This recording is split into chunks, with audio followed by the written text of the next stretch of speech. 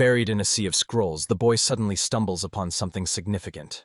His eyes spark with excitement as he quickly begins jotting down his thoughts, a smile lighting up his face. In a world untouched by television or telephones, magic becomes an all-consuming force.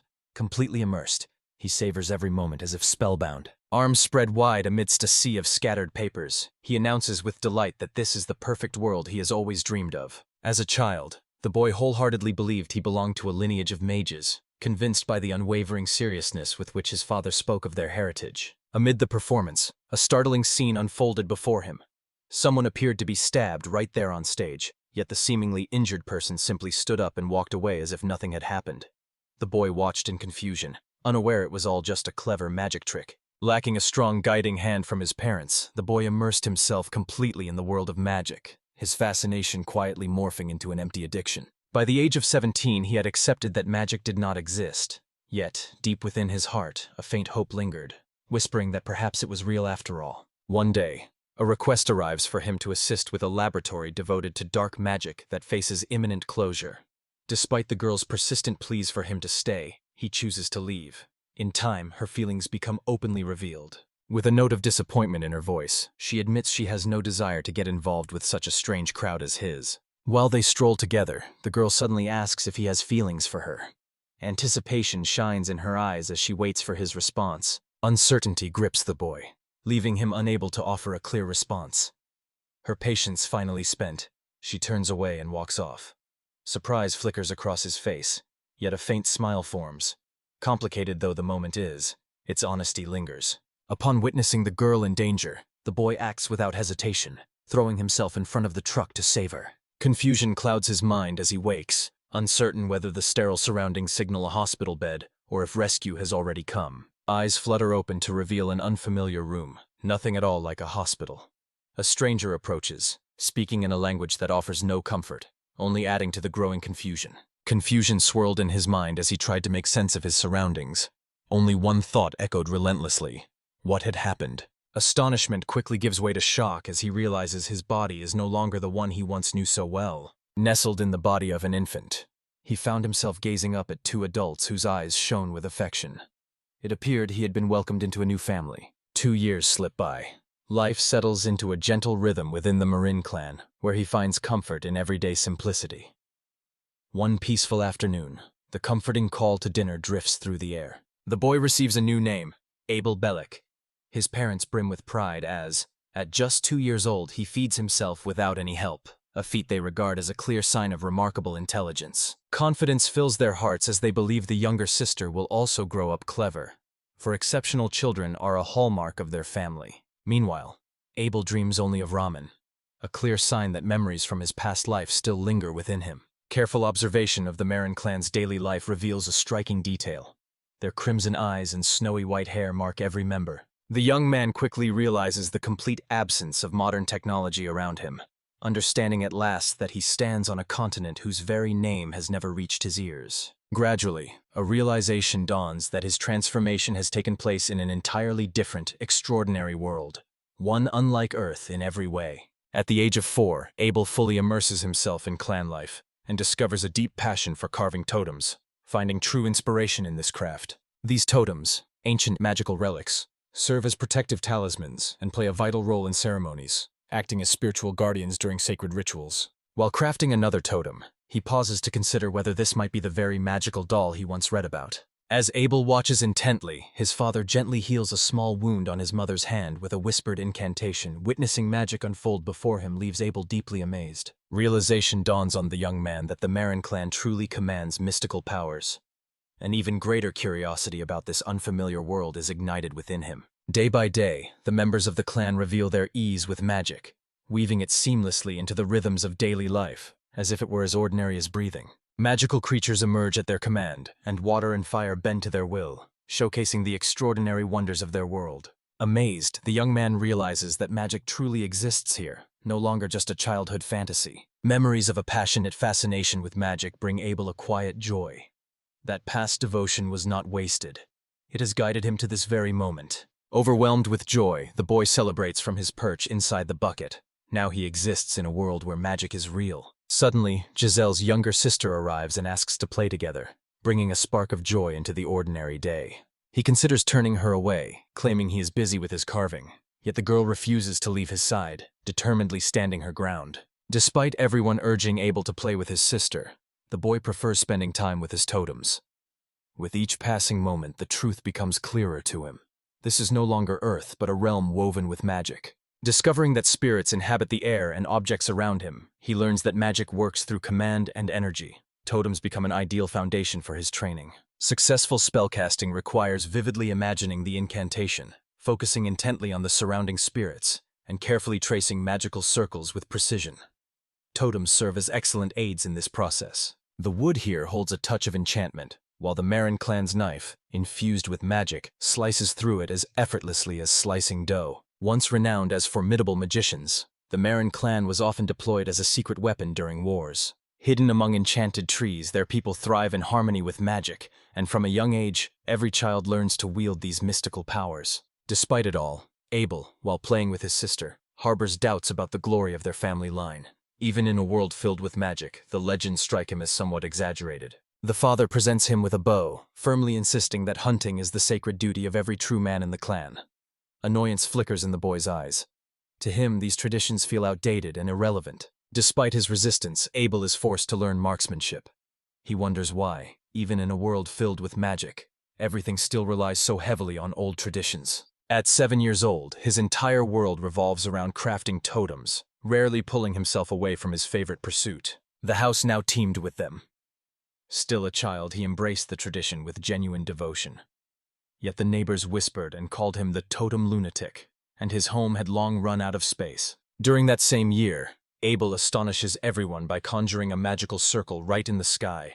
Shaping it with symbols of light, his extraordinary talents leave onlookers in awe. Giselle's 5-year-old sister beams with pride, her voice brimming with excitement as she calls him Anisama. Unable to hide her admiration, both now possess the ability to create glowing symbols on their own.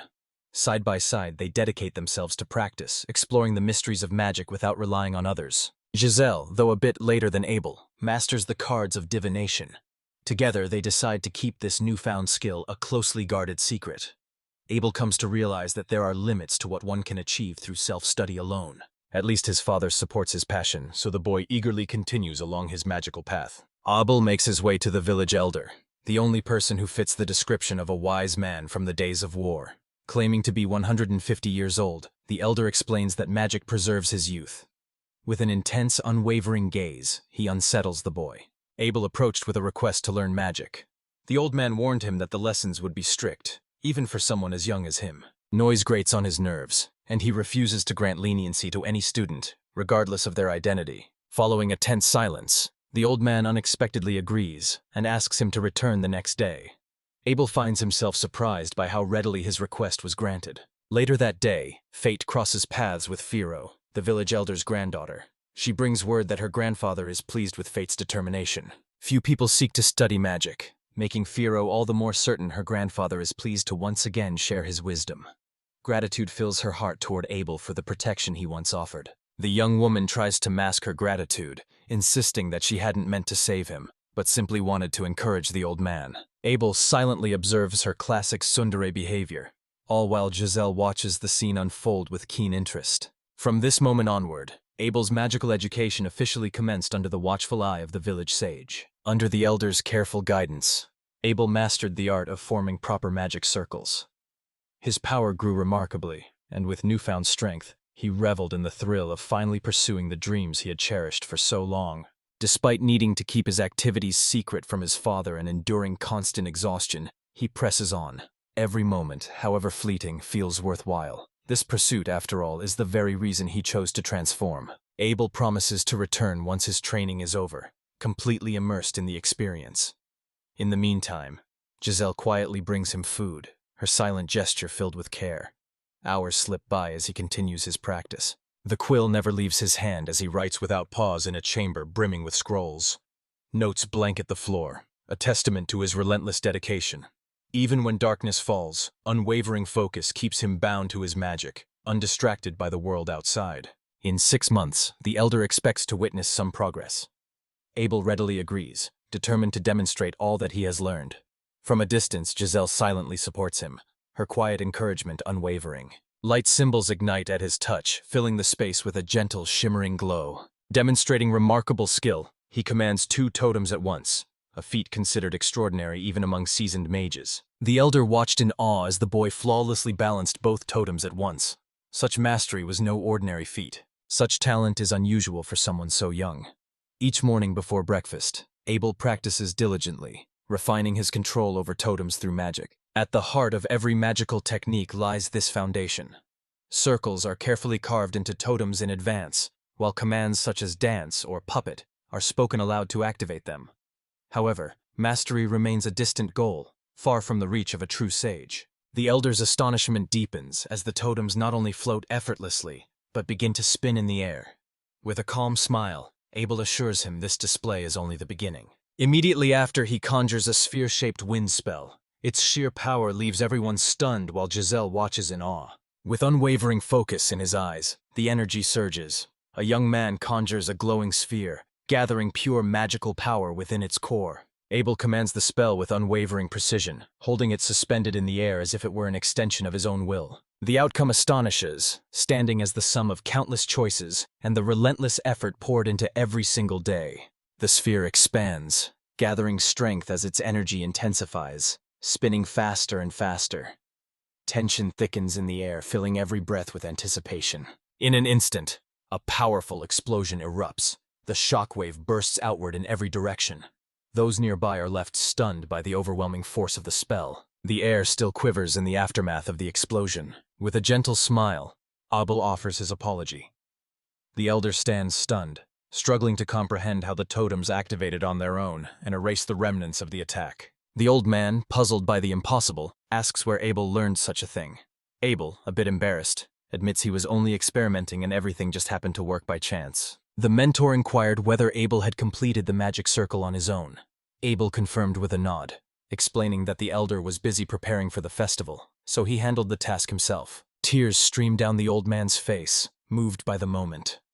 He confides that peace now fills his heart, for Abel stands as the first student to ever complete his teachings. Abel receives heartfelt praise from both his sister and his teacher, having skillfully completed every spell and demonstrated his mastery in practice. The village elder stared in amazement, witnessing Abel not only command the totems, but also summon the force of the wind itself, a display of power astonishing for someone so young. At last, recognition washes over him, stirring emotions deep within his heart.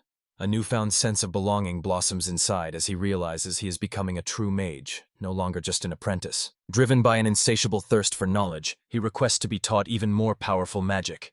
Yet the old man confesses that he has nothing more to offer, and suggests turning to the library for further learning. Abel collects books and even totems from the old house.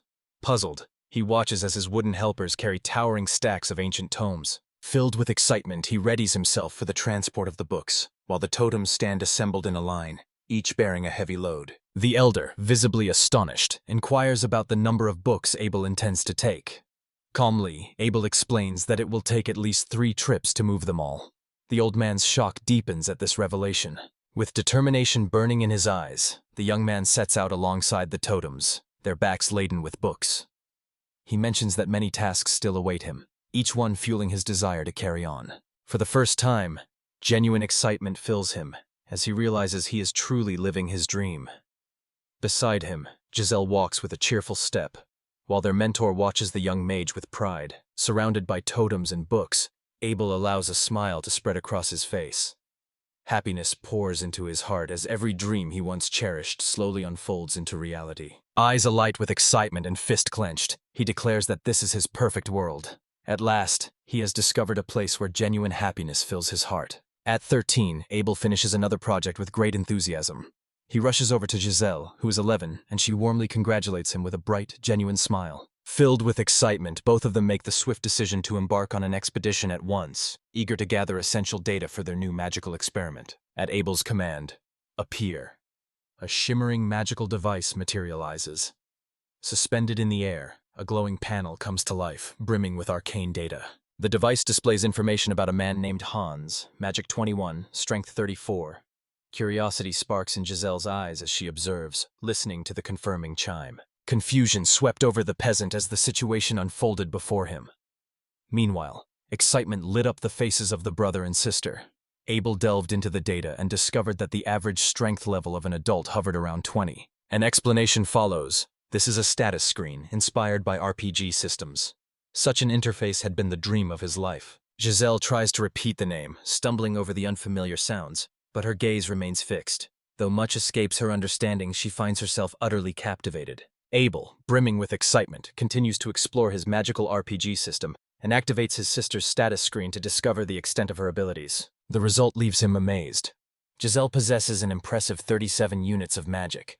This far surpasses the average adult level, which typically reaches only 20. Swelling with pride, he carries himself like the hero of his own game. Giselle remarks that his strength already surpasses that of most adults and, full of admiration, pictures a remarkable future awaiting him. Curiosity flickers in her eyes as she requests the exact number. The revelation comes.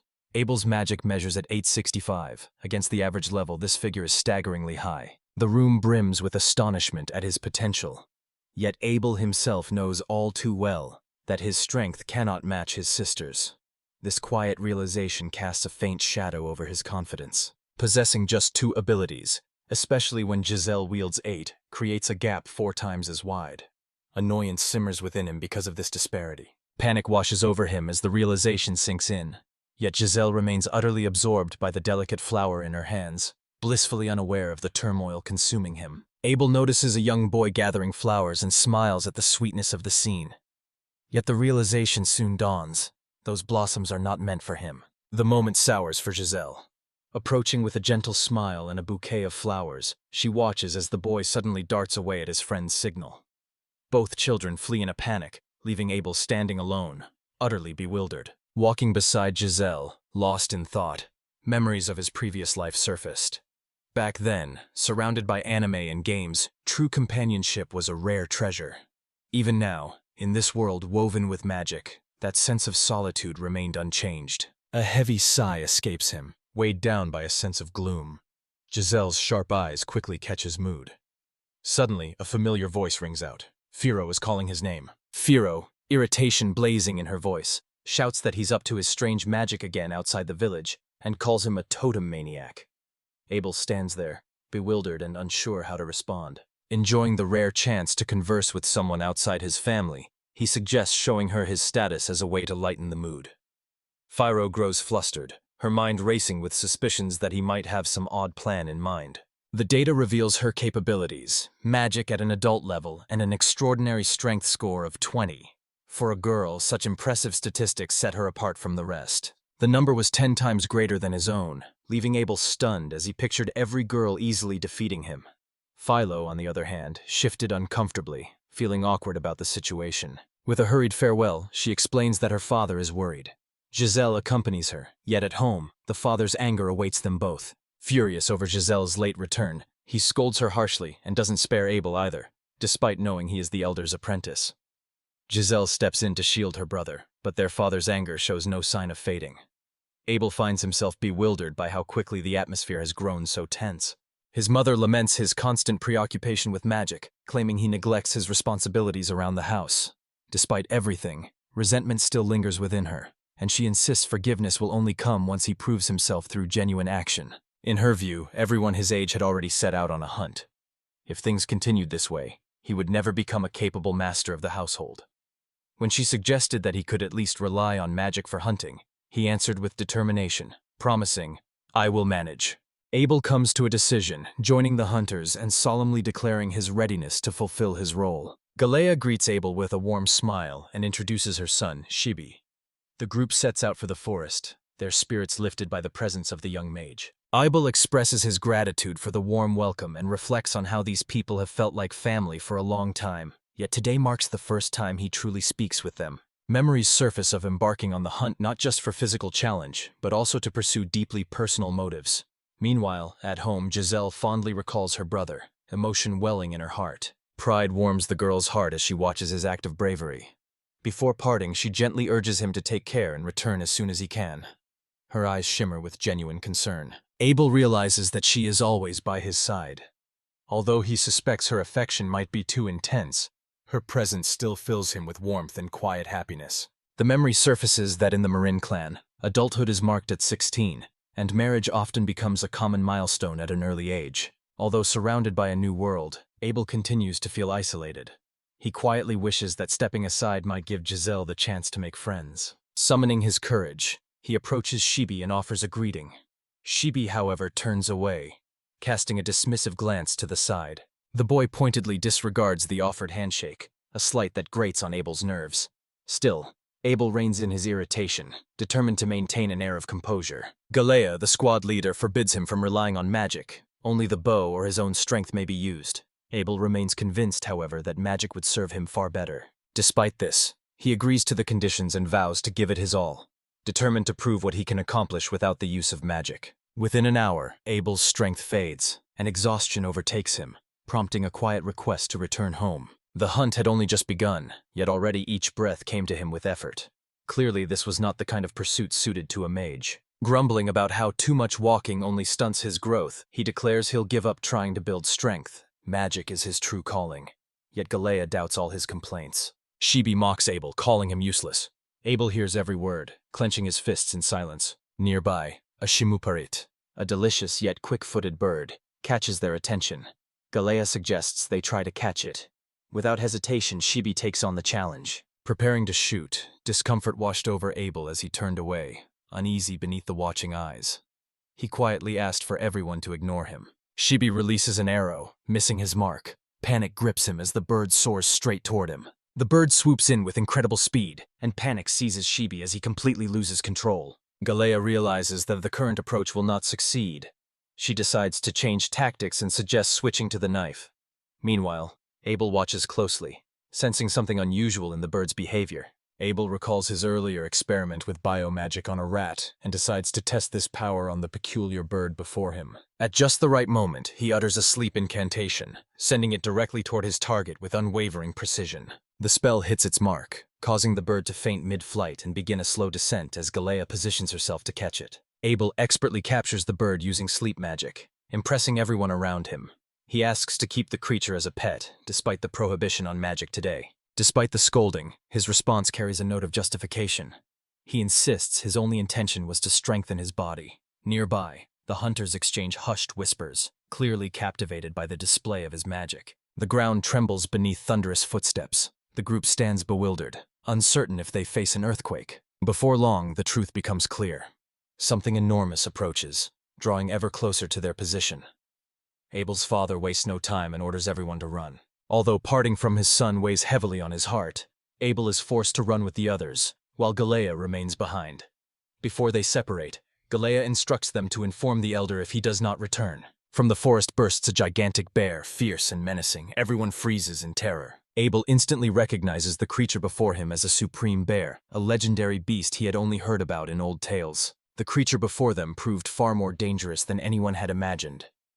Fear gripped the group, leaving each member frozen, utterly unprepared for such a formidable foe. The group presses forward with their attack, yet their arrows prove useless, effortlessly swatted aside by the bear's overwhelming power. Wasting no time, Abel weaves a sleep spell. To everyone's astonishment, the magic takes hold and the bear collapses onto the ground, unconscious. A collective sigh of relief drifts through the group. Yet, just as hope begins to glimmer, the bear jolts awake and charges forward with furious speed. Abel has no time to react. At the critical moment, Galea pushes him aside, saving him from the blow. He takes the heavy strike himself, shielding his son, blood streaming down his face. He struggles to draw the beast's attention to himself, only to be tossed aside by a single blow. Abel's eyes fill with despair as he watches his father collapse, a crushing sense of guilt tightening in his chest. Gravely wounded, Galea entrusted Abel with the duty of protecting Giselle and their mother. Despite the pain from his stomach wound, he managed to reassure his son and offer words of praise. Abel's hands tremble as he channels healing magic, yet a sinking feeling tells him it won't be enough. Desperation colors his voice as he pleads, while his father, struggling for breath, gathers the strength to entrust the family to him one final time. Standing on the brink of death, Galea felt a wave of emotion. At last, he had become the father he always wished to be. With tears shimmering in his eyes, Abel readied himself for battle, determination burning away any trace of hesitation. Abel conjures fire magic, channeling all his strength into the spell.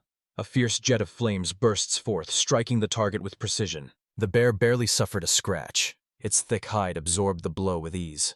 Galea stood in stunned realization, Until now, the enemy had merely been toying with them. Witnessing this, Abel steels himself and decides that the moment for decisive action has finally arrived. Focus sharpens in his eyes as he channels energy, preparing to weave a high-level spell. Determination etches itself across his face, every muscle tensed with concentration. A vast magical circle shimmering with luminous symbols materializes in the air. Now is the moment to put all his skills to the test. Careful observation reveals that the beast's thick hide shields it from direct attacks. Adjusting his approach, the young man gathers his focus and begins to weave wind magic. Summoning a blade of wind, the intention is clear: to inflict even the slightest wound upon the monster, hoping to make it experience pain. Adjusting his stance, he focuses solely on what lies within his power. As the bear draws nearer, he gathers all his magical strength, channeling it into a single decisive blow. Brimming with determination, he seeks to annihilate his enemy once and for all, prepared to pay any price necessary. Confidence blazing in his eyes, Abel casts his spell. A powerful explosion strikes the bear directly, sending a radiant surge of light and energy billowing into the air. Pouring every ounce of strength into his attack, he silently pleads for even the smallest wound to drive the monster away. Light floods the entire area, covering everything nearby.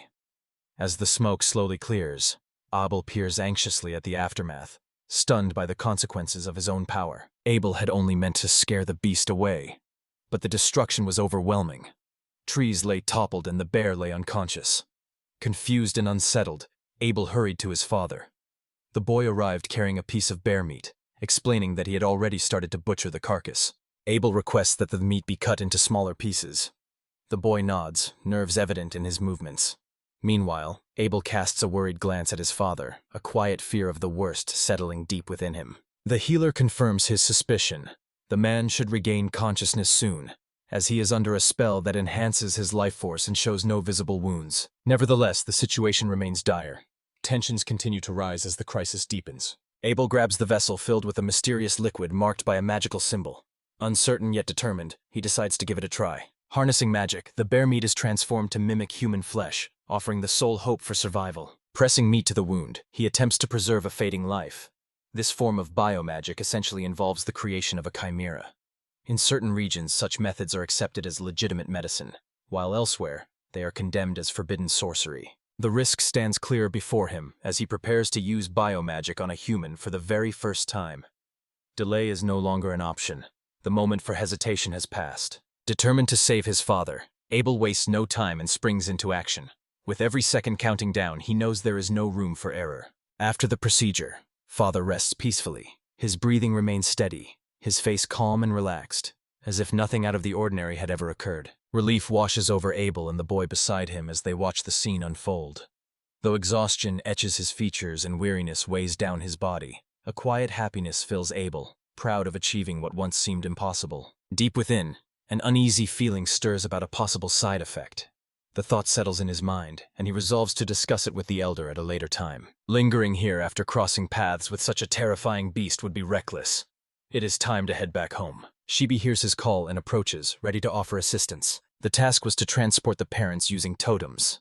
Without hesitation, Shibi agreed, a hint of enthusiasm lighting up his expression. On the way back, Shibi unexpectedly offers an apology for his earlier behavior. Abel accepts the apology with a warm smile, showing no trace of resentment in his eyes. He assures me that everything is fine and expresses his gratitude for the help.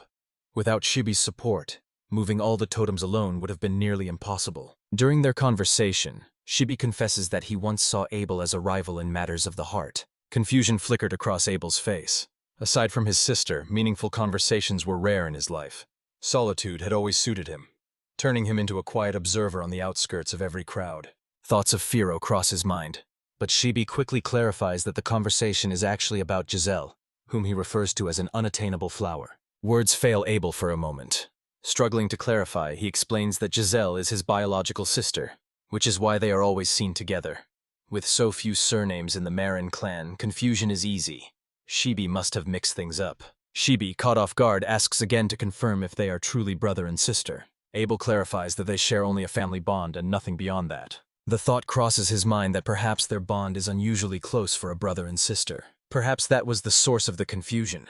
Shibi, delighted to pursue the idea, eagerly asks if it's acceptable to call him brother-in-law.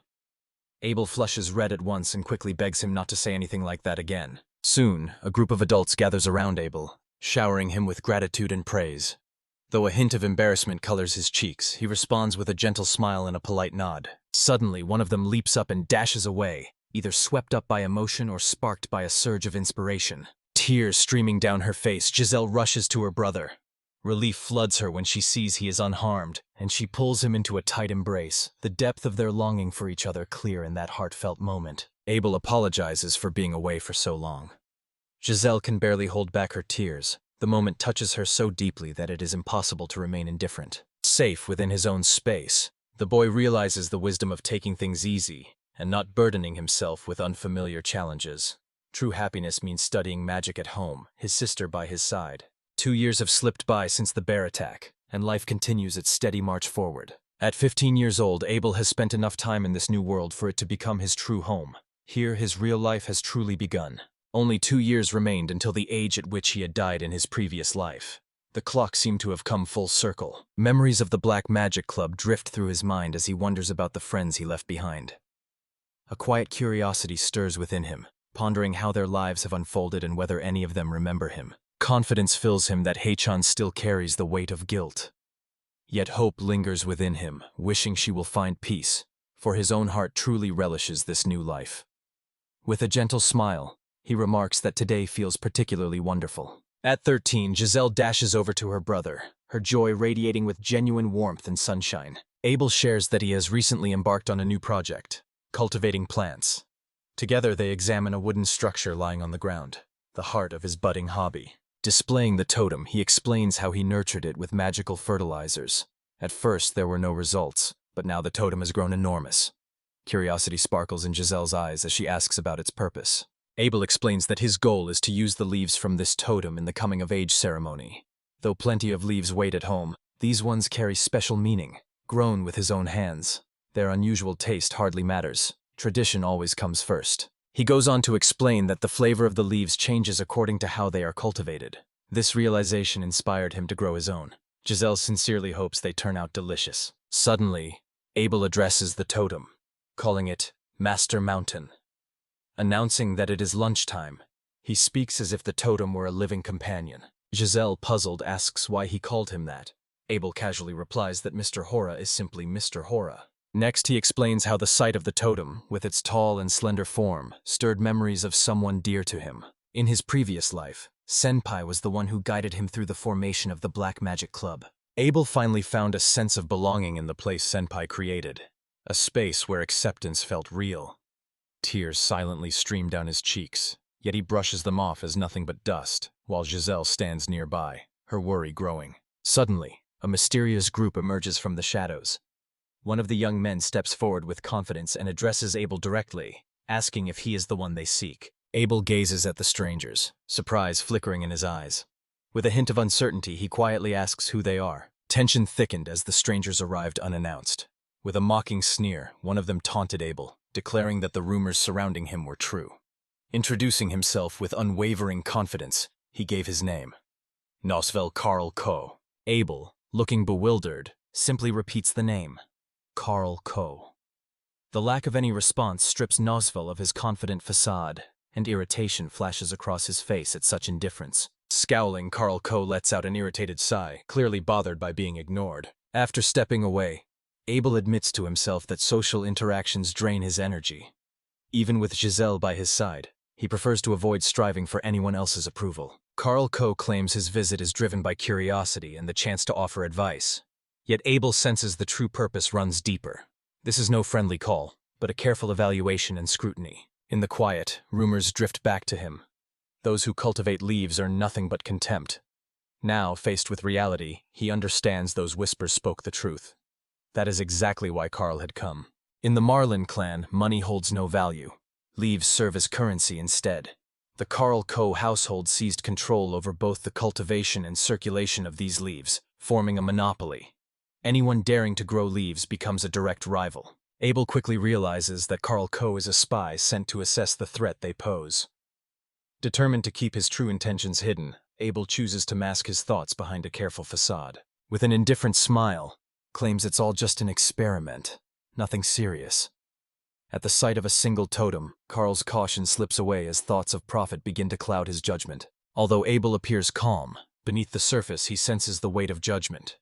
Every glance feels calculated, and he knows that whatever they gather now may one day be used against him. Without warning, Nosvel declares his intention to marry Giselle, leaving Abel visibly repulsed, nearly doubling over with disgust. Panic spreads among the villagers, all too aware of Nosvel's power and the threat he poses. Whispers spread through the village, warning that angering Carl Ko would bring consequences to them all.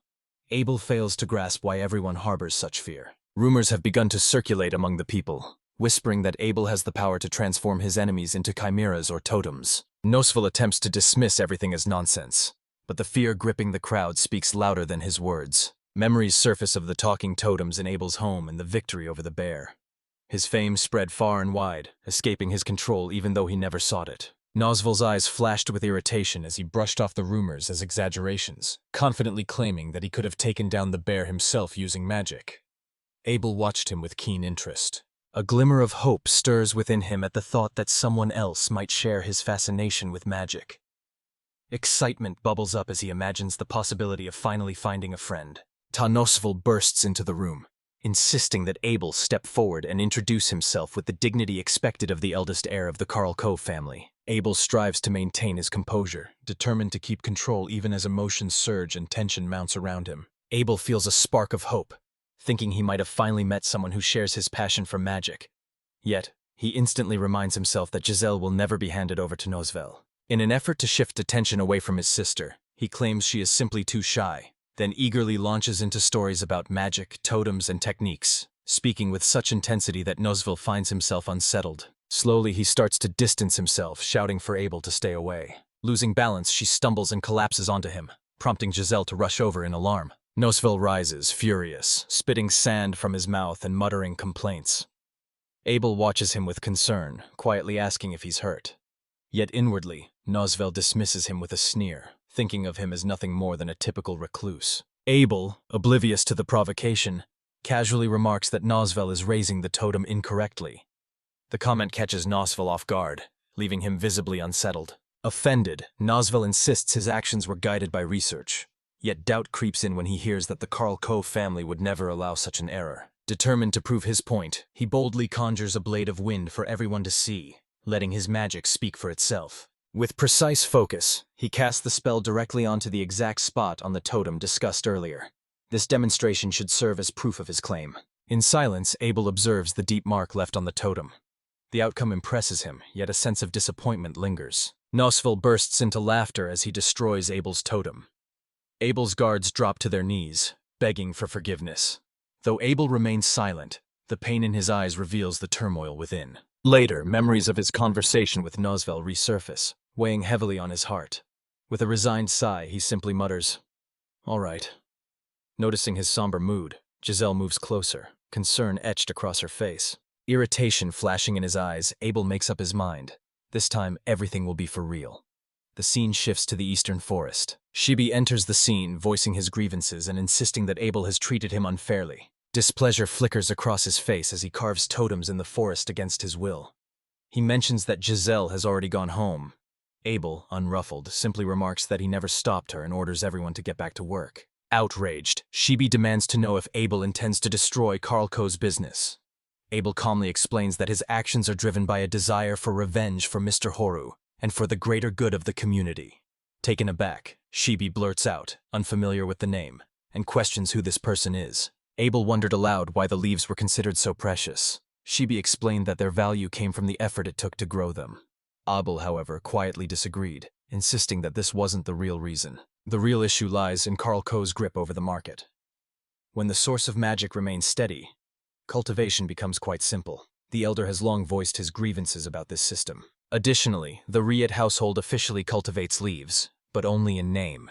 In truth, Carl Ko holds the reins, overseeing everyone capable of providing magic. The elder proposes replacing leaves with magical ore as the local currency.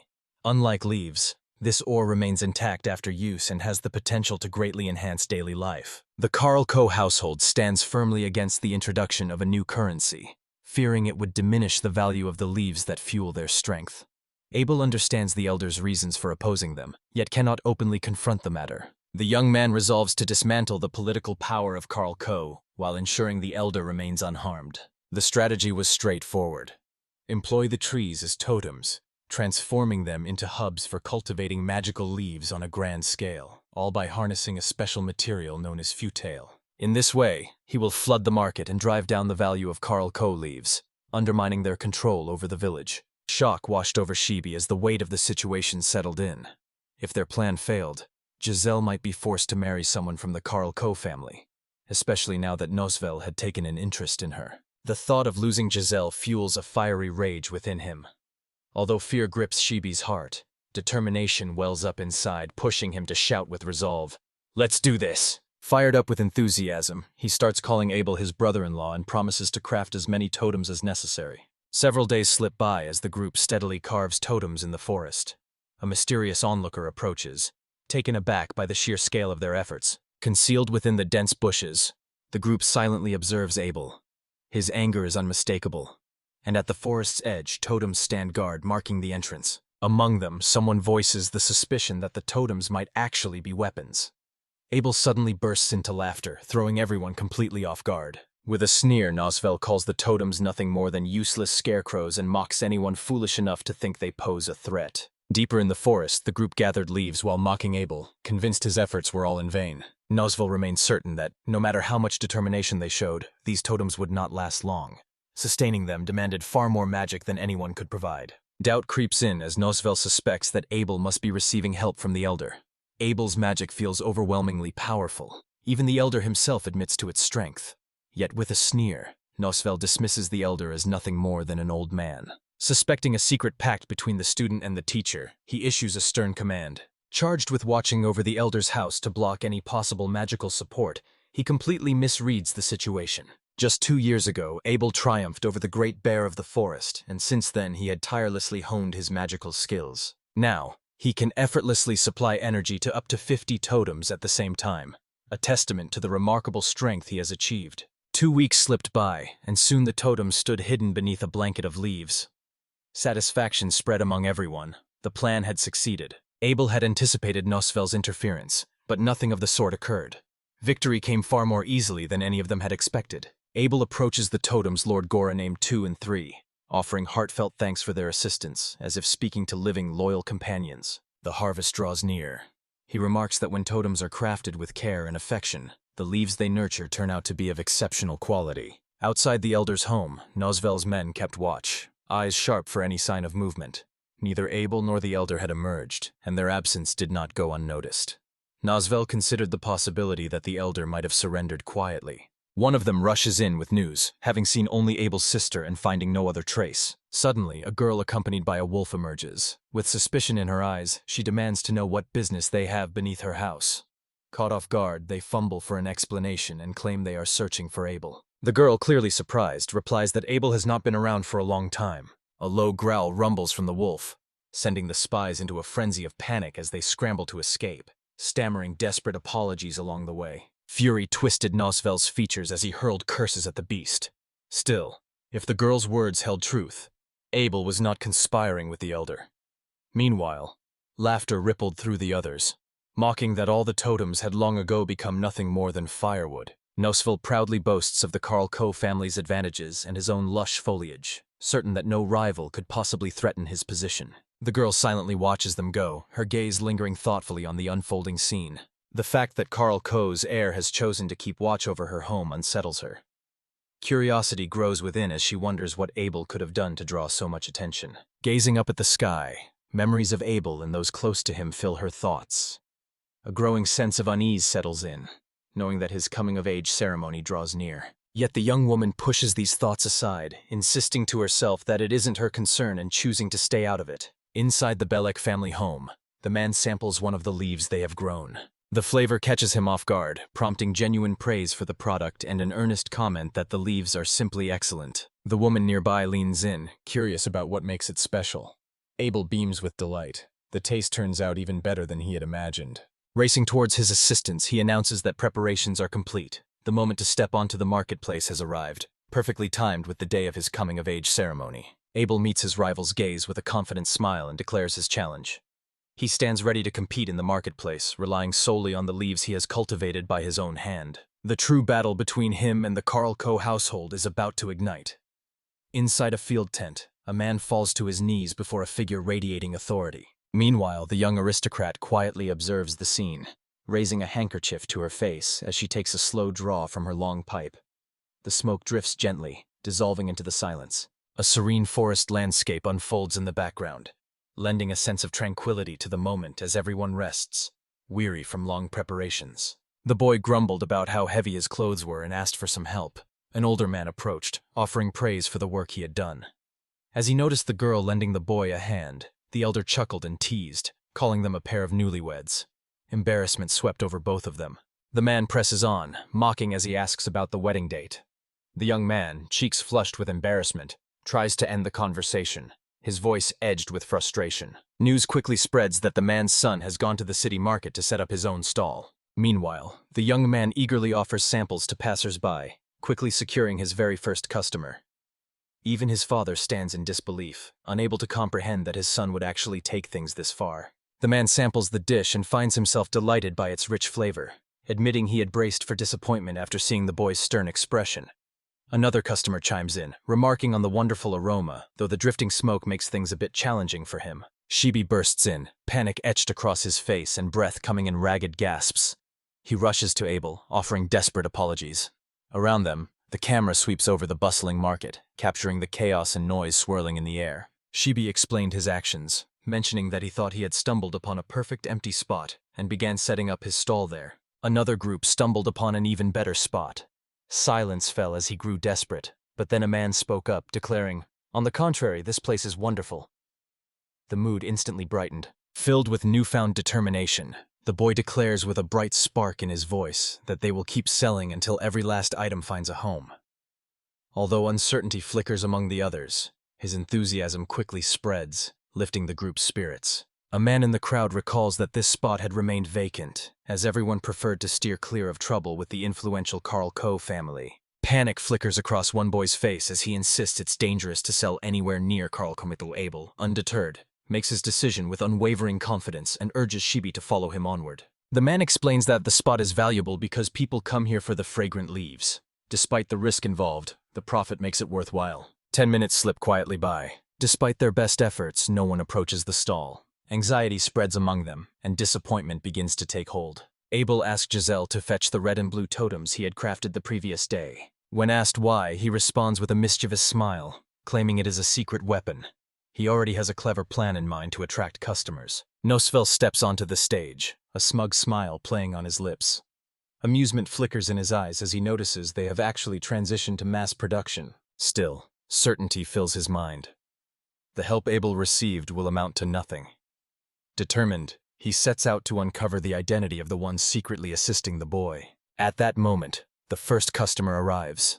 Nosvel interrupts, eager to praise his own family's leaves while diminishing Abel's goods, boasting that theirs represent tradition and sophistication. Abel levels a harsh accusation, claiming the Carl Co family deals in dark magic and cheap tricks. Their leaves, he insists, are bitter, masked by additives. He asserts his demand for respect, making it clear that Nosvel is nothing more than a customer here. Nosvel makes a show of buying just a single pack, sliding a coin across the counter to pay. The leaves are flung to the ground, a sharp laughter ringing out. With deliberate steps, their tormentor crushes them beneath his feet until nothing remains but dust. He circles back to the crowd, clearly eager to stir up even more chaos. The threat hangs in the air as a warning is issued to everyone present. Anyone who buys from Abel will regret it. Tension in the room continues to mount. Rage threatened to consume Abel, but just then, Giselle appeared clutching the promised totems. Relief swept over him, and a spark of hope flickered in his eyes. Now the moment for a counterattack had arrived. The explanation follows. A red totem brings prosperity to business, while a blue one draws in customers. Observing the customers' growing impatience with Nosvel's sluggish service, Abel senses that his opportunity has arrived. Flavor and affordability work in his favor. Just a handful of customers could shift the balance. Yet the true secret of the totems lies not in magic, but in something else entirely. The tale unfolds with an explanation that the totems drew inspiration from the lucky cat, featured in a book. Although the magic circle failed to activate, the concept itself seemed intriguing. Perhaps there exists some power that lies beyond the reach of current magical understanding. Inspired by the theory, curiosity lights up his eyes as he wonders aloud at its marvel. Shibi, caught off guard, shakes him by the shoulders, unable to contain his own shock. His shout claws through the tension. Across the chaos, Giselle steps forward, desperate to halt the mounting drama. In that moment, a man whirls around, his face alight with excitement. Sharing his news, he reveals that he offered samples to many people, and each one thoroughly enjoyed them. A request came in to sell a large batch. Demand is high, and people are eager for more. News of this breakthrough electrifies Abel and the team, infusing them with new hope as a turning point finally emerges in their trade efforts. A crowd gathers around the stall, drawn by the enticing aroma and the promise of a delicious taste. Murmurs of approval ripple through the people as they praise both the flavor and the affordability of the goods. One remarks that now he truly understands just how unpleasant the previous tobacco was. Another chimes in, saying he will smoke only Abeles from now on. Nosvel, caught off guard, seethes with anger as he watches their success. A subtle, enticing scent drifts through the air, proving impossible to ignore and evoking an unmistakable effect. Crowds swarm the counter, eagerly grabbing dozens of packs, drawn in by the irresistible flavor and unbeatable price. Demand surges as the crowd clamors for service. In a moment of desperation, Nosvel once more resorts to threatening the customers. Yet this time, Nosvel's threats simply drift through the air, unnoticed and ignored. Abel's victory stands clear. The stall buzzes with energy as orders flood in from every direction. Some customers are ordering as many as 200 packages at a time. Abel turns to Giselle, asking for her help in managing the long line and restocking the supplies. Meanwhile, rage burns within Nosvel. His assistant suggests lowering the prices, but panic seizes Nosvel at the thought. He cannot bring himself to defy his father's orders. The line stretches longer with each passing minute. A man tries to cut ahead, but the crowd quickly puts him back in his place. Nosvel attempts to slip by unnoticed, yet a mysterious man blocks his path and compliments him with an unsettling tone. At the same moment, Abel, not recognizing the stranger, politely asks him to join the line. Introducing himself as Norman Carl Coe, the head of a powerful family and Nosvel's father, the stranger commands attention. Abel, caught off guard, hurriedly clarifies the situation and points out where his son is standing. The moment his father comes into view, Nosvel is gripped by panic, dreading the consequences that might follow this unexpected visit. Norman lets out a booming laugh, dubbing Abel the boy with the totems. This odd behavior throws everyone off balance, leaving them baffled by his unpredictability. Once more he calls out, "Totem boy," igniting a wave of confusion among everyone present. Suddenly, Norman collapses to the ground in the middle of the crowd, and those around him freeze in shock. Nosvel storms toward his father, voice rising as he hurls accusations at Abel. He brands him as a threat and insists that someone must hold him accountable for everything that has happened. Blinded by fury, he snatches a dagger and lunges at Abel, shouting his intent to kill. Without hesitation, Abel commands everyone to step back. A cry of fear escapes Giselle as she realizes her brother is in grave danger, yet she finds herself powerless to help. The crowd gradually disperses, leaving Abel and Nosvel alone at the heart of the arena. Tension thickens between them as both prepare for the intense duel ahead. Giselle pleads with her grandfather to step in. Amused, he simply laughs and calls both father and son fools. The old man watched with certainty, convinced Nosvel would restrain himself. Meanwhile, Abel held back, making no move to attack just yet. He wanted the situation to appear as self-defense. Beneath his calm exterior, however, he had steeled himself for the inevitable fight. Nosvel gathers magical energy, his voice echoing with boasts of his power and significance. Abel watches him closely, every sense alert and ready for what may come. Abel quickly realizes the opponent isn't bothering to encrypt the spell's formula. The simplicity of it all stands out. He studies the structure intently, preparing a precise countermeasure. It becomes clear in an instant. The spell is a fake. In the distance, the grandfather's voice carries an observation.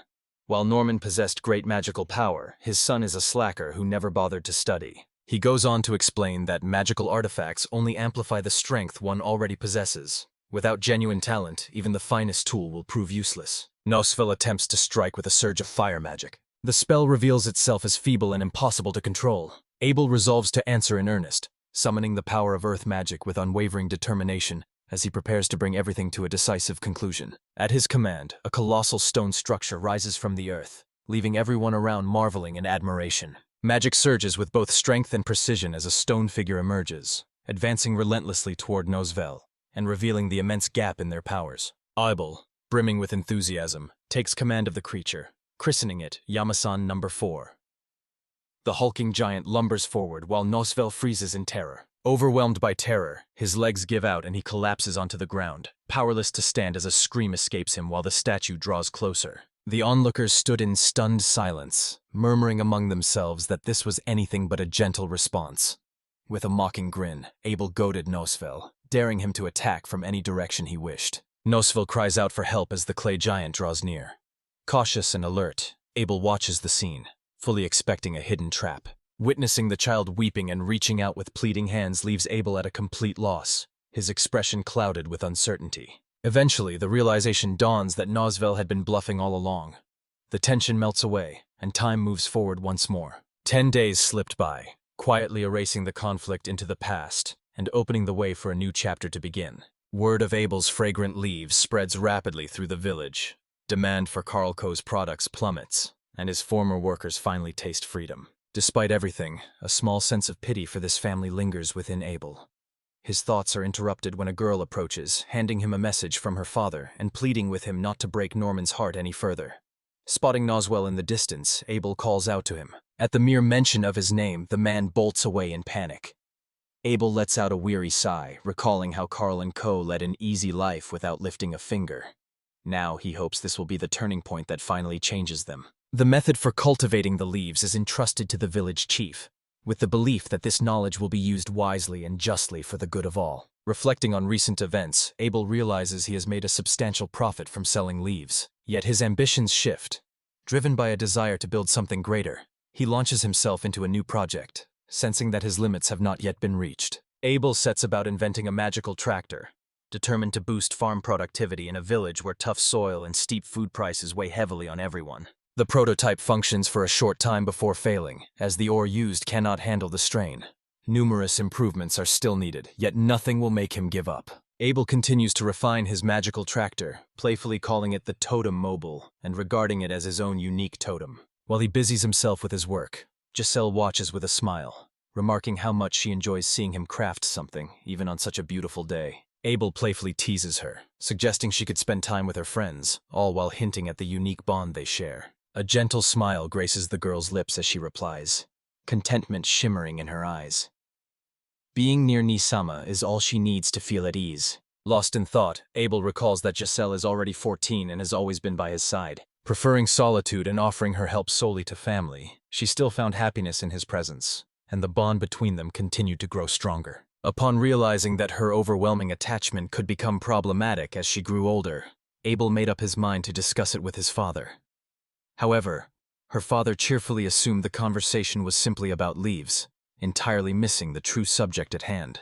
Abel admits openly that the discussion revolves around Giselle, confessing his fear that she might never leave his side. The father's face suddenly lights up with delight, under the impression that this is all about a wedding.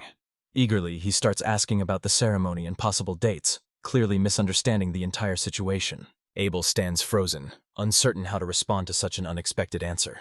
The revelation of his father's intention for him to marry Giselle left him stunned. Struggling to accept that this was his own sister, he wrestled with the realization. Meanwhile, their father failed to find anything unusual in the situation, genuinely surprised by his son's response. The revelation of this Marine clan's ancient custom left Abel utterly stunned.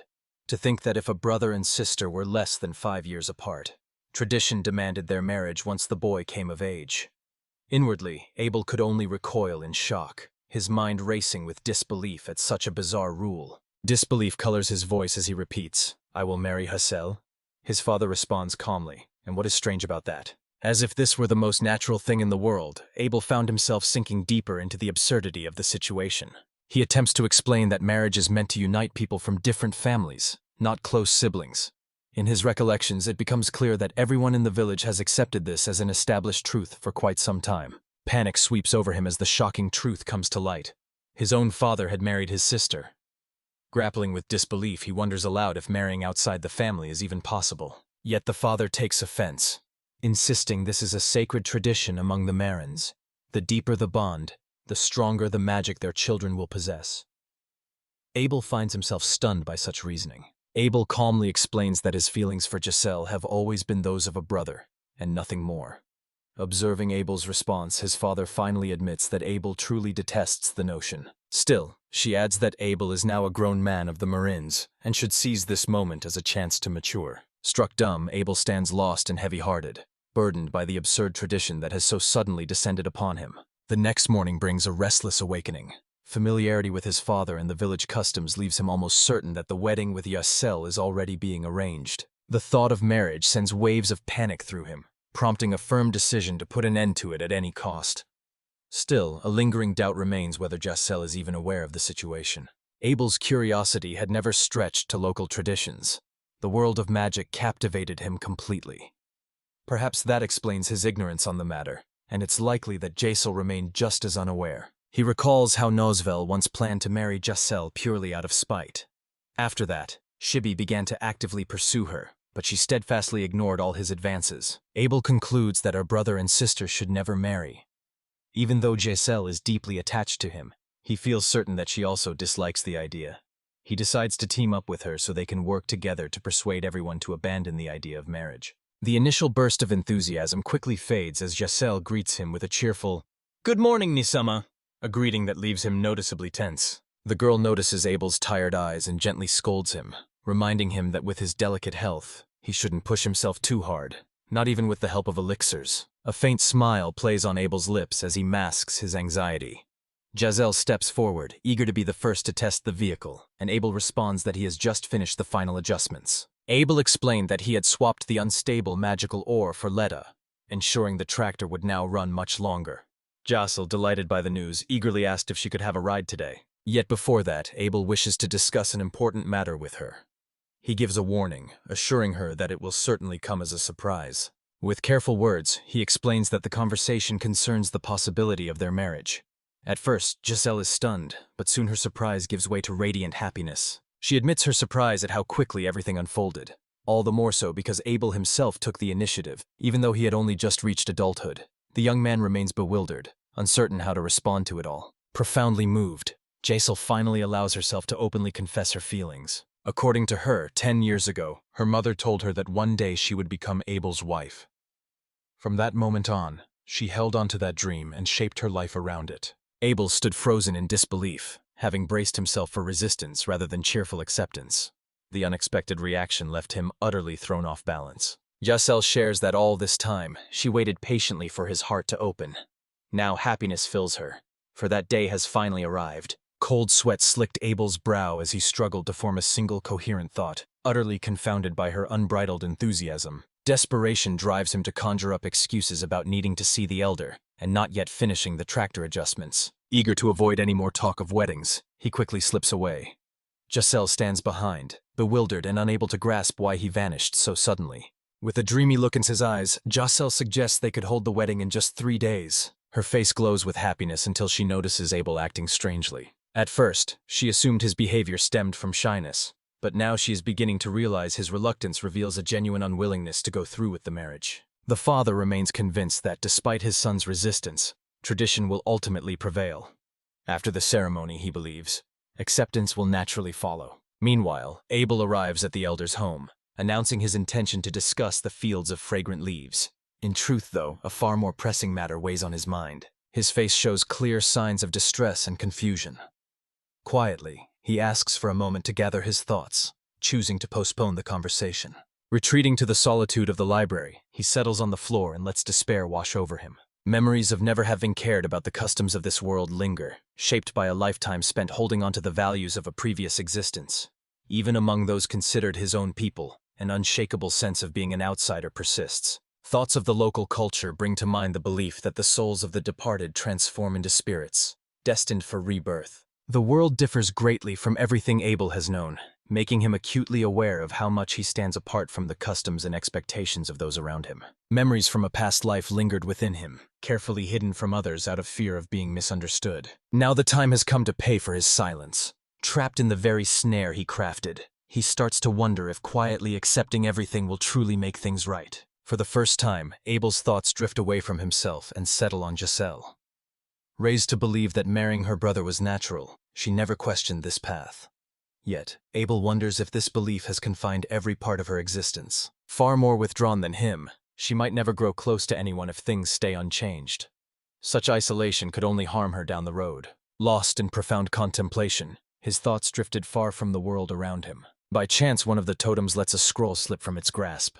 Abel lifts it up and, to his astonishment, discovers a map detailing the land beyond the village.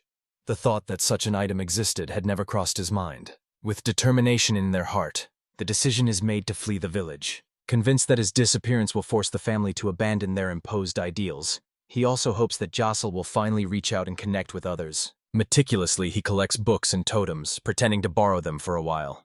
Deep inside, however, the choice is made.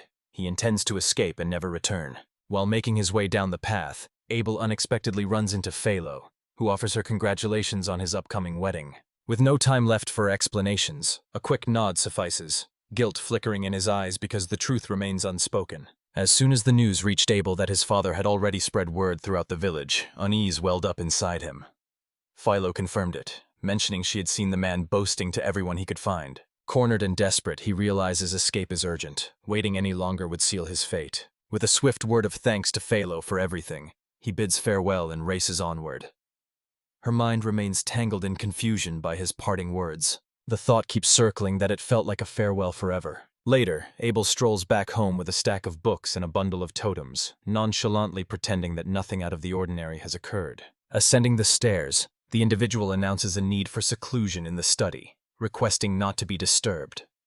The reason, it is explained, lies with the incense leaves. The father makes an attempt to start a conversation, but instead just waves his hand dismissively, mumbling a few words about his son's stubbornness before walking away. Upon discovering that he had shut himself away, Giselle carried on with the wedding preparations alone. Meanwhile, Abel immersed himself completely in his books and notes. She knocks gently on the door with a tray of food, but he declines with a tense voice, insisting that he already ate at the elders and needs to hurry off. Giselle expresses concern, advising against overexertion due to fragile health, and gently reminds him to be careful not to collapse from exhaustion. With an awkward smile, Abel offers his thanks, promises to take better care of himself, apologizes for causing any concern, and looks for a way to end the conversation quickly. The moment she leaves, a sigh of relief escapes him. Next, reaching for a quill, he begins to compose a letter. In the letter, he explains that he is leaving the village and will not return unless Giselle marries someone else or he himself finds another love. Leaving behind a letter, she slips quietly out of the house under cover of night.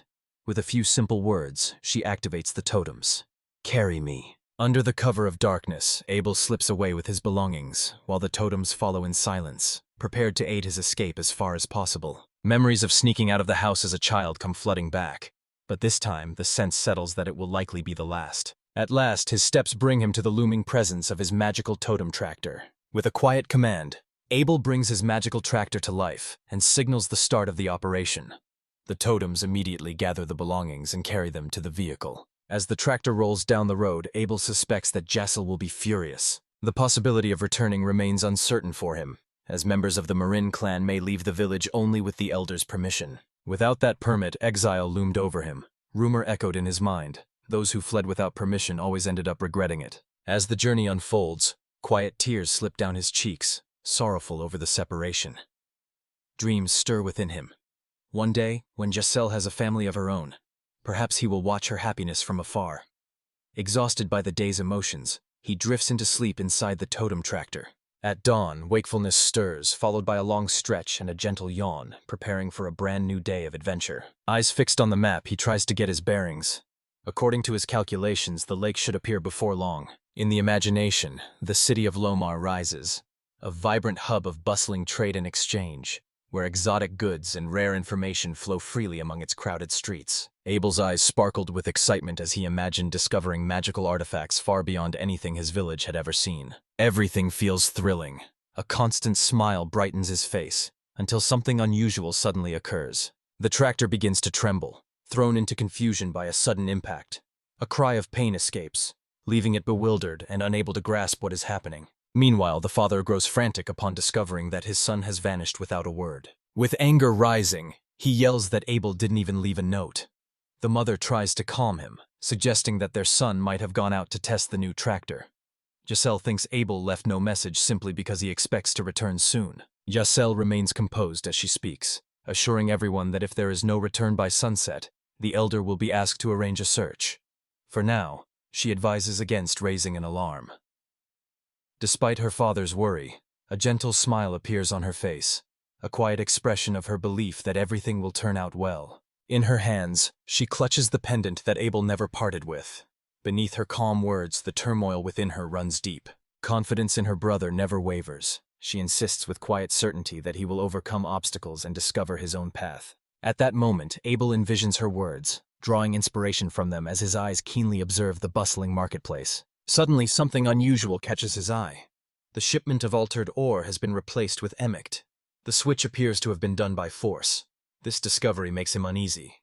The thought of who could orchestrate such an act lingers in his mind. Lost in thought, Giselle realized she was the only one aware of the troubles with the ore. Should the switch to emic trigger a malfunction then? The gentle voice of Giselle echoes in my mind once more, reminding me not to push myself to the brink of collapse. Studying the map, the boy realizes that trekking to Lomar is nearly a death wish, yet not entirely out of the realm of possibility.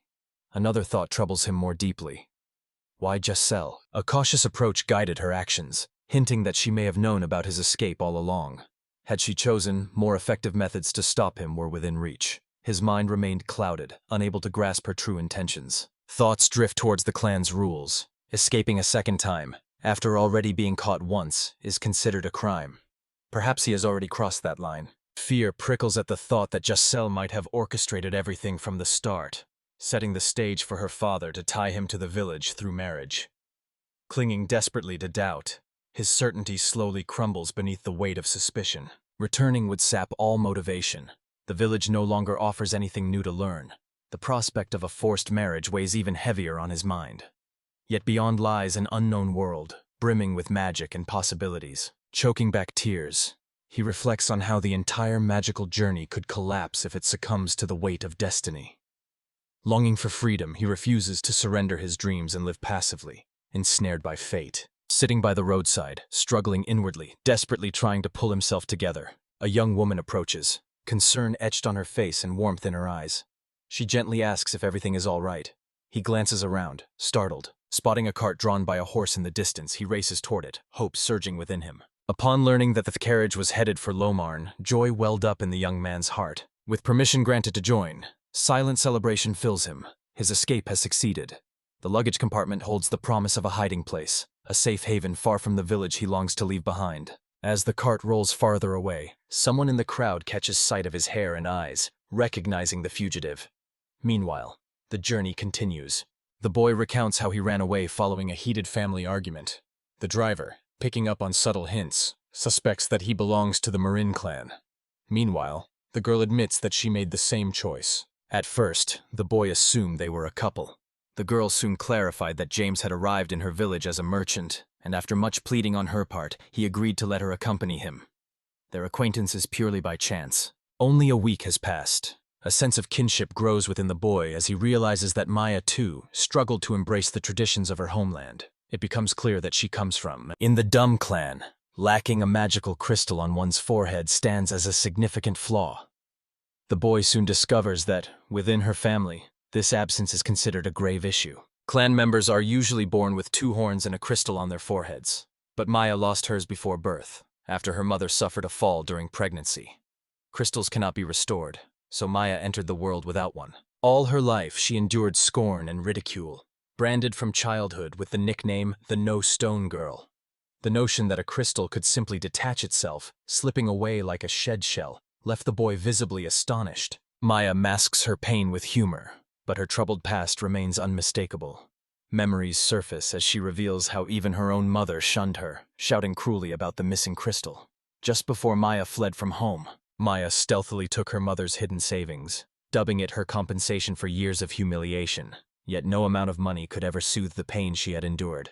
Even so, a smile graced her lips as she set off on her journey. Enthusiastically, she shares her plans to explore the world alongside James. Yet the light-hearted mood quickly shifts when the boy notices something unusual in the distance. Upon closer inspection, the creatures reveal themselves as magical beasts known as Garms. Their sudden assault sweeps through the crowd, plunging everyone into chaos and confusion. James moves swiftly, seizing the moment while the boy hesitates, pondering whether this creature is a kind of dog.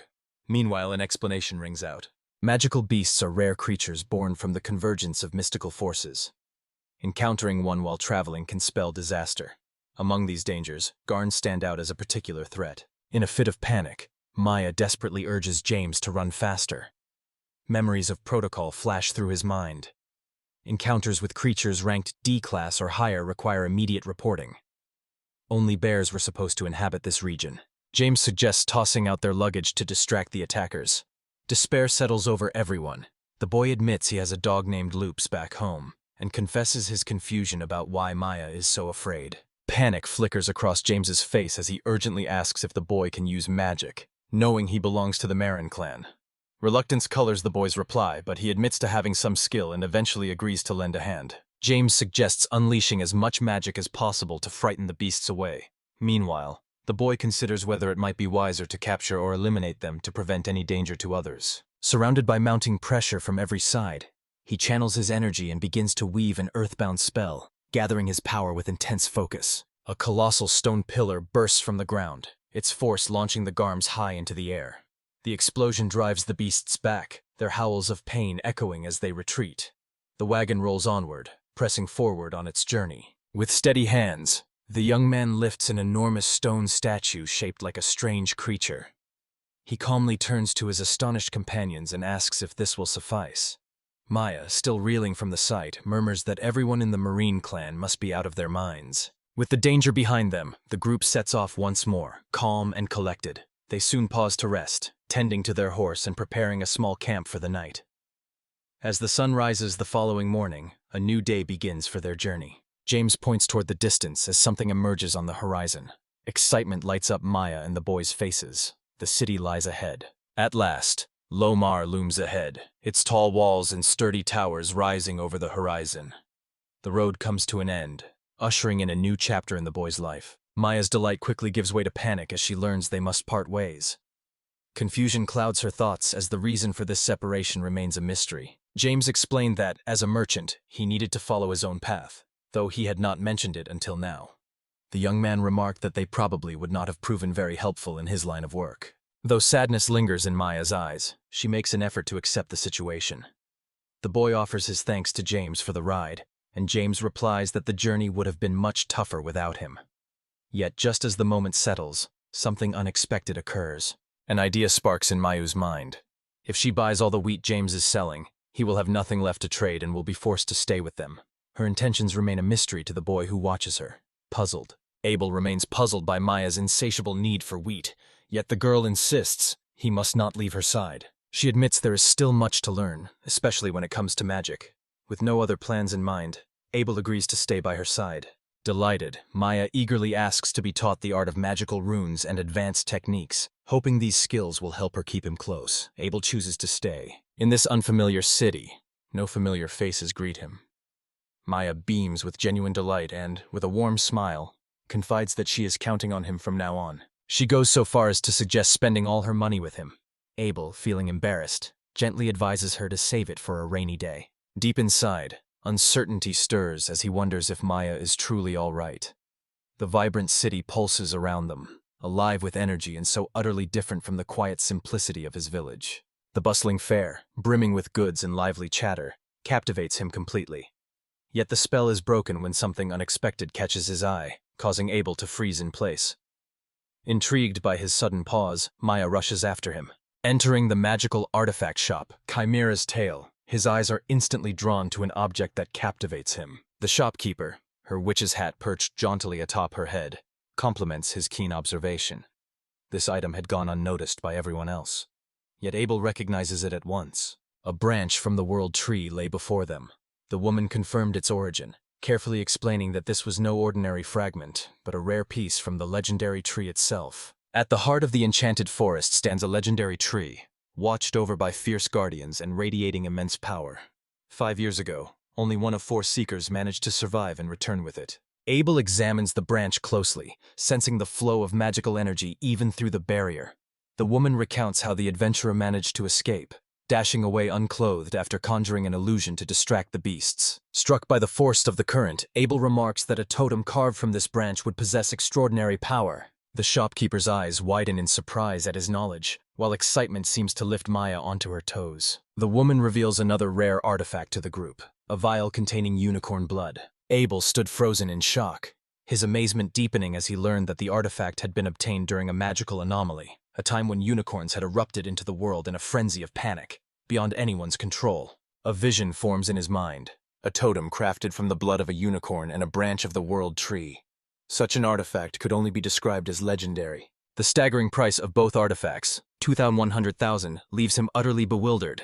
A wave of confusion sweeps over him. Abel's money had nearly run out. On top of that, selling the fragrant leaves he brought with him was out of the question, as they were strictly prohibited in the kingdom of Dinlar. While he drowns in despair, Maya calmly sets a hefty sack of coins on the counter and asks if it will be enough. Even the shopkeeper cannot hide her surprise. Abel stands there, even more astonished. Maya stands poised to offer every last cent without a second thought, yet Abel finds himself unable to accept such a large amount. The young woman insists that if he truly desires this artifact, she will purchase it for his sake. The shopkeeper, buoyed by the swift transaction, the price drops to 2 million gold coins, which is presented as an irresistible offer.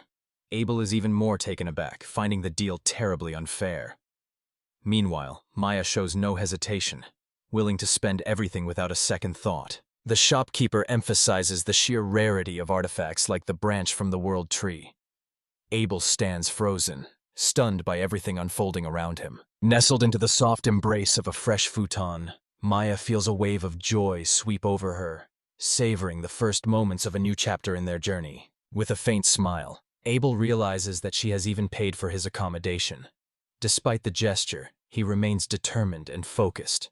The shopkeeper cautions that if Abel succeeds in enhancing the artifact's branch in the final piece, she is prepared to buy it back at double the original price. The outcome rests entirely in his hands. Wrapped in the softness of the blanket, Maya savored the gentle warmth of her first night in a real bed. Meanwhile, Abel sat nearby, studying the branch in his hands with thoughtful concentration, considering it a significant investment. A plan begins to take shape in his heart, to craft the finest totem the world has ever seen. Through this, he hopes to repay Maya and earn a living. At last, the task reached its end. Before him now stands a flawless totem, a creation that fills his heart with genuine pride. Mastering this power completely would grant him the ability to accomplish nearly anything. The plan proceeds smoothly. Abel edges ever closer to repaying his debt to Maya. Yet after a sleepless night, nausea and weakness overwhelm him.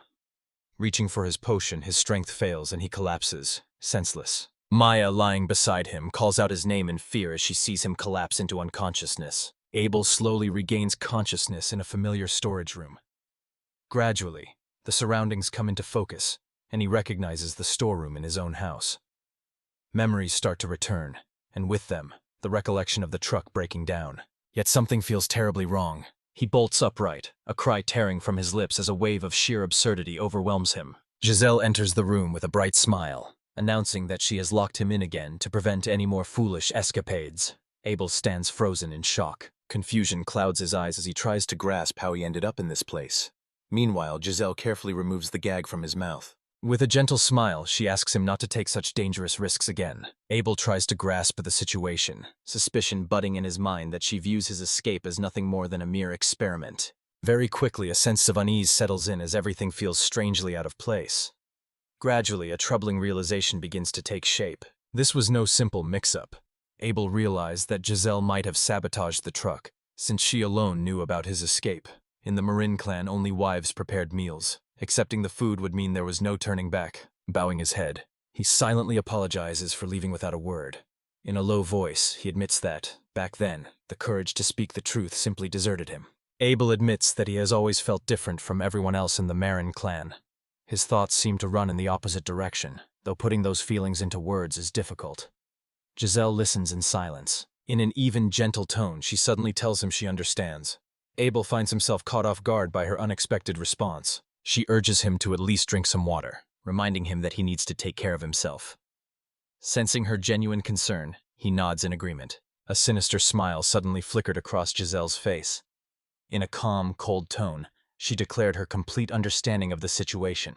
Abel stands frozen in disbelief, struggling to grasp her words before she quickly apologizes and plunges a knife into his abdomen. The searing pain forces him to the ground, gasping for breath. Giselle calmly chants a healing spell, her hands glowing with gentle magic as she tends to the wound, as though this was all part of a well-laid plan. Meanwhile, pain twists Abel's features. Another blow wrings a fresh cry from him. A strange numbness spreads as he realizes his tongue is paralyzed. Something in the water is to blame. Giselle gently holds him close, whispering soothing words that everything will be all right, even if he can never walk again. Abel reels in shock, realizing too late that it was all a trap. If this continues, he risks losing the ability to move forever. Despite the pain, he desperately searches for even the faintest trace of magic, any possible escape. Suddenly, awakening with a jolt, tumbles from the bed as a cascade of shimmering magical circles illuminates the surroundings. Maya rushes over to him as he finally regains consciousness. Without wasting a moment, she asks why he was murmuring spells in his sleep. Abel looks puzzled, having no idea what she means. Shock washes over him as the realization sinks in. He crafted this enormous circle while in a dream. Its complexity astounds him, and even his own remarkable talent now fills him with fear. Terror floods Maya as she begs for the circle to be removed at once, convinced it holds the power to bring ruin to everything. Abel quietly confides that a terrible nightmare has haunted his sleep. Accidentally, while lost in sleep, Abel nearly obliterated everything around him. The sight left Maya in utter disbelief as she wondered what kind of dream could unleash such chaos. Yet Abel, determined to bury the memory, refused to speak of it. Her hand brushes his forehead, relieved to find the fever gone. Abel quietly asks how long he was unconscious. Maya mentions that it has been a day and a half, and anxiety has gripped her the entire time. Gratitude fills him for her concern, and he searches for a way to return the favor. Joy fills Maya's heart at having been helpful, while a smile spreads across Abel's face. A sudden recollection strikes him. Selling his totem could bring in a handsome profit. The decision weighed heavily on him, held back by the deep emotional bond he shared with his creation. Noticing his hesitation, Maya softly reminded him that she had entrusted the artifact to him and that the final choice was his to make. Even with her reassurance, embarrassment lingered in Abel's demeanor. A hint of confusion flickers across Maya's face, yet she nods in agreement. Should things continue this way, she may end up covering even their living expenses. Memories stir of the Adventurer Support Center, a place where magical beasts can be exchanged for money. This option seems perfect for someone with Abel's strength. The idea appeals to him, and together they agree to visit the place the following day. Meanwhile, after Abel continued on his way to Lomar, the village chief of Marine dispatched a search party. Before long, they discovered the abandoned truck. The magical inscriptions revealed his intended destination, prompting a temporary halt to the search. Absolute certainty filled Giselle's heart that he would return, yet that hope was never fulfilled. From that moment on, she withdrew from the world, choosing to dwell in solitude. Thoughts of Abel weigh heavily on her mind, casting her into a deep melancholy. A man from the clan enters quietly, his eyes filled with concern as he observes the sorrow that envelops her. Gazing at the gift she had given Abel, Giselle wondered why he had not yet returned. Attempting to appear unbothered, she clenches her jaw, but anger erupts as her hand slams against the table. Her voice rises in protest, claiming she isn't angry, yet her hands betray her as she accidentally breaks the gift. Meanwhile, her father, watching silently from behind the door, releases a quiet sigh. Outside the window, a mysterious shadow slowly emerges. While Abel smiles somewhere in the distance, Giselle's eyes remain cold as she grips the dagger tightly in her hand. A mysterious voice whispers that action is the key to winning over this boy. Meanwhile, Abel and Maya arrive at the Adventurer Support Center, stepping into a bustling scene alive with energy and movement. Abel wonders if Maya has any talent for magic. Maya admits she knows a little, just enough to handle a few magical beasts. She mentions that her clan never approved of magic. Abel senses it is wiser not to pursue the subject further. Together, they make their way to the counter. The villagers gather, curious and eager for guidance, asking for an explanation about how everything in this place operates. Abel receives an adventurer's card, marking the beginning of his journey. Registering under the name Mountain, he chose it on a whim, drawn by how cool it sounded. The group learns that the center aids in eliminating magical creatures, offers guidance to newcomers, and scouts for promising talent. Ranks range from F to A, determined by individual accomplishments. Only a card is needed to join. Higher ranks offer privileges, even the chance to serve the kingdom. Yet Abel shows no desire for advancement, wary of the constraints it might bring. He mentions that he takes full advantage of the benefits offered by his rescuer, Mr. Mountain, whose name he openly shared. Abel spins a tale of Mountain saving him, effortlessly dispatching their enemies and healing his wounds in an instant. Maya listens, captivated, picturing this man as nothing short of a living legend. In truth, Abel took the name Mountain from a legendary online gamer he admired in his previous world. A flicker of irony touches his lips as he remembers this choice. Maya remains convinced that the story refers to a great hero from the Marin family, and her admiration for him only grows stronger. Once the registration at the center wrapped up, Abel and Maya began to discuss their next hunting grounds. Their conversation, however, was abruptly cut short as a new character stepped into the scene. Old tensions reignite between the newcomer and an adventurer named Mason. Despite a hasty apology, the air remains thick with unease. The situation escalates until T leaves the group, leaving everyone stunned. Two girls, Lisa and another, confess their feelings to him and express their desire to join him. With shining eyes, Maya watches the romantic moment unfold, as though nothing else in the world matters more. Confusion clouds Abel's expression as he struggles to grasp why Maya fixates on this particular detail, especially when the world around them teems with such peculiarities. Gently, he tries to calm her focus, hoping to redirect her attention elsewhere. At that moment, an enthusiastic adventurer rushes over and suggests forming a team. Claiming the title of leader, he boasts about driving out the week and promises to cover all the expenses himself. Abel refuses without a moment's hesitation, content with their companionship as it is. During their wagon journey, they are questioned about the location of their hunt. The seasoned guide explains that these are the ruins of Zishimu, a place where the protective barriers vanished just recently. As a result, monsters began infiltrating the site, disrupting the course of archaeological research. The team arrives at the scene. The ruins stand as remnants of the ancient elven city of Zatium. Once driven from their celestial home of Alfheim, the elves sought refuge here, fleeing the relentless pursuit of the Norks clan. In this sanctuary, they constructed a fortress, though only crumbling remains now linger as silent witnesses to their vanished civilization. Abel and his companions set off in search of treasure, the excitement of adventure flashing in their eyes. Stories of the Arrow of God, a mystical elven artifact, swirl among them, though reason suggests they are more likely to uncover valuable magical stones along the way. These stones once bolstered protective barriers, making them exceptionally valuable. In addition, a hunt for magical creatures awaits them. The team views this as a mission offering double the reward with minimal risk involved. The young man who invited them boasts of nearly reaching rank E and already considers himself the leader of the group. Abel and Maya, though surprised by his confidence, accept the situation since he is footing the bill. A mysterious figure watches the ruins from afar, their gaze catching something unexpected. The ruins no longer seem as empty as they once appeared.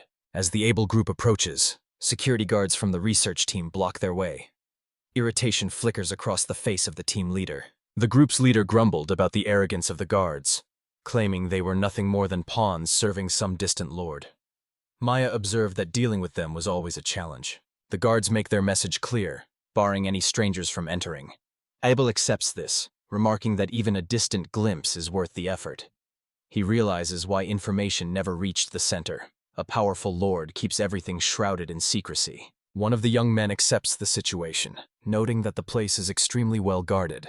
However, a third member of the group rebels against this attitude, surprised that they are willing to give up so easily. A sudden explosion echoes through the forest, sending a wave of fiery energy surging between the trees. Startled, Maya flinches, her mind racing with fears of a magical beast on the loose. The most hot-headed among them, rather than fleeing, draws his sword with excitement, believing this the perfect moment to prove himself. Though teetering on the edge of E rank, he charges fearlessly toward danger, determined to prove his skill. The spirited adventurer charges forward, launching an eager assault. Charging forward with determined energy, she presses her assault on the magical beast. A series of blows lands precisely, sending the enemy sprawling to the ground. Jubilant in victory, he basks in the belief that success came effortlessly, while those around him watch in silence, clearly less impressed. The celebration fades quickly, as the thunderous roar of the fallen beast draws the attention of three more of its kin. Stunned by his victory, the champion now found himself encircled by foes even more fearsome than before. Striving to maintain an air of determination,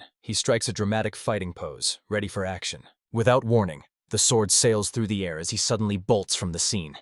Abel and Maya, left bewildered, struggle to comprehend where his heroic ambitions have vanished. As he runs, he shouts over his shoulder, promising to draw the enemy's attention and urging the others to escape. No hint of his former swordsmanship remains. A few steps later, he stumbles and crashes face first into the dirt. Abel watches in silence, calmly chewing on a toothpick. With icy determination, the fire spell is unleashed. A powerful explosion engulfs the enemies and the surroundings, leaving both the caster and Maya untouched. After the explosion, the adventurer sprawls on the ground, stunned and bewildered, completely at a loss to grasp what has just occurred. Abel approaches, staff in hand, and calmly inquires if everything is all right. The man, still in shock, finds himself unable to remember the moment he was rescued. Witnessing the defeated monsters sprawled before her, she offers heartfelt thanks for their timely rescue. Abel and Maya approach in silence as the hapless adventurer struggles to pull himself together, searching for even a single word to say. Another dispute over leadership flares up within the group. Yet Abel calmly states his indifference, suggesting that someone else can take charge. From afar, a mysterious figure keeps a watchful eye on them, taking note of their striking features: white hair, crimson eyes, and unusual magical circles. A stern man, clearly well-versed in the ways of magic, observed Abel intently. After taking in the boy's appearance, he concluded that Abel must belong to the Marin clan. A knowing glint flashes in his eyes, hinting at some hidden knowledge about this clan. With steady steps, the man draws closer and directly asks if these young travelers belong to the Marin clan. The group faltered in confusion, for the stranger bore the unmistakable traits of an elf, yet no one could discern his true identity. The elf examines the staff in Abel's hands with keen attention. Instantly, he unveils the artifact's unique abilities, noting its power to enhance magical control and attract spirits. The young man is struck by the precision of this assessment.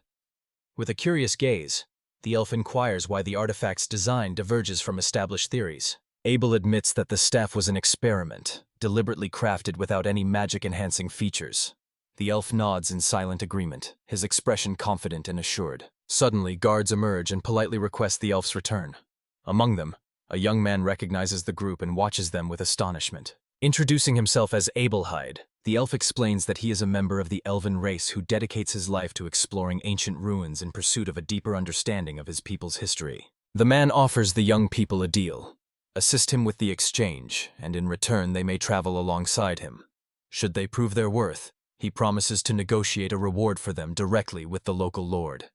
Excitement flickers in the eyes of the youths at this prospect. Abelhide spoke to Abel with a playful hint of teasing in her voice, remarking that he seemed far more capable than the other mage, Wagner. The following day brings them to an ancient structure weathered by time.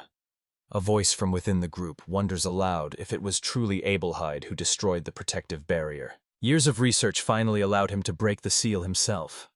Still, his strength alone proved insufficient, forcing him to seek aid from the local lord. As Abel surveys the ruins, it becomes clear that Abelhide initially carried out his work alone, only seeking outside assistance later on. While examining the walls, he notices an unusual ore embedded within the structure and suspects a connection to the protective seals. The elf eyes him warily, probing if the boy is trying to deceive him with clever wording. Abel quickly denies it, insisting there was no such intention. Abelhide shakes his head, remarking that the boy is quite skilled at keeping his guard up. Meanwhile, the other young men whispered among themselves about how the elf's mood seemed to shift. Yesterday, he had burned with rage and nearly drove everyone away. Yet today he appeared calm and composed. Abel surveys the walls with a keen eye, quietly assessing the scale of the task that awaits them. A burly, irate man grumbles loudly, unable to keep pace with Abelhide's methods. He complains about the lack of progress and resents having to follow the elf's lead. The addition of an unfamiliar boy to the expedition unsettles him. Observing with curiosity, the protagonist wonders about the identity of this grumbling newcomer. The girl explains that the symbols on the walls are meant solely to preserve the seals. Examining them offered no breakthrough. The formula must be hidden elsewhere. The young man nods disagreement, noting that the structure of the seals mirrors those once used by the Boar clan, despite their outwardly different appearance. The burly man seethed with anger once more, clearly annoyed by how quickly the young man drew his conclusions. Meanwhile, Abelhide offered words of praise, commending the youth for his sharp observation. The portly mage growls, his words tinged with both surprise and wounded pride. Abelhide, with icy composure, notes that he is merely a mage sent by the Lord, and his understanding of magic is laughably shallow. Fury burning in his eyes, the man directs a stream of hostile glares at the young man. Despite his unease, the youth manages to express his gratitude, though the weight of that silent aggression presses heavily on him. The group enters a grand hall, where a majestic statue of a griffin dominates the center. Abelhide explains that this is the core of the seal, serving as its amplifier. This spot is known as the very heart of the entire magical formula. The young man gazes at its structure, his eyes shining with fascination. A complex barrier comes into view, a multi-layered magical system, each level woven tightly over the next. Breaking it apart promises to open the path ahead. Upon closer inspection, the young man notices that one of the layers has not been joined correctly. A triple seal, with one part cleverly forged to act as nothing more than a decoy. Abelhide carefully unveils her meticulous notes, spreading them out before the young man. As his eyes scan the precise formulas and thoughtful analysis, genuine admiration lights up his face. Most of the other expedition members appear lost, their faces blank with confusion, and some have already started yawning in boredom. After carefully examining the barrier, the young man realizes that brute force would be futile. Weighing his options, he searches for an alternative method, fully aware of how formidable this challenge is. The suggestion comes to destroy the statue with magic, but Abelheid merely laughs, explaining that such a feat would require an endless source of power. The young man agrees, fully aware that destroying the artifact might reduce his reward. Abelheid, wearing a sarcastic smile, offers praise for what she calls his courage. While the boy examines the intricate seal, he begins to suspect that a hidden treasure might lie just beyond it. Hobgoblins launch a sudden assault on the ruins, prompting Abelheid to alert everyone without a moment's delay. The young warrior readies himself for battle as a horde of enemies closes in, leaving his entire group in stunned silence. Abelheid realized that enemies had been lurking in the forest, biding their time for the perfect opportunity. The situation grew dire as the sheer number of hobgoblins threatened to overwhelm them. One man searches frantically for an escape route, while the other succumbs to panic, terrified at the thought of being abandoned. The displeased mage lapses into a fit of hysteria, demanding protection, which draws scorn from those around him. How could someone so talentless ever persuade the Lord to take him in? Amid the swirling chaos, Abelheid steps forward with unwavering composure, summons the spell, Ring of Light, and declares that her enemies will soon regret ever choosing to attack. As soon as the words leave his lips, a surge of powerful magic bursts forth, engulfing several hobgoblins at once. Abelheid swiftly assumes command, organizing a defensive formation and instructing the others to follow his lead. His strategy is clear: eliminate half of the enemy force and compel the remainder to retreat. Determination unites everyone as they move forward behind him. The protagonist watches him with quiet amazement, realizing that at this rate, there may be no need to reveal his own skills. Yet underneath that calm exterior, something else stirs. In the midst of battle, an unexpected request bursts from his lips as he insists on capturing 3 hobgoblins alive, leaving everyone around him astonished. He explains his intention to use them to break a magical seal. Abelheid, clearly surprised, asks for confirmation that only 3 will be needed, never taking his eyes off the boy. With unwavering confidence in her voice, Abelheid invokes her magic and declares that capturing 3 hobgoblins is a matter of mere minutes. 20 minutes pass, and the plan unfolds exactly as requested. Weary from their ordeal, the allies deliver 3 living hobgoblins, relieved that they managed to avoid bloodshed. Gratitude lights up the boy's face as he offers his thanks with heartfelt enthusiasm. One of the girls recoils in fear at the sight of the monsters, yet the hero reassures her with a calm voice. He explains that he has paralyzed the creatures with magic, rendering them immobile for another 92 days, which piques everyone's curiosity about his true intentions. The young man explains that breaking the ancient seal requires the magic of a unique beast. With the seal being more than 2,000 years old, the possibility lingers that this creature may already be extinct. An alternative takes shape as he suggests harnessing the magical energy of hobgoblins, channeling it through the art of biomagic. This technique transforms the body by redirecting inner magical energy. As long as all 3 appear identical, the plan should succeed. Abelheid stands in awe, admitting that such a possibility had never even crossed his mind. Now seeing it unfold before him, its reality becomes undeniable. Praise is offered for the young man's ingenuity. With gratitude, he reveals that the idea came to him while studying Abelheid's notes. However, he cautions that success is uncertain, as the method requires altering the monster's organic structure through the use of magical stones. A bright smile spreads across Abelheid's face as he announces the possession of gems of the finest quality. Without hesitation, he issues an order for them to be brought at once. Astonishment washed over the young man as a royal-class magic stone was handed to him. One of his allies stepped forward and explained that these stones had been carefully gathered with a single purpose in mind: to support Abelheid's research. Half of the magic stones had been provided by the Lord himself. The protagonist cannot hide his fascination as their radiant glow dazzles before him. Eyes ablaze with excitement, victory feels certain with such powerful artifacts in hand. The young man issues a warning that he is about to begin, advising anyone with a faint heart to look away. Mia tries to lighten the mood with a joke, but her attempt falters as she gasps in horror at the gruesome sight before her. Amid the ritual, streams of magic twist and curl, marked with the delicate patterns of bird tracks. The hero's memory flashes with an image, wings belonging to a creature named Croak. Others around him simply shudder, unsettled by the horror of it all. Whispers circulate that he bears a striking resemblance to a demon, even though the same people once slaughtered goblins without a trace of remorse. The young man, taken aback by such hypocrisy, presses on with his efforts until the statue begins to glow with a gentle light. Preparations complete, he finishes the ritual and declares with unwavering confidence that the time has come. Abelguide hands him the final step. The boy utters the key word: assimilation. Abelguide watches in silence, a quiet acknowledgement of his skill. The seal bursts to life, sending magical circles swirling around the statue. Paralyzed hobgoblins tremble as a dark mist slowly spreads through the air. With a shout of triumph, the hero declares their success, while the others watch anxiously as the ground quivers and ominous ripples pulse through the earth. He goes so far as to call the goblins by their names, leaving his companions astonished at the depth of his attachment. Light bursts forth from the seal as the doors swing open. The young man's eyes shine with exhilaration, delight washing over him at his victory. With the barrier lifted, the group celebrates and prepares to explore the depths of the ruins. Suddenly, a faint tremor stirs beneath their feet, signaling an unexpected shift in the ancient ground. Noticing a small stone rolling to her feet, Mia watches as Abelguide immediately commands everyone to step away from the statue. A sharp crack runs through the statue, and from within emerges a figure shrouded in black feathers. With a resonant voice, the being curses the elves, declaring that it has been sealed away for 2,000 years. The creature declares itself king. Shock spreads through the crowd as the realization hits. They have unleashed something far more terrifying than anyone expected. Its true monstrous form leaves everyone stunned. A monstrous, bird-like entity lets out a chilling wail.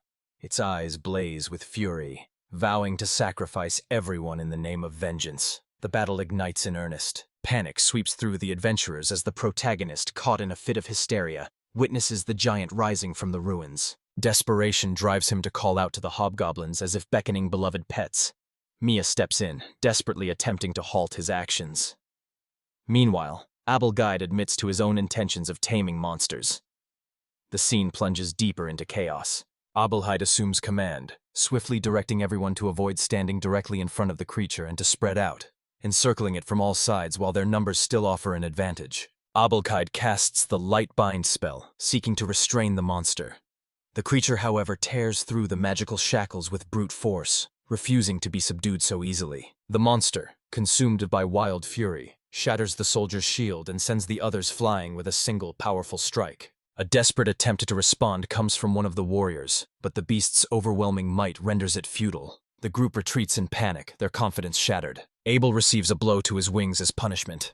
Spotting the Gobu brothers covered in blood, anger flares within him, and he readies a fierce counterattack. Focusing intently, he summons the magic of wind, shaping a blade of the elements to eliminate his enemy. The monster sneers at the attempt, dismissing Abel as a fool. Suddenly, Abel detects a trace of spiritual magic, an exceptionally rare form of power, and he swiftly shifts his approach. The beast mocks the sorcerer, scoffing at the futility of wind magic against its strength. Only then does Abel, struck by a sudden realization, let out a desperate shout. Orders to open fire without hesitation rang out, even as the risk to their carefully crafted plan became painfully clear. The realization dawns that only demons and the highest-ranking beasts possess the ability to understand the language of spirits. This also sheds light on the griffin's remarkable resistance to magic. Abel realizes that griffins share a deep bond with the spirits of the wind, rendering his elemental attacks ineffective.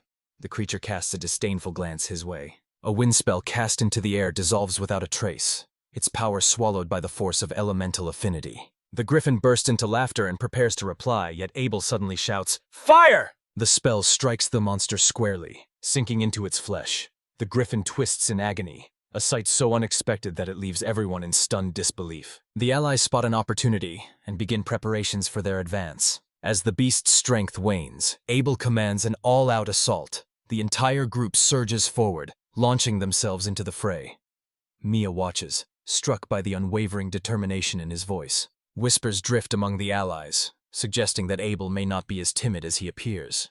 Meanwhile, the senior mage keeps a close and watchful eye on him. Abel reaches out to the magic circle and utters a single command.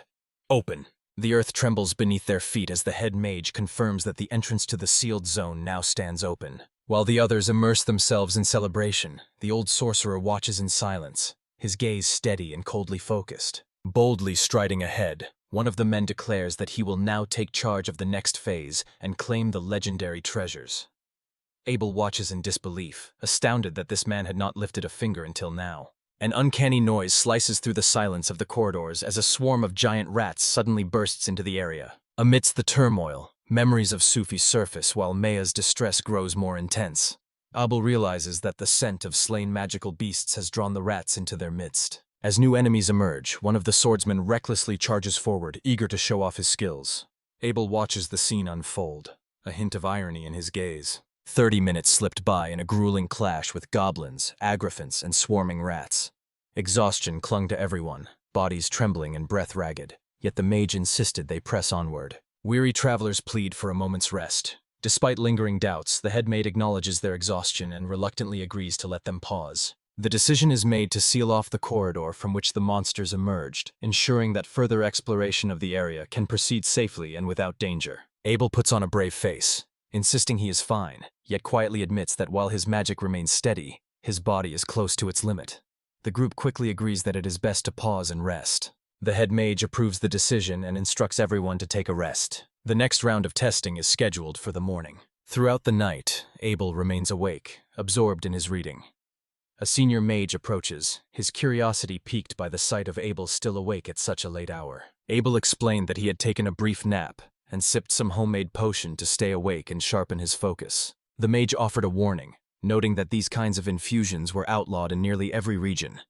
As for the biomagic Abel had employed, it was a closely regulated and strictly licensed practice. Stunned, the young man begins to realize just how unusual his village truly is. The mage explains that the world is governed by harsh rules, yet assures the boy that he will take responsibility for him should anything go wrong. The suggestion is to erase any evidence linking them to the matter with the griffin.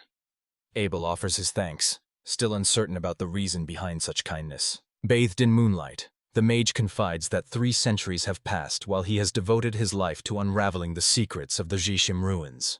Misguided analysis has lengthened his journey, and the years have passed without leaving him any heirs. Curiosity flickers in Abel's eyes as he asks what led this person to join their group. The mage responds with skepticism, questioning the usefulness of Abel's companions and deeming them pointless. Abel admits that while they may lack strength in battle, their real power lies in the support they give each other. He offers magic, and in return they provide resources and emotional comfort, an anchor he especially needs after leaving his home village behind. As the evening settles in, the mage advises Abel to get some rest, reminding him that a new stage awaits them in the ruins tomorrow. Abel quietly replies with a simple goodnight. Abel found himself caught off guard when the magician, eyes serious and unwavering, addressed him with the weighty expectation of great achievements. Lost in thought, the wizard silently heads toward the shadowy cave, leaving the group trailing behind. The following day brings the team to a chamber brimming with high-quality magic stones, their surfaces gleaming with an inner light. A sense of astonishment washes over Abel as he takes in the sheer number of royal stones before him, gradually realizing that these very gems had powered the protective barriers. The mage observes with genuine admiration the elves' ancient legacy, which has endured for 2 millennia. His words serve as evidence that elven artifacts still retain their extraordinary power. Enthralled by his discoveries, Abel lets his imagination run wild, picturing even greater treasures hidden somewhere nearby. While the others stand frozen in astonishment, the old mage calmly approaches the pedestal and activates the magical seal, revealing something more precious than any gemstone. The group steps into a long corridor adorned with massive statues. Abel quickly realizes these are not ordinary sculptures, but dormant golems. With a mysterious smile, the mage hints that these giants are on the verge of awakening. Approaching the altar, the old man quietly begins his incantation, urging the fire to shape itself into a perfect sphere. Abel watched with keen interest as the magic suddenly sprang to life, every sign hinting that something unexpected was about to unfold. Suddenly, Abelhide unleashes a powerful spell, taking everyone by surprise. Confusion washes over Abel as he struggles to grasp what is happening around him. The elder nods in approval, recognizing that Abel has managed to unravel a magical formula, an achievement reserved for only the most skilled of the High Elves. At last, Abelhide reveals the true purpose behind her arrival. The legendary arrow of the gods has become the focus of his quest, a weapon he insists is far too powerful for the moles and rightfully belongs to the descendants of Zisham. A note of menacing resolve creeps into the elf's voice, instantly putting Abel on edge. The revelation that Abelhide is a direct descendant of Zesham leaves Abel stunned. The weight of this truth shifts the course of everything, especially as golems begin to stir awake behind the enemy lines. Abelheid shares the tale of her people's defeat in the Crusade, a tragic loss that led to their exile from the celestial realm. The magic of the moon barely reaches the earth, causing physical strength and the ability to reproduce to fade away, while outward appearances age far beyond their years. Abelheid declares with pride that she will never abandon the ideals and legacy passed down by her ancestors. The truth unfolded. The fortress had been erected as a means to conquer the Norks and overthrow the celestial kingdom, all orchestrated in pursuit of restoring the throne to the Zeshima family. The group listened in stunned silence as Abelheid's words unraveled the story everyone thought they knew. It turned out that the elves, the Zeshimi, had started the war themselves, not the Minks as history had claimed. Abelheid confesses that, in the past, the king of the Zekim made a grave mistake by falling in love with the daughter of the Mink tribe. Because of this betrayal, a barrier was set, sealing the fortress. Memories ignite a fierce anger within him. The thought of the noble Zeshim blood being mingled with the short-lived Mink strikes him as an unforgivable insult. With an anguished cry, he accuses the king of treason, the murder of their ancestors, and the corruption of history that should have preserved the truth. Next, he explains that the golems surrounding them are weapons crafted through the advanced techniques of the Zeshim people. The others remain silent, tension rising as the truth sinks in. Abelheid declares that with the god arrow now in his possession, the Lord's warriors have lost their purpose. The location of its hiding place was never a mystery to him. He always understood it lay here, forged for the sole purpose of obliterating the celestial kingdom. This weapon stands as the world's most treasured artifact. Now it rests firmly in his possession. His ambition stretches from the heavens to the earth, seeking dominion by gathering every magical stone. Drawing a single arrow calls for immense power, and now he possesses enough energy to unleash 3 shots. The sheer scale of the plan leaves Abel stunned. No one would have gathered so many stones without a purpose. A restless curiosity stirs within him as he tries to grasp why such a secret has been revealed to him. Without warning, Abelheid turns to him with a surprising proposal, expressing her desire for Abel to become her right-hand man. Acknowledging his power, he promises Abel half the world should they become allies. The crowd stands stunned by this unexpected turn of events. With unwavering confidence in her eyes, she extends her hand, expecting a response. Caught off guard, Abel hesitates, uncertainty flickering across his face as he struggles to decide how to react. The girl beside him calls out his name, her voice trembling with fear that he might give in to this temptation. Abel firmly refuses, insisting that he will simply pretend he never heard a thing. Turning away with a proud bearing, Abelheid acknowledges Abel's talent but dismisses him as a mere child, regretting that fate has set them on opposing sides. As the spell miasma of the sleeping forest awakens, a shadowy aura gradually coils around his body, sending ripples of unease through the air. Awe spreads among Abel and the others as thick plumes of smoke slither across the field. Sensing danger, Abel swiftly calls upon his magic, teleporting his puppet while uttering a command. Maya and Mason receive the command to advance toward the world tree. A new threat emerges, demanding immediate action. Abel unleashes a newfound ability in his doll, commanding it to absorb the poisonous mist that fills the air. At the same time, he shields Maya and Mason, both of whom have begun to lose consciousness. A powerful vortex forms at the doll's command, swiftly drawing in every trace of the surrounding dark mist. Within moments, all the allies collapse, overtaken by unconsciousness. Barely managing to stay upright, Abel carries the exhausted Maya in his arms. Despite his injuries, Abelheid refuses to yield, standing tall with an air of defiance and mocking the feeble attempt to challenge him. With calm resolve, Abel declares that there's no way he can lose under these circumstances and, for the final time, offers his opponent a chance to surrender, warning that he won't be able to hold back his power for much longer. At that moment, all eyes watched tensely with a mix of fear and apprehension. Abelheid admitted that under different circumstances, defeat would have been certain for him, yet he still possessed one final trump card. At his command, one of the golems stirs to life, rising from the ground as a towering giant poised to obey every order. The mage refers to him as the Zeshim soldier, a towering white giant of destruction. He commands Abel to embrace his destiny as the resurrected hero of the Zeshim and meet his end. The golem, driven by wild strength, bursts forward as everyone scatters, desperately trying to avoid the monster's onslaught. While panic ripples through Abel's allies, he remains composed, watching the golem's movements closely and carefully analyzing its behavior. To everyone's astonishment, Abel suddenly reconstructs the Abelheid team and activates his own golem. Abelheid stands frozen in disbelief, unable to process that the boy has managed to decipher the activation formula. Abel explained that understanding dawned on him after carefully analyzing the barrier. Through unraveling the mechanisms behind the golems, he relied on insights gained during the process of dispelling the magic. Abel firmly declares that he activated the golem himself, astonishing his opponent even further. The machine now moves according to his will. Yet Abelhide refuses to yield, raising his voice to insist that Abel lacks elven blood and therefore cannot truly command the golem. He repeats his order, determined to assert his authority. Despite the odds, Abel maintains firm control over the golem, proving that even a mere human can command such power. Desperation grips Abelhide, prompting her to awaken several golems at once in a bold attempt to seize the initiative. Yet when Abel's immense knights collide with his machines, a surge of powerful magic erupts from the impact. Panic grips Abelhide as he struggles to regain control, but the golems remain unresponsive.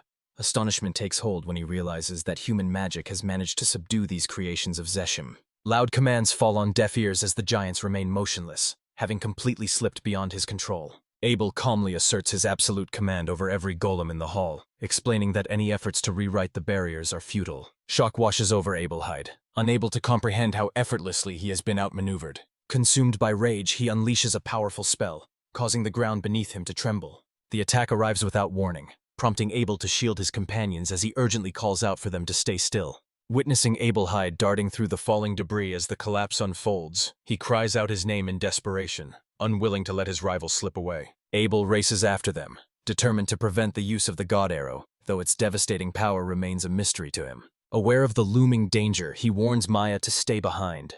Undeterred, Maya insists on joining him, clutching the World Tree totem tightly in her hands. Abel nods in agreement, promising to teleport her away if danger arises. Mei-san resolves to accompany them, driven by a sense of duty despite his fear. Meanwhile, someone in the group behind starts to lose consciousness. Abel collapses to his knees, utterly drained of strength. With a weary voice, he urges the others to continue on without him and stop Abelhide. Defeated, he explains that every potion he had is gone, leaving him unable to take another step. Maya, utterly exhausted, complains that her legs are aching.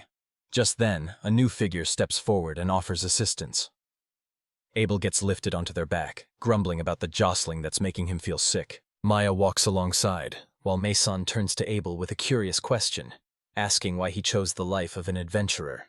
At first, Abel replies that money was the reason, but soon admits that, long ago, another adventurer saved his life. Memories from childhood surface for Abel, recalling the time he wandered into the lair of a magical beast and narrowly escaped death, only to be saved by a mysterious figure who appeared just in time. Admitting his uncertainty about his own strength, he nonetheless resolves to do everything in his power to support Mai-sana as their leader. Together, they ascend toward the towering doors ahead. Mai-san peers inside, eyes adjusting to the dimness, where something colossal stirs within the shadows. Emerging from the gloom stands a beastly golem, its hulking form awakened by Abelhide. A jolt of fear runs through Maya, while Abel quickly realizes that seizing control of this golem is impossible. The creature stands shielded by an invisible barrier. In that moment, Maya understands that destroying the monster is the only way out. Abel begins weaving a grand spell, yet before he can finish, Mei-san suddenly surges forward, shouting for everyone to run. Shock washes over Abel and Maya as they realize Mei-san's intent, to distract the golem by sacrificing himself. Desperately, Abel reaches out to stop him, but the moment slips away, already too late. Mei-san bravely takes the blow as the monster lets out a furious roar. Maya, her voice trembling with fear, pleads desperately for Mei-san to save himself. Desperate to restrain the golem, he begs his comrades to finish the mission. Abel responds with a chilling calm, insisting that pleading is useless and swift action is needed. Raising his staff, Abel conjures a vast magical circle that shimmers in the air, pulsing with destructive power. Abel calls out at the top of his voice, drawing the beast-shaped golem's attention and diverting its focus. The machine responds instantly, sensing the magical presence and turning in Abel's direction. Mai-san receives a sharp order to retreat without delay, while he calmly braces himself to withstand the attack, his spell already coming to life at his fingertips. The magical metal shot finds its mark and pierces straight through the golem's head. The explosive blast tears the monster apart, while Maisanu manages to retreat to safety. The giant collapses, sending up a billowing cloud of smoke while the crackling of its shattered remnants signals the end of the battle. Abel breathes a sigh of relief as the vehicle remains still, yet a sudden movement sends Mei-san stumbling back in fear. The metal struck a nearby structure, leaving visible damage in its wake. Concern flickers across Abel's face as he wonders if the regional lord will demand compensation. With a playful grin, Maya suggests they could simply pin the blame on Abelhide instead. Attempting to lighten the mood, Abel remarks that the damage is minor. Suddenly, the ground beneath them begins to tremble. A note of worry colors Mason's voice as he asks what is happening. Abel suspects the truth. They may have damaged a crucial pillar supporting the ruins. As everything begins to crumble, Mason suggests making a run for it, but Abel calmly asks to be carried to the doorway. Abel's thoughts echoed with the timbre of the old mage's voice. A loss of such a clever adversary as Abelhide would indeed be regrettable. Abel reflects on his words, wondering how their encounter might have turned out if fate had placed them in different circumstances. Mason insists on abandoning the sorcerer, certain that execution awaits him regardless. Yet Abel hesitates, torn by the thought of leaving behind both the magician and the still-sleeping research team. Another minute is all he asks for. Mason urges a swift escape, yet Abel makes a different choice. He intends to save everyone by using the restored golem as their means of transport. With swift expertise, Abel reshapes the enchanted metal, repairing the golem on the spot and leaving Mason utterly astonished. He launches into an explanation of the technical aspects of the repair, but Maya politely asks him to save the lecture for another time. At last, the group manages to escape from the ruins. From a distance, Maya speaks in a somber tone, noting that Abelhide will be buried alive. Yet Mason does his best to lift everyone's spirits. Abel remains silent. Whenever someone inquires about the Arrow of God, he simply reveals a fragment of ore he brought back from the ruins. Abel and Maya examined the peculiar material with fascination. Whenever magic touched the stone, it would rise gently into the air. The stone's ability to float shifted according to the rhythm of each magical pulse. Most likely, this artifact was crafted by elves through the arts of alchemy. As Abel gazes at the stone, memories of Abelhide's words return to him. According to him, the elves descended to Earth 2,000 years ago, driven by a desire to reclaim the celestial kingdom. Yet, instead of taking their place in the heart of the world, they chose to build their fortress in a place utterly remote and hidden from all others. Doubt creeps into Abel's mind, compelling him to scrutinize the entire story. Something about it simply does not add up. Lost in his thoughts, he hardly notices Maya rushing over, her face pale with panic as she points ahead. His eyes snap wide open, stunned by the shocking scene unfolding before them. Abelhide emerges against the backdrop of a stormy sky, a triumphant smile playing on his lips. In his hand, a swirling magical sphere hovers above his palm. With a solemn voice, he declares that the era of Zeshim's revival has arrived. With unwavering confidence, he gazes ahead, certain that no one has managed to defeat the beast-like golem. The enemy, drained by the relentless use of magic and the arduous task of controlling the golems, now appears utterly spent and incapable of mounting further resistance. Witnessing the glow of his magical mark, Abelhide became certain that no non-elf could ever overcome a weapon forged by the people of Zeshim. Silence envelops him as he surveys the landscape from the tower's summit, confidence radiating from his belief in imminent victory and the approach of a monumental breakthrough. Next, he reveals his plan to unleash the Arrow of God directly upon the city of Lomar. According to him, the force behind a single arrow could reduce an entire sprawling city to smoldering ash. The destruction of countless lives serves as his goal, a grim demonstration of the overwhelming power at his command. Eyes blazing with hatred, he casts his gaze skyward and swears a solemn vow of vengeance. The heavenly realm of Alfvain will fall by his hand and be buried beneath the earth. Overhead, immense energy gathers in the air, signaling the imminent arrival of an attack. Suddenly, a thunderous rumble echoes through the air. Abelhide turns in surprise, his eyes catching sight of cracks snaking across the fortress barrier. In a state of shock, he races toward the control terminal, unable to comprehend who could possibly break through such an impregnable defense. From a distance, Abel and the others watched the cracked barrier, awestruck by the sheer force of the blow. Curiosity flickered in one man's voice as he wondered how Abel had managed to hurl a piece of metal such a great distance. Settling back inside the vehicle, the team braced themselves to move forward, ready to tear through anything that stood in their path. Yet, an unexpected sight unfolds before their eyes as the cracked barrier begins to repair itself right in front of them. The astonishing speed at which the barrier regenerates leaves Mason reeling. Tension sharpens with every moment. Meanwhile, from afar, Abelhide watches with a confident smile, a faint laugh slipping past her lips. Watching with quiet satisfaction as the fortress repairs itself, he reveals a hidden truth. The barrier possesses a self-regeneration system. To destroy it, one must first cut off its magical power supply, which requires dismantling every single node scattered throughout the entire fortress. Despite landing a direct hit, the shield reconstructed itself instantly, causing unease to ripple through everyone present. Abel quickly realizes that this barrier is not only formidable, but also possesses the uncanny ability to repair itself. Without hesitation, he begins to run the necessary calculations. According to his calculations, the barrier would fully restore itself in exactly 15 seconds.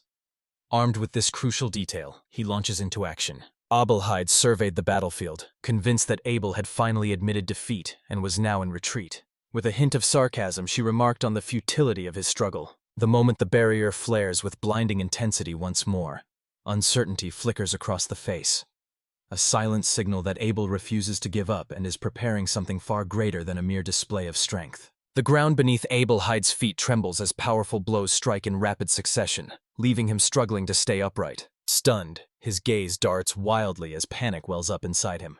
An overwhelming sense of dread grows. Something enormous and unimaginable is about to unfold. Abel presses on relentlessly, hurling enchanted metals at the barrier without pause. He knows that a single strike will never be enough. Abel's strategy involved overwhelming the barrier with a relentless barrage of attacks, pushing the self-repair system beyond its limits until it failed. Mason watched in astonishment, realizing that Abel carved his path forward through sheer determination. Rage bursts from Abelheid as he curses Abel for ruining all of his carefully laid plans.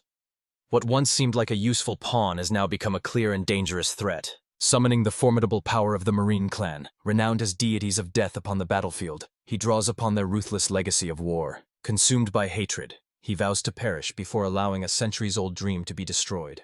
From this moment forward, forgiveness no longer exists within him. A surge of energy radiates as a powerful magic circle comes to life, and a commanding shout orders the release of the weapon. Massive weapons emerge from the sides of the fortress, each built for battle. The entire structure shifts and reshapes, becoming a true war machine. The fortress transforms before their eyes, leaving everyone around stunned. The girl starts to lose control, her composure slipping away. Panic seizes her as she turns to Abel for guidance, uncertain of her next move. Though concern flickers in his eyes, Abel strives to maintain a calm and steady demeanor. Tension fills the air as he quickly searches for the best way to counter this sudden threat. With practiced ease, magic surges forth, shaping orbs of refined magical metal that spin in the air, poised for the next strike. Abel unleashes spheres in rapid succession, each one flying like a burst from a magical machine gun, as he works tirelessly to intercept enemy projectiles before they can strike his team. Despite facing criticism for his heavy-handed approach, confidence remains unshaken within him. The magical metal he forged will stand equal to any traditional stone weapon. Assessing the extent of the damage, he realizes that soon he will have the chance to put pressure on Abelheid. Yet the situation grows dire, for if the weapon strikes the city, disaster becomes inevitable. Meanwhile, Abelheid watches in horror as the fortress begins to crumble before his eyes. A place preserved in perfect condition for over 2,000 years now begins to crumble. Its emblem of hope, Zeshim, slowly fractures and falls apart before everyone's eyes. Desperation clenching her fist, Abelheid chooses to unleash her final weapon. Hatred etched across her face, she triggers the launch mechanism of the God Arrow, an artifact forged for the sole purpose of annihilating the Celestial Kingdom. The fortress quakes violently, its massive frame shuddering as the ground splits apart below. Bolts of electricity arc into the air while from deep within the earth a colossal structure emerges, looming ever higher. A massive chunk of earth rises into the air, laying bare the true power of the God Arrow. A colossal flying weapon soars overhead, capturing the group's stunned attention as it glides through the sky. Abel explained that the ominous sound signaled the mass consumption of celestial spirits' energy. Only a select few possessed the ability to hear it, which served as proof of the immense scale of the magic at work. As his gaze settles on the crystal, anticipation flickers in his mind. The possibility of a laser being unleashed seems all too real. Panic rises within Maya, who urges a swift escape without hesitation. Abel doubts that even magical metal could pierce such overwhelming power. His mind races, searching for a stronger solution. The staff passes to Mai's hands as an explanation unfolds. Its purpose lies solely in aiding communion with the spirits, leaving the power of one's attacks untouched.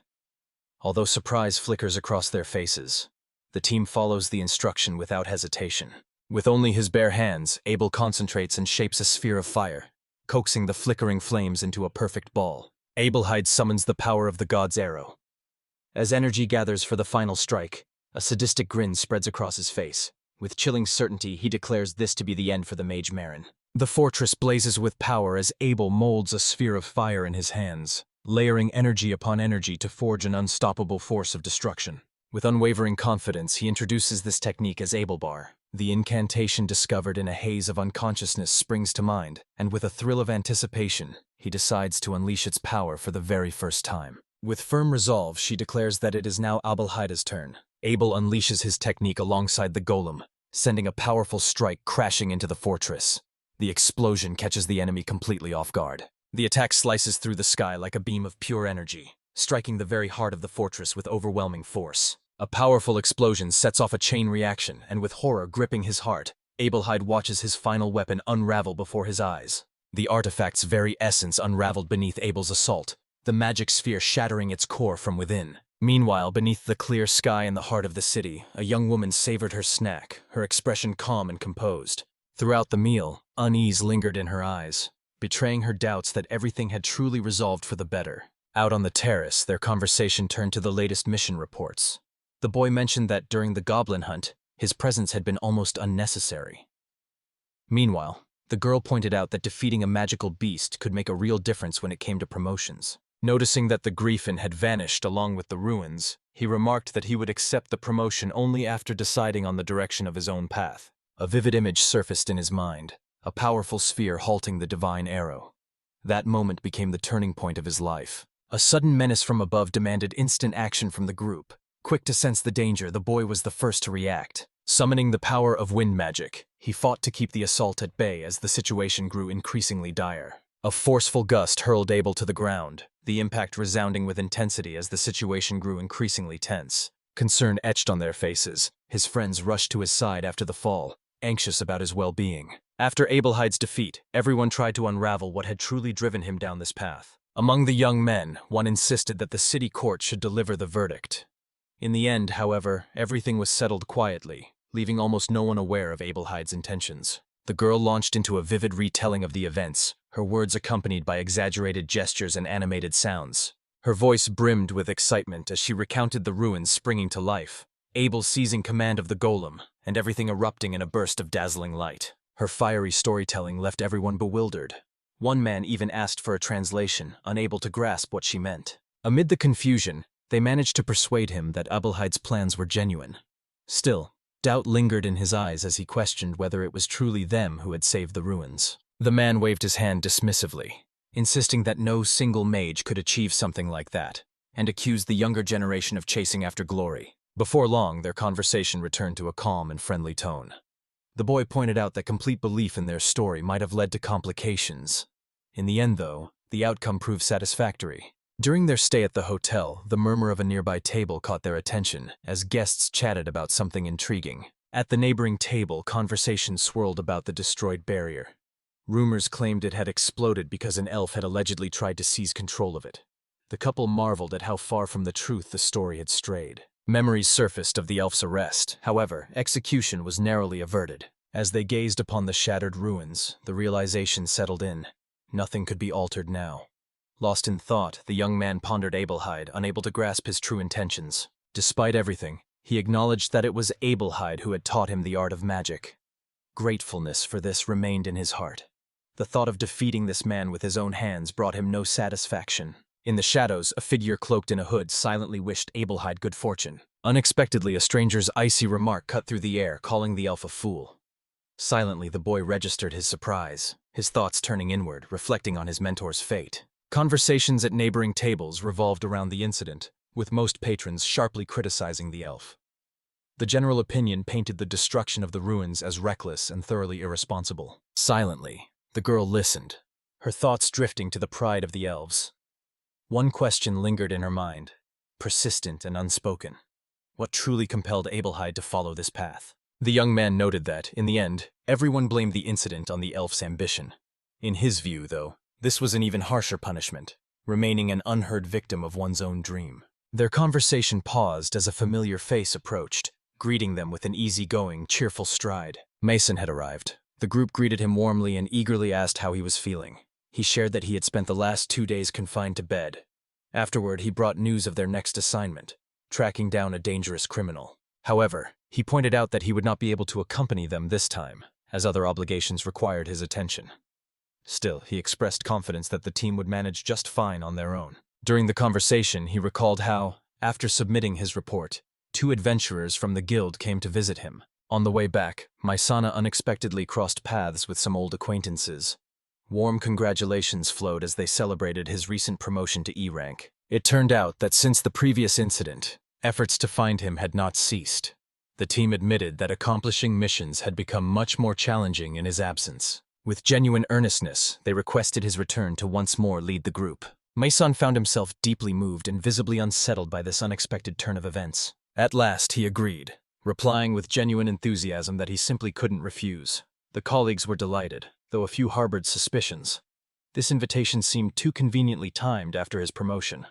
Still, Maison appeared truly content. Eventually, the conversation drifted back to the subject of the wanted criminal. Maison revealed some new details he had uncovered. According to the gathered information, the criminal is hiding somewhere in the forest. In the village of the Marin clan, the chief calls an important meeting and expresses gratitude to everyone who has gathered. Before launching into the topic, he acknowledges the issues at hand and assumes responsibility, opening his speech with an apology. As the clan gathered in serious discussion, the importance of Abel became clear to everyone. The challenges of recreating the process connected to the aromatic leaves seemed almost insurmountable, and no one could ignore how crucial his role was in it all. Despite meticulous records, everyone agrees that only Abel could carry out the process flawlessly. Zelrut Belek, his father, watches in silence, his thoughts filled with admiration for his son's extraordinary talent. A wave of bitterness washes over Zelrut as he realizes that respect in the village has always eluded him, all because he could never replicate the secret technique for cultivating the precious leaves. A man suddenly steps into view, laughter booming from his lips as he mocks the situation and hints that he possesses secrets he has yet to reveal. Norman Carlco, head of the Carlco family, savored the news that Abel leaves were no longer being produced. Opportunity gleamed before him, the perfect moment to restore his own products to their former glory. Upon leaving the hall, he pays no mind to the magical rituals and brazenly stirs up trouble among the others, vowing revenge against those who once dismissed him. Norman's dramatic entrance drew a sharp critique from the Marin clan chief, who dismissed his pettiness and remarked that, after Abel's innovative approach, returning to old ways would no longer appeal to anyone. At the same time, he admits that the situation truly benefits the Carlco family. They are perfectly positioned to take control during this period of transition. The order comes down to blend Abel's leaves with other ingredients, gradually altering the mixture. In this way, the population slowly becomes accustomed to a new standard. The chief explains that Abel's leaves were once used to establish a system of magical currency. Now, he believes the time has come to bring their use to an end. Though the leaves do not cause addiction, their effects on users are undeniable. The chief opts to handle everything in secret, fearing that any misstep might ignite a rebellion. As he steps outside the house, an odd wave of magical energy brushes past him, but he dismisses it as mere imagination and pays it no mind. Meanwhile, discussions unfold about an alliance between the Riet and Carlco families aimed at creating new products. Nearly every talented mage in the village has gathered, with the exception of Abel, unaware that something unusual is happening close by. Late at night, a mysterious object strikes the window and lands inside the room. The shadowy figure instantly recognizes the artifact, aware of its connection to Abel. Inside, instructions from the council echo regarding the blending of leaves, along with a recording or transmission of their decision. Amidst a cluster of crates, the girl sits in silence, her gaze fixed on the sky. Bitterness lingers in her thoughts, born from the indifference of both her leader and her father. She holds on to the belief that her brother is frightened and lost, surrounded by unfamiliar faces in a world he cannot understand. Powerlessness washes over her, stirred by the distance and coldness separating her from others. As thoughts of Abel filled her mind, a sudden idea emerged, one she believed would compel the chief to take the search seriously. A renewed sense of determination spread across her face in a quiet smile, and she silently vowed that everything would soon be different. Clutching the book tightly to her chest, the girl vows to rescue her brother. Hope fills her heart as she resolves to search for him on her own, no matter what obstacles may arise. In the northern reaches of the Dinlart kingdom, deep within the main sanctuary of Kudol, a deafening explosion shatters the tranquil silence of the Ordi monastery. Out of swirling clouds of smoke strides a man, unwavering as bodies collapse around him. In his grip glimmers a magical staff, its voice resonating in his mind with recognition and praise for shattering the seal that held back an ancient power. After centuries locked away, a powerful being emerges into the world once more. She introduces herself as the Supreme Demoness. Among the gathering, someone instantly recognizes her, Zolomonia, the mighty demoness of knowledge and destruction. With deep respect, he bows low before her, fully aware of the immense power she commands. Sensing a nearby spirit that had grown in power, Zolamonia instructs her follower to head south toward Lomar, where something significant is unfolding. Without hesitation, the mage accepts the order, though curiosity stirs within about what lies ahead. Deep within the adventurer's support center in Lamarna, the quiet hum of eager voices and the rustle of parchment fill the air. The worker gazes in shock at the ear and skin of the fabled demon known for devouring heads. At once, everyone recognized the creature by its distinct skin tone and raw strength, the same being capable of snapping swords with ease. Unease and questions rippled through the crowd as they struggled to believe the young man had truly defeated such a monster. As the boy and girl enter the hall, every eye turns in their direction. An uneasy, unwelcome silence settles over the room. The girl attempts to lighten the mood with a joke about their newfound celebrity status, yet the boy senses that all these eyes are not filled with admiration. While the rare trophy undergoes inspection, murmurs ripple through the onlookers. Suspicion hangs in the air, as many doubt the feat, suggesting the demon had already been dead. Recognition dawns as the young man notices the glances thrown his way, filled not with respect but with disdain and envy. The worker explains that evaluating the trophy will take some time, given its remarkable uniqueness. The young man reflects on the unwanted attention shadowing him. Recognition eludes him, replaced instead by suspicion. All he desires is to earn a living in peace, free from bureaucracy and empty fame. Suddenly, a fearsome warrior with a sinister smile steps forward, drawn by tales of the recent victory over the monstrous demon. Doubt clouded the man's face as he loudly accused the boy of lying, his voice sharp and unyielding. Mockery and harsh pressure followed, pushing the boy further into a corner.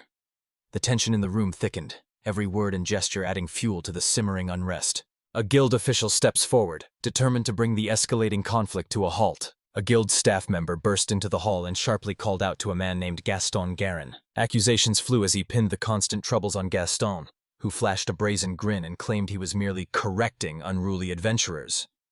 Yet the staff member pointed out that complaints about his conduct had reached an excessive number. Despite the reprimand, Gaston kept insisting, accusing the newcomers of cheating to climb the ranks quickly. The boy and his friend watched the tense exchange with growing anxiety. Gaston pressed on with his insults, belittling the young man by insisting that weak adventurers took up positions they had no right to. The guild staff member intervened, reminding Gaston that passing judgment was not his responsibility. Gaston stubbornly persisted, insisting that if the demon had truly ranked above a C-class, a weakling would have stood no chance against it. According to him, the guild's assessment must have been wrong.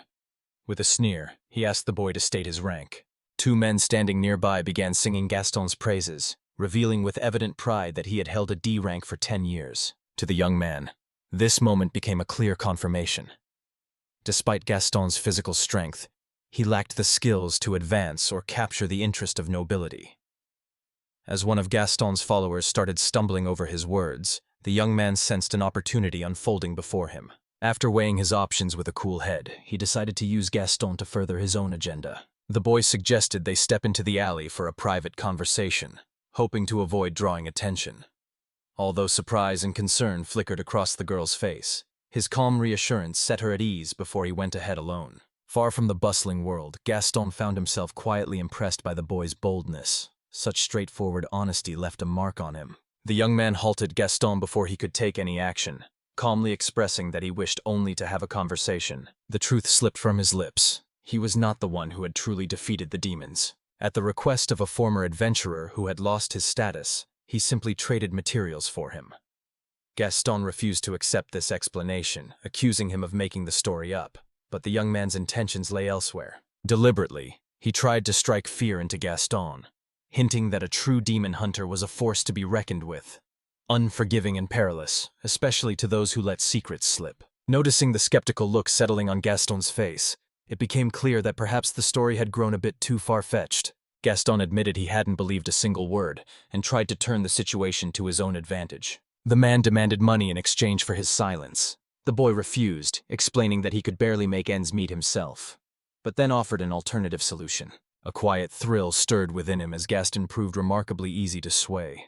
Wasting no time, the boy set his scheme in motion. Next time rare materials come in, Gaston will handle the trade, posing as the hero in his place. Although surprised, Gaston's curiosity about fame gets the better of him and he eagerly accepts. the boy makes it clear that he will keep the profits for himself. Gaston, enticed by the promise of recognition, accepts the offer as it is presented to him as a mutually beneficial agreement. Some adventurers mockingly remark that Abel is probably already getting roughed up in an alley somewhere. Despite her calm exterior and trust in Abel's strength, unease begins to gnaw at the girl as a man with questionable intentions approaches. He floods her with compliments and insists on offering his help. Tension thickens in the air, surrounded by bold stares and crude remarks from those nearby. Meanwhile, Gaston's henchmen burst into the guild, brimming with excitement, all the while hoping their leader had already dealt with the boy. Yet, without warning, Gaston lunges at them in a fury, his fists swinging with unrestrained anger. Shock rippled through the crowd as everyone sensed a profound shift between them. Gaston turned on his men, berating them for driving the girl to tears and condemning their actions as despicable. Once again, he lashes out at them, accusing the group of constant complaints and harboring envy toward the successes of others. At that very moment, Abel returns calmly, offering an apology for his delay. Confusion clouds the girl's face as she searches for answers, yet Abel quietly assures her that explanations will come in time. Side by side they move forward, leaving the turmoil behind them. Later, after listening to Abel's explanation, the girl finally understands what truly lay at the heart of the situation. Displaying a handful of coins earned from rare materials, the boy suggests investing them in new gear for their upcoming hunt. Delight sparkles in her eyes as she dreams about all the things she could buy, yet curiosity lingers as she wonders why he needs so much money. Abel calmly explains his needs: food, a new knife, and enough to repay a debt, one owed to her. Mia is caught off guard by this response. Misunderstanding his words, she assumes he wishes to be rid of her. Consumed by despair, she blames herself, convinced she has become a burden. Promising to carry their things and try harder, she struggles to find her place. Meanwhile, Abel, flustered by the sudden outburst, rushes to comfort her and insists that the reality is quite different. Observing Mia's response, a thought slowly takes shape in his mind. She seems afraid of being abandoned. Pain from her past might be casting its shadow over her now. He goes on to explain that settling his debts first is a matter of principle for him. With many goals still ahead, this step feels essential. Mia finds herself surprised by his determination and becomes intrigued by the dreams he's chasing. Abel confides his ambitions to craft magical tools, chimeras, and even golems. Yet above all, he dreams of inventing a magical telephone. He shares that he once read about monsters capable of transmitting information across distances using magical waves, much like electromagnetic signals. Inspired by this, he hopes to recreate such a phenomenon through magic. The details escaped Mia's grasp, yet the concept left her deeply impressed. Abel, brimming with enthusiasm, pictured this device becoming a sensation among adventurers and merchants. Meanwhile, Mia admitted honestly that imagining how it would actually work remained beyond her for now. Mason suddenly enters the restaurant. Mason greets Abel and Mia warmly, relief shining in his eyes as he sees both of them safe and sound. He offers his thoughts on Abel's ambitious plan, his voice carrying a note of easy camaraderie. The meeting unfolds in a relaxed, familiar setting, where warmth and friendship set the tone for their conversation. Mason recalls with excitement hearing about the victory over the head-devouring demon, expressing gratitude for having been informed. Turning his attention to Abel, he inquires whether anything unusual caught his eye in the forest. Mia recalls a headless fish she once saw in the river, suspecting a demon might be behind it. Abel remarks that apart from that, nothing else unusual has caught his attention. Mason relays an order. All adventurers ranked below B are to return at once. Although he was assigned a task in another area, the directive will soon reach central support as well. Mason adds that the Lord's squad has been ambushed. Confusion flickers across Abel's face as he tries to find out who orchestrated the attack. The scene shifts to a forest, where traces of a fierce battle and splatters of blood scar the ground. Ominous noises echo among the trees. In the heart of the dense forest rises a colossal, shadowy tree, standing as the central source of the threat. Abel and Mia make their way through the dense undergrowth. Despite the restriction placed on adventurers ranked below B, Abel, though weary, insists on pressing forward, confident from his past encounters with creatures of this caliber. Anxiety gnaws at Mia as she reminds everyone of the peril lurking in these lands. Despite her warnings, the group presses on, relying on lessons learned from past encounters. While discussing the living tree that attacked the research team, Abel mentions that he feels fine. Mia points out the difficulty of finding the right tree among hundreds. Without warning, something strikes Abel, forcing a sharp cry of pain from his lips. Mia, overtaken by panic, looks on in confusion, unable to grasp what has just happened. Limping slightly, the young man explains that he merely twisted his ankle. Eventually, they pause to rest. Concern flickers in Mia's eyes as she quietly asks if he is truly all right. After a brief rest, Abel remembers that his staff can sense unusual magic nearby.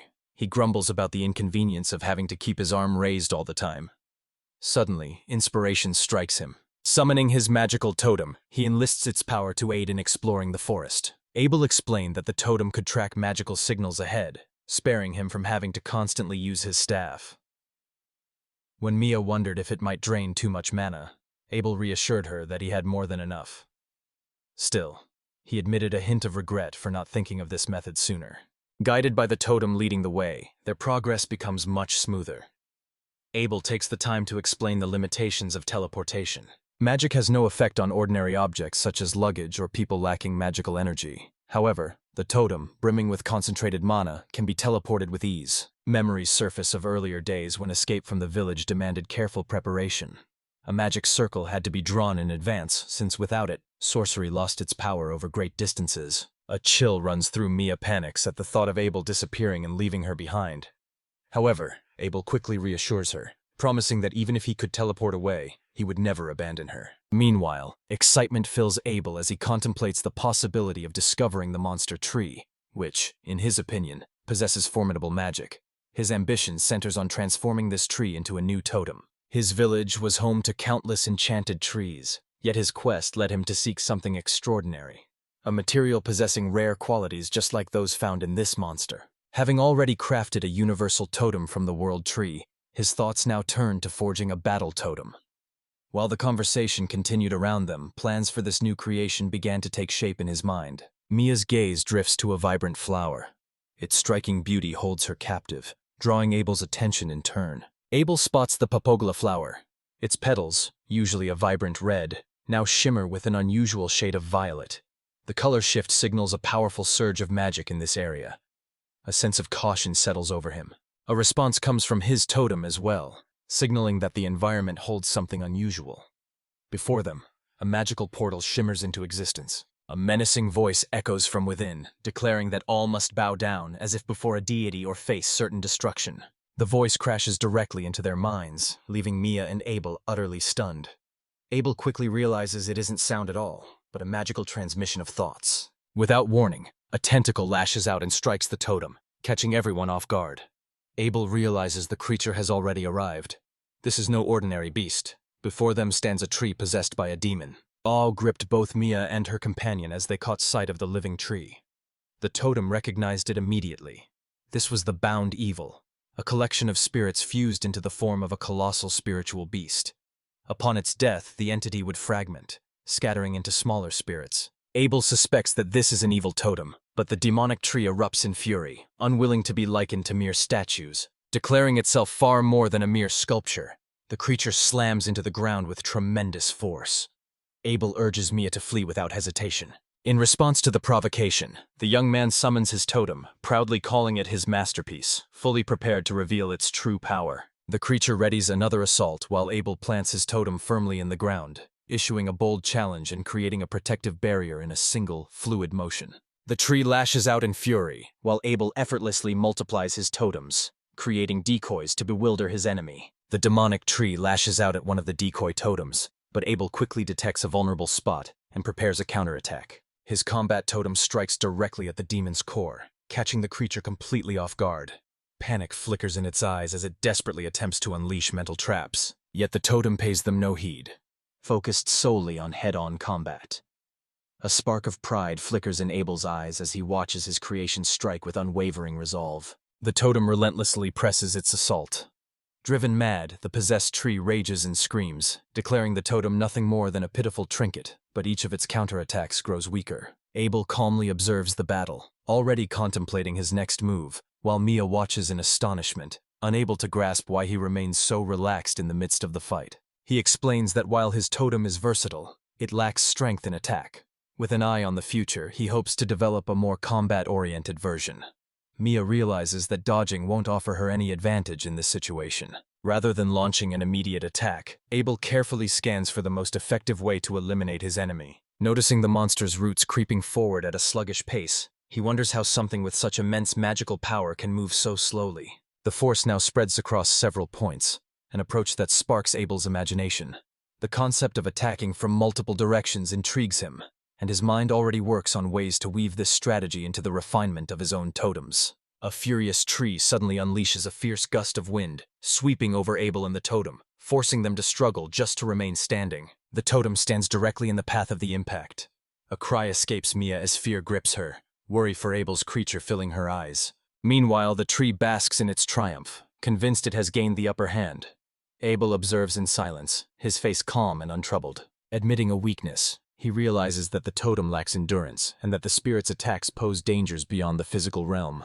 Improvements are clearly necessary. Once again, Abel summons his totem, catching the enemy off guard and bringing a wave of relief to Mia. With a clear plan forming in his mind, any trace of playfulness faded away. The moment had come to act decisively. The tree trembled in agitation, unable to withstand the boy's unyielding dominance. Proclaiming itself as a god, the being unleashes another surge of air. Abel stands composed, every nerve prepared as he readies himself for the decisive blow. The spell tears through the body of the demonic spirit that once dwelled inside the tree. A surge of blinding light and a burst of raw energy scatter the creature completely. The threat has been eliminated. Abel calmly explains that he never killed anyone. Instead, he simply dispersed the gathered spirits, allowing them to return to their natural state. Members of his family have practiced spiritual magic for generations. His attention shifts to the remnants of the tree, where the true treasure reveals itself.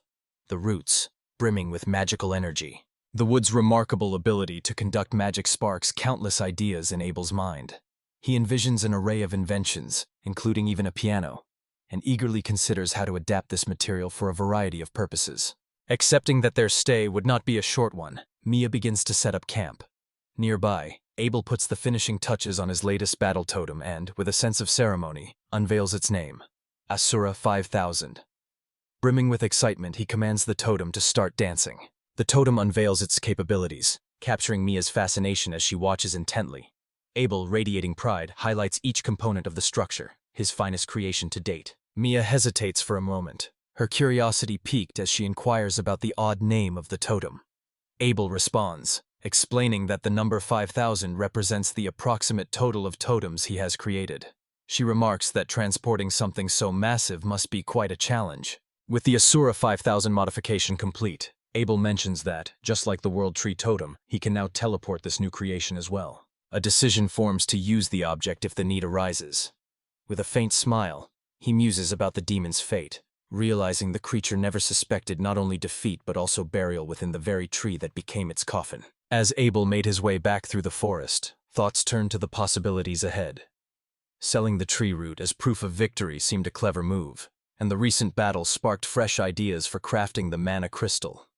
The lure of wealth pushed him forward, while Mia's mind was already wandering to the comfort of the hotel and the promise of a hearty meal. The scene closes with the tranquil evening landscape, where calmness settles gently over the surroundings. At that moment, a sense of loss washes over the mysterious woman as she realizes the familiar magical aura has faded. Evidently, her old acquaintance has teleported away. Yet the lingering presence of power keeps her on edge. When a subordinate inquires about it, she deftly shifts the conversation, brushing it off as nothing of consequence, and instead asks if their destination is Lomar. A confident smile graces her lips as she declares her anticipation for the day she will transform this world, so entranced by the illusion of peace. With her warm-up complete, she sets out on a new journey, her companion at her side. From the shadows in the distance, a mysterious figure silently observes their every move. Meanwhile, unrest stirs within the adventurers' support center in Lomar. In a voice trembling with despair, the young man recounted the moment he chose to abandon the path of an adventurer. His companion, ever the pragmatist, points out that without extra skills or useful connections, success will not come easily. Once Abel marched off to confront the demonic totem, the forest was declared off-limits to ordinary citizens. This blow landed hardest on local adventurers. Their source of income vanished overnight, and those ranked B or higher soon abandoned the city. Out on the street, one lamented his mounting debts for weapons, while another confessed that he wouldn't even have money left for food the next day. Word spreads quickly of Gaston's triumph over the monster lair in the northern forest. Hope stirs among the people as everyone anticipates the swift lifting of the ban. The debt-ridden adventurers remain guarded and skeptical, their anger fueled by desperation and no patience for empty promises. A burly man enters the room, carrying a large bundle in his arms. One of the adventurers, eyes wide with surprise, points in his direction, drawing everyone's attention. As the stranger draws nearer, it becomes clear that he is carrying roots, sparking excitement and eager anticipation among everyone present. Placing the roots on the table, he draws the gaze of everyone in the room. One of the supervisors immediately recognizes the artifact. The telepathic black root, capable of summoning fierce winds, originates from the monster that erased all traces of the previous team. The revelation leaves everyone stunned, while the silent man looms over the discovery, his presence heavy in the air. Gaston's arrival with that enigmatic root stuns everyone. Once stranded at rank D, he now stands as a hero. People chatter excitedly, convinced his strength was always waiting to reveal itself. While Gaston graciously accepts the praise, a request comes for him to share more about the monsters. He openly admits that his memories are hazy, uncertain whether any of it truly happened. Led to a special platform, he receives admiration from the crowd, celebrated as a true hero. Relief and excitement ripple through everyone. At last, it is time to return to the forest and resume their adventures. Despite his carefree attitude, Gaston commands both respect and admiration. People see him as their savior. From a distance, a young man quietly watches everything unfold, relieved to have avoided the chaos at the center. Satisfaction lingers within him for handling things discreetly, though a trace of worry about the potential consequences still tugs at his thoughts. A peculiar noise from outside abruptly catches his attention. A man bursts into the room, his face twisted in panic as he desperately pleads for assistance. News arrives of a terrible attack on the city, and he pleads with the adventurers for help. The mood shifts in an instant, tension thickening the air as everyone wonders if a magical beast is responsible, or if an even worse threat looms. Everyone's attention shifts to Gaston, silent anticipation hanging in the air. The group's expectations weigh on him. They saw him defeat a B-rank monster and believe this next challenge will fall just as easily. Gaston finds himself weighed down by the heavy burden of expectations. Hatred was never something he sought, yet now he understands. Bearing the mantle of a hero comes with a daunting sense of responsibility. The longing for recognition drives him onward. Command falls to him, and with a band of determined adventurers at his side, the group sets out toward the looming threat. Meanwhile, the young man watching the scene feels a wave of surprise. Not a single person has mentioned the reward. Mason, visibly anxious, hurried over to Abel and quickly drew him aside, whispering urgent news that carried a sense of unease. Tid and Lisa have turned to stone. Abel gazes in horror at his now completely petrified companions, while confusion fills the air as no one can make sense of what has just happened. Abel realizes that the culprit is no monster, but a sorcerer wielding petrification magic. Panic sweeps through the crowd as someone urgently suggests fleeing at once, before they too end up turned to stone. Mason quickly identifies the direction of the enemy's attack and, without hesitation, grabs Abel, trusting in his strength. Together with Mason and the girl, Abel takes cover behind the wall. A sudden, piercing scream rings out, prompting them to peer out cautiously. Tension hangs thick in the air as the scene before them grows increasingly dire. Upon reaching the square, a shocking scene unfolds before their eyes, one that leaves them momentarily speechless. Dozens of people, including daring adventurers, stood frozen as lifeless statues of stone. Gaston, too, had been entirely petrified. Fear swept through the city, and the danger grew impossible to ignore.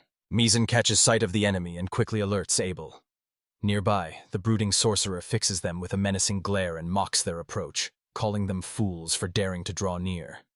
Dark energy gathers as he begins to cast a deadly spell. A staff crowned with a dark gemstone rests in his grasp, its glow growing ominous as it warns of an impending assault. The mage conjures a swirling bolt of magic, but in an instant, Abel summons a radiant barrier of light, shielding the team from the brunt of the attack. A skillful counter to the attack catches the enemy off guard. Realization dawns. The opponent now knows Abel is a magician too. A true magical duel unfolds between them. The mage reveals that his power comes from a powerful demon known as Zolomonia. Abel is stunned, unprepared for an encounter with a demon. As the enemy prepares for another assault, Abel instructs Mason and Maya to retreat and avoid the impending attack. In the midst of the attack, the team takes cover behind the petrified body of a fallen adventurer, using the stone form as a makeshift shield. Doubt flickered across Maya's face as she questioned whether this was truly right.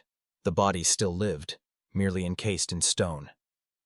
Mason conceded that the situation was far from perfect, yet assured her that as long as they remained petrified, no harm could come to them. The attack raged on, Abel surveys the scene with concern. Dozens of stone figures lie scattered around, each one at risk of crumbling apart. Dread fills Maya as she imagines the aftermath if any of them shatter, and then somehow return to life. Abel senses a sinister power emanating from the mage's staff, its aura linked unmistakably to a demon. Meanwhile, their opponent lets out a mocking laugh, goading them into battle. Abel examines the enemy's magic circle, and realizes that the petrification spell is not especially complex. Defeating the magician should restore everyone to normal. The group quietly prepares for an assault. Beyond victory, Abel yearns to claim the staff, suspecting that it holds far greater power than a mere tool. Mizan volunteers to distract the enemy, clearing a path for Abel to strike. At the same time, Maya joins in, darting around the battlefield to add confusion and throw their foes off balance. Mizan and Maya burst into motion, each darting off in a different direction. Their shouts and swift movements throw the mage off balance, leaving him confused and uncertain where to focus. The mage sneers with contempt, dismissing them as cowards. But his mockery quickly gives way to action as he launches into pursuit. Fixated entirely on his new targets, he unwittingly leaves an opening that Abel can exploit. While the enemy remains utterly absorbed in the chase, Abel silently approaches from behind, waiting for the perfect opportunity to strike. Summoning the full force of his wind magic, he launches a swift and unexpected assault on the mage. A rush of air sweeps in, setting his plan into motion. A massive tornado bursts from his hands, sweeping up the mage and hurling him high into the air.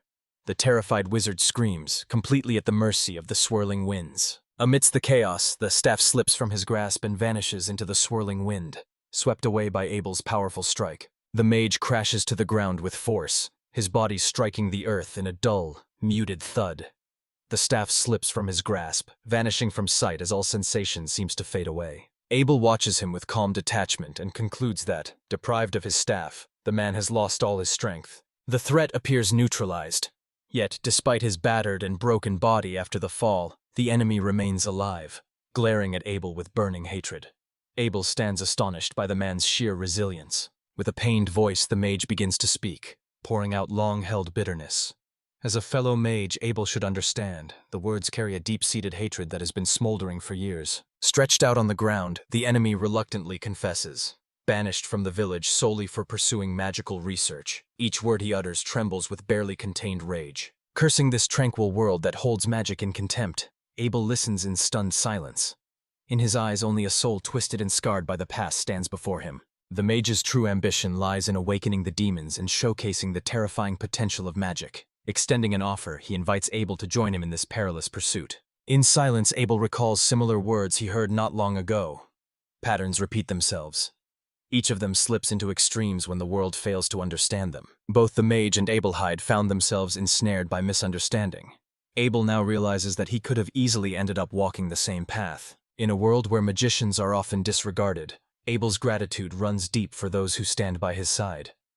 Their support has been his guiding light, shielding him from the shadows that once threatened to consume him. As Abel approaches the staff, his friends caution him against trusting the enemy. With a calm nod, Abel reassures them, confidence clear in his steady demeanor, certain of his course of action. A crooked smile plays on the mage's lips as he calls Abel a fool. One last card remains up his sleeve. The moment Abel's fingers brush the staff, a hidden seal activates. From the swirling darkness, a winged figure emerges, its black wings unfolding with silent power. An overwhelming aura radiates from this being, far surpassing ordinary magic and hinting at a danger much greater. This is Zolamonia, a demon freed by the mage. With a sneer, she chastises him for wasting too much time on Abel. Bored and restless, Zolamonia decides to amuse herself by toying with Abel, simply because she has nothing else to do. Abel calls out to his friends, but none of them can see the demoness or understand who he is talking about. Seizing the opportunity, the enemy slowly crawls toward the staff. With silent determination, Zolamonia unleashes her attack, her power unmistakable even without an incantation. Abel reacts instantly, conjuring a radiant wall of light as a shield. By some miracle, he manages to halt her advance. The gap in their abilities has become painfully obvious. Delight flickers across the demon girl's face as laughter spills out. Magic had not filled her hands like this in ages, yet the surge thrills her. Nearby, Mizan and Maya watch with wide-eyed astonishment, curiosity piqued by the enigmatic blue-skinned girl. Abel attempts to respond, yet falls short. As Zolamonia moves with such blinding speed, it becomes nearly impossible to track her movements. Zolomonia charges forward with wild abandon, laughter tumbling from her lips as she goads Abel, eager to witness just how long he can withstand her relentless assault. Nearby, his friends watch in growing panic, keenly aware that the demoness's power far surpasses anything they have ever faced. While she commands the sky above, the defeated mage watches with wild excitement, craving even greater destruction. Down below, an ally shouts to Abel, urging him to finish the enemy with a powerful blow. Exhausted and weighed down by pressure, Abel admits that he would have acted if it were possible. The gulf in strength between them simply makes a straightforward solution impossible. Realizing that a large-scale assault might endanger innocent civilians, he chooses instead to proceed with precision and care. His new objective centers on restricting Zolomonia's movements, as her greatest strength lies in her incredible speed. Meanwhile, Maya notices something intriguing and discreetly offers a helpful suggestion. A spark of realization flashes in Abel's eyes. While Zolomonia keeps hurling jokes and spells, Abel stands firm, his mind made up. Summoning his totem, he places everything on the line, staking his hopes entirely on this risky all-or-nothing strategy. Zolomonia watched with keen interest as the totem soared toward her, immediately recognizing its origin. It belonged to the Marn clan. The realization drew her attention even more intensely. The totem streaks through the air in a precise line as Abel focuses intensely, determined to turn the tide of battle. Zolomonia studies the totem, acknowledging the formidable power pulsing within it. Crafted from the bark of the world tree, the object resonates with potent magical energy. Yet even in the presence of such might, her confidence remains unshaken. Meanwhile, Abel carefully prepares his spell, casting a vibrant magic circle whose flawless precision is absolutely essential. The totem strikes forcefully at the target, catching Zolomonia off guard. A surge of energy sweeps across the entire square, as magic transforms the battlefield into a swirling vortex of light and wind. Abel watches intently, taking in the outcome. A tempest rages around Zolomonia, yet a smile plays on her lips as she surges forward, determination shining in her eyes.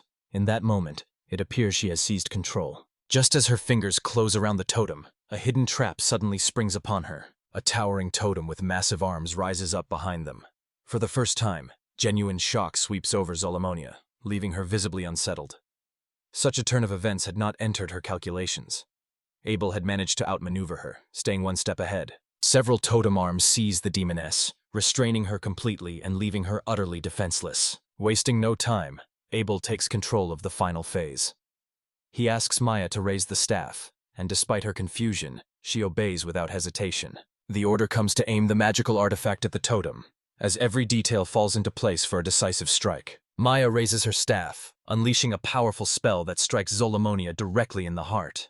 Desperation fills Zolomonia's voice as she cries out, pleading for mercy and begging for the assault to end. Yet it is already too late. A surge of energy engulfs Zolomonia, swallowing her beneath its lethal radiance. Abel joins the others, quietly watching as the final burst of magical energy lights up the sky. Stunned and bewildered, Zolomonia tries to comprehend how a member of the Marn clan could possibly be here, all while struggling to process the sheer force of the blow she has just endured. The totem hovers above the city, radiating waves of magical energy as Abel steadily approaches with calm determination. Still reeling from shock, Maya struggles to comprehend the sudden turn of events, while the enemy tenses up in confusion, caught off guard by the unexpected shift. The demoness recoiled in shock as the totem's aura swept over her, instantly recognizing the power of the Morin clan.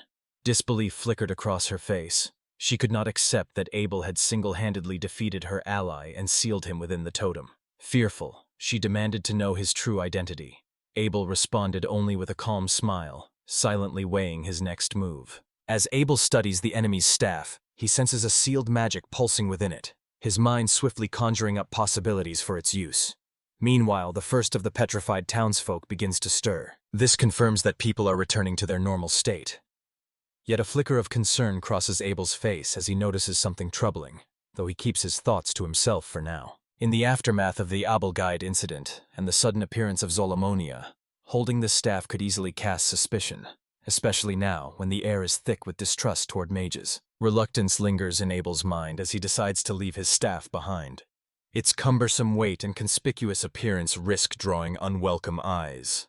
Carefully, Abel selects a secure spot and tucks the staff away, ensuring it remains hidden. With all his strength, he hurls the staff far away, determined to avoid any unnecessary trouble. At that moment, Gaston stirs from his sleep, bewildered, instinctively scanning his surroundings for any sign of an enemy. Drawn by the sight of a staff lodged in the wall, curiosity led him closer for a better look, only for a sudden surge of magic to strike him without warning. Meanwhile, people gradually come back to life, embracing each other with pure happiness as the city bursts into joyful celebration. The sight of Gaston holding the staff convinces everyone that he was the one who defeated the mage. In an instant, a crowd gathers around him, showering praise and hailing him as their hero and savior. Overwhelmed and lost for words, confusion flickers across his face. Bewildered by the applause, he struggles to comprehend the reason behind the ovation and the source of such admiration. Gradually, he begins to accept the idea that a hidden power might have awakened within him, turning him into a hero purely by chance. The crowd roars his name, celebrating as if a god of warriors walked among them. Abel watches the scene in silence. Maya asks whether he is truly content with everything, and with a barely noticeable smile he remarks that the cult of Gaston's name seems to be taking shape. In silence, Abel watched the absurd scene unfold, while Mason struggled to comprehend how a mere D-rank adventurer could suddenly earn the title of national hero. A bewildered question slipped from Mason's lips, asking what Abel had done to deserve such recognition. But Abel sidestepped the inquiry without offering any explanation. Rather than offer any explanation, Abel rallies the crowd, loudly proclaiming Gaston's name with feigned enthusiasm. Behind him, his companions watch the entire spectacle with weary eyes. Gaston's reputation spreads like wildfire throughout the kingdom of Dinrat, painting him as a formidable figure despite the fact that he possesses no real power to back up this image. Soon, unexpected troubles begin to pile up around him, dragging him into situations he never imagined he would face. But that is a tale for another time. Within the kingdom of Dinrod, in the city of Asim, a new chapter unfolds inside the temple library devoted to the faith of Kudul.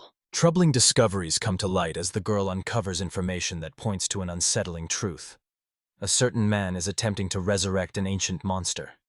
Her suspicions deepen, and she becomes convinced that darkness has always resided at the core of his being. The terrifying image of a demon catches her attention, drawing her closer. Suddenly, the boy jerks her back, scolding her sharply and calling her a fool. He carefully explains that the situation is far too dangerous. Still inside the library, the boy politely asks her not to speak ill of the local deity, as the villagers deeply respect Kudul. The girl offers a quick apology, admitting she was unaware. It becomes clear that Magus follows a new faith, yet Kudul stands apart from most by showing no discrimination toward other beliefs. Magus was the one who resurrected the demon Zolomonia and turned the townsfolk to stone. Yet, amid the swirling chaos and pure chance, it was Gaston who received the title of hero. News of his deeds swept through Lomar and eventually reached the ears of the king himself. Meanwhile, Magus found himself captured, seething with fury at the outcome. In stark contrast, Gaston received honors as a hero and earned the prestigious role of commander of Queen Charlotte's personal guard, serving the ruler of the kingdom of Dinrod. From a distance, Abel watched the unfolding events, aware that he had played a part in Gaston's rise by letting him take the blame for his own actions. Now the situation had spun out of control, making it impossible to keep the truth hidden any longer. Hoping to escape the consequences, Abel gathered what money he could and made up his mind to leave Lomarn behind. Together with his companions, he ponders Gaston's fate. Despite everything, a quiet certainty remains that sooner or later everyone will realize Gaston's complete lack of experience. And when that moment comes, the queen's anger may well turn against him. Deep down, Abel believes Gaston will keep fighting, certain that his stubbornness and resilience will carry him through. In truth, Queen Charlotte turned his fame into her strongest asset in the struggle for the throne. Letting him go would have weakened her own authority, a risk she refused to take. Though her knowledge of him was limited, after all, Gaston had been petrified during those events. His behavior changed entirely after receiving his appointment. Fortune, unwavering confidence, and a series of lucky incidents helped him maintain the appearance of a true hero. Although his actions amounted to nothing, the rumors surrounding him only grew stronger. Meanwhile, Abel remained completely unaware of what lay ahead. The quiet of the library wraps around them as his companion describes her research. She is studying a magical device designed to transmit signals and strengthen the magical connection for the magaphone. In other words, it functioned as a kind of long-distance magic communicator. Abel remembered that she had mentioned it before. Now everything made sense. She drifts from one book to another, flipping through pages in search of something captivating. Hours slip away, and after 3, the young woman remains completely absorbed in her reading. Meanwhile, Abel reflects on the daunting task of deciphering the ancient library texts. Layers of changing alphabets, each shaped by different regions and eras, complicate his work. To make matters trickier, Legendary mages often invented their own unique writing styles. Reading becomes even more challenging. Although the content itself is fascinating, Abel realizes that the author, a time alchemist who passed away 80 years ago, deliberately wrote in this convoluted style, as if to mock those who would try to understand his work in the future. Abel's curiosity intensifies. The urge to speak with someone from that era pulls at him, driven by a desire to better grasp the author's intent. Only elves or ancient dragons, he suspects, could have lived long enough to remember those distant days. At that very moment, his partner discovers another book, her eyes lighting up with excitement as she calls him over and reveals Wigner's travel journal about the Orb people, recorded in Urkok's own handwriting. Excitement sparkles in her voice as she recounts what she has read, genuine joy illuminating her face at this remarkable discovery. The tale unfolds of how Wigner battled a dragon relentlessly for 3 days and nights. Meanwhile, Abel watches with a skeptical tilt of his head, convinced that she is far too trusting and falls for any story, no matter how far-fetched. Despite lingering doubts, the growing popularity of the book captures his curiosity, especially with the release of the highly anticipated new volume just around the corner. Abel mentions gathering a wealth of useful information and promises to return the next day. The strict rule against borrowing books irritates him. The girl suggests he raise his adventurer rank, since higher standing will grant access to better resources. Abel, however, disagrees, believing that too much fame brings nothing but trouble and restrictions. For him, freedom remains the highest value. Upon their arrival, the group encounters Sheem, an F-rank adventurer, who had previously assisted them in finding both lodging and the local library in Asim. A warm and cheerful greeting lights up her face as she approaches. Sheem grumbles about the books being far too difficult. Maizen reassures her, mentioning that there are simpler texts available. With a spark of excitement, Ronya enthusiastically recommends Wigner's diary, while Abel remains unconvinced, his skepticism unshaken. In the midst of their conversation, Sheem brings up a peculiar organization that has been causing trouble in Lomar. Word reached her of his two-horned crest and the precious gem gleaming on his forehead. Abel instantly takes notice of these words, recognizing the mention of the Doom race. Ronea, growing wary, observes that Maya does not possess any stones and begins to suspect something unusual. Abel grows thoughtful, pondering the presence of members from this enigmatic race in Lomar. Shock washes over Maya as she realizes the mysterious organization might have come specifically for her. Uncertainty and fear make her tremble, unable to comprehend why she would be targeted, especially when she has always considered herself insignificant. Tension rises to its peak, pushing Maya's body beyond its limits. In front of everyone, she collapses into unconsciousness. Unconsciousness claimed her entirely, casting a veil of worry over everyone nearby. The scene abruptly shifts to the village of Marin, where a restless crowd gathers in front of the chief's house, voices rising as they fiercely demand his presence. The people raise their voices in protest, unwilling to return to consuming Karl Kose's leaves after tasting Abel's version. Demanding answers, they insist on knowing why production has come to a halt. Meanwhile, the girl, gripped by panic, senses that something is wrong, and wastes no time rushing toward Abel with the wolf by her side. The ripple effect of his reputation spreads swiftly through the area. During a village council meeting, the elders discuss a recent information leak, voicing their suspicion that Karl Kose is scheming to reclaim his monopoly over the leaf trade. One of them bursts out in anger, objecting to Norman's presence and hinting that he is the one responsible for the leak. Everyone else agrees. After experiencing Abel's harvest, the villagers will have no desire to return to the way things were before. The village head pauses in deep thought, admitting to himself that the situation has slipped beyond control, and a restless unease will linger among the people if things continue this way. His eyes narrowed with determination as he declared that no other option remained. The scene shifts to a shadowy forest where a mysterious woman watches the events unfold from afar, her enigmatic smile hinting that she had anticipated precisely this turn of fate. With a bright smile, the girl wandered through the forest, clutching an ancient book to her chest. Excitement lit up her face as she confirmed that everything was just as Shimson had described, her satisfaction clear in the glow of discovery. A warm smile lingers on her face as the book in her hands emits a gentle, magical glow. With newfound confidence, the girl announces that before long someone will be sent to search for her, Kni-sama. Hidden in the shadows at a distance, Abel silently observes the scene, suspicion flickering in his eyes. Approaching Jossel, he voices his concern about the magical book, sensing a troubling energy radiating from it. Curiosity about Shim, whom she often mentions, also comes through in his words. Jossel responds with only a mysterious smile, offering no clear reply, which leaves Abel feeling even more uneasy. Clutching the book tightly, determination flickers in her eyes while a faint, shadowy smile plays on her lips. She insists that her brother must wait for her. Abel watches in silence, sensing there is something unsettling about her intentions. Meanwhile, Maya, who fainted in a seam, rests quietly in her room. Her friends sit in silence beside her, anticipation hanging heavily in the air as they wait for an explanation about what happened. Every gaze is filled with tension, each person quietly yearning to hear her side of the story. Maya, daughter of this head of the Calamity clan, grew up in the shadow of her family's legacy. In this bloodline, the magical crystals set in the forehead marked one's worth, yet Maya lacked this essential sign. Branded a disgrace, she spent years confined under strict house arrest. One day, upon hearing that the merchant Hami was coming to the settlement, she slipped away from home and concealed herself among the goods in his wagon. It was during that journey that her path first crossed with the storytellers. Growing up in isolation, Maya knew little of love and endured relentless ridicule from children because she lacked a crystal. Even the simple act of leaving her home felt like a daunting ordeal. Her one true wish was to journey across the world alongside someone. Meeting Jamie and Abel, who welcomed her with genuine warmth, brought her a feeling of being truly alive for the very first time. Although Abel's adventures sometimes brought a touch of fear, she admits that this life far surpasses the loneliness and contempt she once endured in her childhood home. Her father never spoke to her, instead casting looks of disdain in her direction. Surprise overcame her when, after her escape, he actually made an attempt to bring her back. Now Abel understands the deep fear she carries of being left alone. Maya admits she's well aware Abel stays with her only because of the debt, but that simple truth doesn't trouble her. What matters most to her is traveling by their side, sharing in the journey.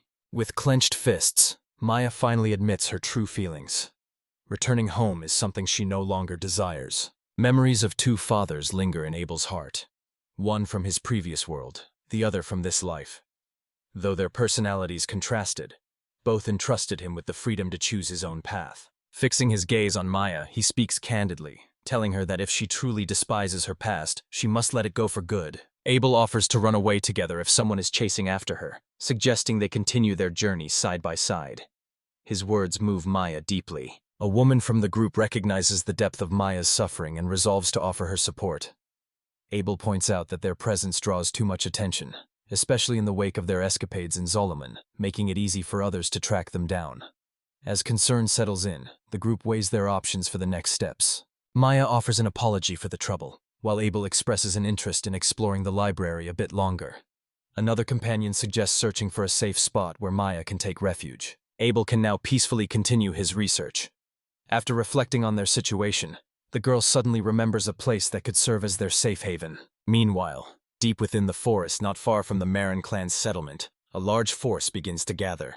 In the end, a search party sets out from the village in pursuit of Abel. Determined footsteps carry them through the forest, launching a fresh hunt with unwavering resolve. Although an old law forbids anyone from leaving the settlement, the team is dispatched. Abel alone possesses the skill to cultivate the region's unique tobacco. Amidst farewells tinged with worry, the villagers find themselves drawn to stories of the world beyond their borders. One of the men entrusts Gina with the responsibility of watching over the village during his absence. With calm assurance, she accepts the task and wishes both him and his companion good luck on their journey. Clutching a book tightly to her chest, the young woman promises her mother that she will bring her older brother back home. Meanwhile, the other members of the expedition gather together. A boy named Philo, hesitant and uncertain, slowly makes his way toward a girl called Shibi. The team readies themselves for the rescue mission, their eyes filled with gravity and silent determination. Amidst this quiet resolve, they notice Giselle behaving differently. Carrying a somber book wherever she goes, she frequently murmurs to it as if in deep conversation. Philo explains the book comes from her grandfather's library, and ever since her fiancé Abel vanished, she has immersed herself in magic, striving to reach his level of mastery. Abel's sudden disappearance left a deep mark on her. Shibi burns with indignation at his silent departure, vowing to give him a stern lecture should their paths cross again. Meanwhile, the group presses on, suitcases in hand, continuing their journey. Doubt flickered in the eyes of one group member, uncertain about the elder's decision to approve this mission. Tension hung in the air, thick with unspoken thoughts. The village elder watches the group depart, recalling an ancient law. Those who leave the village will come to regret it. Despite a lack of concrete evidence, A suspicion begins to take root in his mind. A sense that something far more sinister may lurk behind this old warning. A growing conviction takes hold in him that this prophecy carries a deeper meaning than anyone had imagined. In the bustling trade hub of Lomar, near the western gate, a group receives a crucial piece of testimony. Rumors reach the group about a girl traveling alongside a young man with striking white hair, his appearance unmistakably linked to the Marian clan. The pair was last spotted riding in a cart, heading toward Ashim, a journey that would take 2 days on foot. Upon hearing mention of the clan, the leader grows wary. Memories surface of the Marian clan's members, renowned for never abandoning the seclusion of their homeland. Despite everything, he sets out toward Ashima with his team. Along the way, unexpected events begin to unfold. A mysterious figure steps into their path, blocking the way and delivering a stern warning that no one may proceed any further. The guard explains that a magical beast recently triggered a landslide, leaving the cliffs dangerously unstable. As a result, the path will remain closed for at least a week. The leader pays no attention to the warnings. When faced with threats of arrest for treason, he responds with icy resolve, declaring that the laws of Dinrad mean nothing to him and insists they will move forward regardless. Realizing that words are futile, the guard shifts to action. Gripping his spear, he launches a fierce attack and tries to hold back the intruders through sheer force. Tension reaches its peak as the brutal clash begins. Clad in a flowing cloak, the leader displays breathtaking skill, swiftly overwhelming the guards. One guard freezes in utter shock, unable to make a single move. Meanwhile, another member of the squad who had stayed behind at a distance catches sight of something unusual drawing closer, a sense of impending danger settling over them. A massive boulder suddenly hurtles down from above, catching the group off guard. The soldiers shout warnings to their leader, but the danger arrives too swiftly for anyone to react in time. The stone crashes to the ground with a thunderous impact, shattering the spears beneath it. The leader, fist clenched in concentration, responds in an instant. The impact triggers a violent explosion, sending clouds of dust and debris swirling through the air as everyone watches the devastation unfold in stunned silence. From the swirling smoke emerges a towering man, his eyes filled with determination as he declares his name. Clenching his fist, he declares with unwavering confidence that he will bring her back. The scene shifts beyond the stone walls to a tranquil mountain region, where villagers gather herbs and stroll leisurely through the bustling marketplace. The silence shatters when an urgent summons calls out to Abel. Startled, he turns around at the sound of his own name. Approaching Abel and Maya, the man greets him formally, addressing him as "my lord." With a note of surprise at finding him in such a rural setting, he inquires about his purpose there. Abel responds by mentioning that he heard about issues with the magical herbs, so he arrived to inspect the soil. The guest praises Abel for his skill in defeating magical beasts, and his impressive knowledge of botany. With a modest shrug, Abel explains that he learned those things back at home, and when it comes to monsters, that is not really his area of expertise. The man recalls the promised reward for defeating an A-class monster, noting that the amount should have been higher. Unfazed, Abel responds with his usual carefree tone, assuring everyone that there's nothing to worry about. Standing next to him, Maya offers a calm and gentle smile. Following Shim's advice, Abel and his companions arrive in the rural lands of Farje, located in the western part of the country. For the past 15 days, a magical beast has disrupted local trade, causing the region's appeal to weaken. Yet what matters most to Abel is the promise of peace and tranquility found here. Alone, he stands before a fierce three-headed magical creature. With remarkable determination and skill, he dives straight into the heart of battle. At long last, the beast that had terrorized the region falls. Grateful landowners and villagers gather, offering heartfelt thanks and welcoming their savior with genuine warmth. Abel declines all titles and rewards, requesting only the chance to live in peace. The local lord expresses heartfelt gratitude for being rescued and pledges his support in return. Abel asks for nothing more than a laboratory and materials, explaining that the secluded nature of the region offers the perfect environment for his research. Embarking on a new chapter, Abel comments with relief that they are unlikely to be pursued any longer. Maya apologizes for having dragged him into so much trouble. Grateful for the chance to explore in peace, he expresses his thanks to Shima for the support. Asif found himself surprised by Abel's keen interest in agriculture. But Abel soon clarified that his magic drew strength from nature itself, making the soil's quality a key factor in the success of his spells. With excitement in his eyes, he declares to Claire that from this remote place, he will transform the world of magic. With joy lighting up her face, Maya follows after him, expressing how glad she is to witness his newfound inspiration. Meanwhile, a handful of villagers watch the couple with wary eyes, still recalling how this wandering mage managed to defeat the fearsome three-headed dragon. Meanwhile, the group from the settlement that set out for Lomar sits exhausted on the ground. Weariness etched on their faces, a heavy realization settles in. The ancient curse is coming true. Those who left the settlement would soon regret their decision. They had escaped the jaws of magical beasts, only to be swept into the turmoil of a city unlike any other. A place ruled by chaos and strangeness. A portion of the Marin clan's warriors sat in quiet gloom. One longed for the comfort of home. Another yearned for his mother's soup, while a third puffed on old tobacco, lost in his thoughts. Among them, only one tried to lift the spirits of his comrades. Jessel remains unforgettable for her fearless battles, single-handedly taking on most of the monsters. Among the team's younger members, one often regards adults with disdain, yet can't help but admit she was truly remarkable. The group discussed the difficulty of tracking down Abel, noting how elusive he remained even with witnesses available.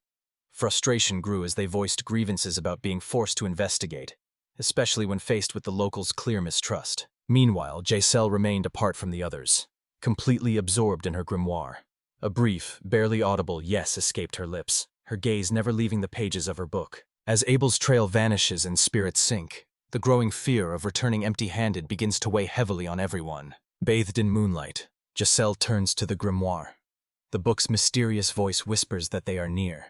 With a quiet nod, she waits patiently for the right sign to appear. A torrential downpour sweeps across the farmlands of Farge, drenching the fields and soaking the earth. Abel stands in the middle of the field, soaked to the bone yet unwavering. A force stirs within him, urging him forward. He can no longer remain idle. Despite the rain and the villagers' surprised stares, he presses on. Maya pleads for him to come back, worried he might fall ill, yet his fear of losing the crops outweighs every concern. Desperation drives him to start up the Ashura 5000, determined to chase away the looming storm clouds. The machine rumbles to life as Abel raises his voice to the heavens, demanding the rain's retreat. Unleashing his magic at full force, he summons mighty winds to bolster the power of the Ashura 5000. A fierce gust of wind spirals into a wild whirlwind as the sky gradually clears before everyone's eyes. The villagers watch in awe as the clouds fade away. Abel bursts into joyous laughter, celebrating his victory, convinced that nothing lies beyond his reach. The following day, Lord Abel lay sprawled across his bed in the manor, completely drained of energy. Sweat trickled down his face as he let out a plaintive groan, declaring in a dramatic whisper that his end was near. Turning to Maya, he utters his final words. Panic flashes in her eyes, while the doctor calmly reassures her that it is nothing more than a common cold. The others watch his performance with a touch of irony. Despite his cold, Abel insists the pain is unbearable. Worry for his crops weighs heavily on him. The doctor advises complete rest and promises medication if his condition fails to improve. With a sigh of relief, Maya gently reassures him that the World Tree's totem watches over the plants. Meanwhile, the villagers gather, their voices low as they puzzle over the mysterious guardian statue, unable to grasp its true essence. Throughout the night, while Abel battles his illness, Maya stays faithfully by his side. She gently wraps her arms around him and softly whispers reassurances of her presence. Silence and calm fill the room, creating a peaceful haven for them both. Even in his sleep, a gentle smile brightens Abel's face, as if her presence reaches him beyond the waking world. Gentle waves of magical energy fill the room, clearing his mind as a healing light wraps around his body in silent embrace. A sense of surprise washes over him as the fever and haze in his mind quietly fade away, vanishing as if they had never existed. Magical energy surges upward, soaring into the sky and leaving the room behind. Crossing the mountains, a radiant magical symbol takes shape in the air around her, forming a gleaming circle that commands attention. From afar, Jessel and the mysterious figure in the hood spot a symbol etched across the sky, freezing in place as surprise grips them. Recognition of the light and symbol comes instantly, each of them sensing the sign that points directly to Abel. Their surprise soon merges with a clear awareness of how significant this moment truly is. The next morning, Abel gradually opens his eyes. Abel wakes and, to his surprise, realizes that he feels completely renewed. A sudden jolt of memory shakes him as the image of the magic circle from his dream flashes before his eyes. An irresistible urge to test its power surges through him, compelling him to action. Confusion overwhelmed Maya, leaving her speechless as she noticed his newfound vigor, as if illness had never touched him. Without wasting a moment, Abel darts forward with determination, unable to sit idle after making a new discovery. Atop the hill behind the Lord's manor, A sudden, powerful gust of wind rises from the earth and sweeps over Mayu. A cry escapes her lips, confusion written across her face as the sudden surge of magic leaves her stunned and utterly bewildered by the unfolding events. Abel celebrates the triumph of his experiment, his voice ringing out with joy. Fascinated by the magic revealed in his dream, he wonders if his most brilliant ideas tend to arise during moments of fever. Meanwhile, Maya, her nerves still on edge, admits that the spectacle was impressive, yet worries about the repercussions from the Lord for acting without permission. While Abel ponders a name for his new technique, a menacing figure emerges atop the hill, instantly shifting the mood. A distinguished man, flanked by 2 soldiers, gazes down with icy resolve and declares, "I have found you, Maya." Meanwhile, near the fortress walls, several men spot an unusual plume of smoke rising over the mountains, curling up from behind the Lord's manor. Filled with anticipation, they make their way toward the source. Suddenly, one of them catches the sound of a stranger's voice and turns around. A hooded figure with a piercing gaze stands before him, while several silent forms linger in the shadows behind. Meanwhile, aside from a few minor scratches caused by the experiment, anxiety flickers across the girl's face as she waits to see how the Lord will respond. Calmly, Abel reassures her, reminding her that any mistake can be fixed with the aid of the construction totem. Changing the subject, he suggests they head out for breakfast, his appetite finally returning after a long illness. As they descend toward the city, an unusual noise reaches them from the village below, despite the early hour of the morning. Suddenly, a man steps forward and blocks their path, halting their progress. Word arrived of an unexpected visitor. Suspicion grew that the stranger might have some connection to the girl. Along the path, a silent group in hoods moves forward, their presence casting a shadow of foreboding over the surroundings. At the sight of the newcomers, the girl freezes, anxiety tightening its grip around her. The sudden appearance of this man sends a wave of shock through her. A man with a stern, commanding gaze silently fixes his eyes on her. An unmistakable sense of significance lingers between them. Maya's face lost all color as she recognized her father's silhouette. Abel responded with startled confusion, struggling to process this unexpected truth. The man addresses her by name in a measured tone, quietly affirming the bond of kinship between them. Drawing nearer, her father calmly announces that it is time to return home, leaving the girl surprised and unsettled. In silence, she lowers her head, a quiet acceptance of the order written across her face, unable to summon the courage to object. Abel steps forward and declares that Maya has no desire to return, firmly insisting that she be left in peace. He accuses the man of abandoning his daughter. The man, suspicious, asks if Abel belongs to the Moren clan. Maya watches their argument unfold, anxiety tightening her features. According to their father, a powerful force is awakening within Maya. He seems to possess knowledge of something far greater than anyone suspects. Abel, however, remains puzzled by the unfolding events. The man sharply orders him to get out of the way. Undeterred, Abel readies himself to cast a teleportation spell. In the blink of an eye, a magical teleportation totem materializes right in front of the opponent. The room fell into stunned silence at his unwavering resolve. Without a moment's hesitation, Abel seizes Maya and plunges with her into the dazzling brilliance of the spell, both of them vanishing within the radiant light. Following the teleportation, a new landscape unfolded before their eyes. The group arrives at a new haven, a place where safety finally feels within reach. Abel struggled to make sense of the situation. The man had refused to communicate at all, and how had he even managed to find them?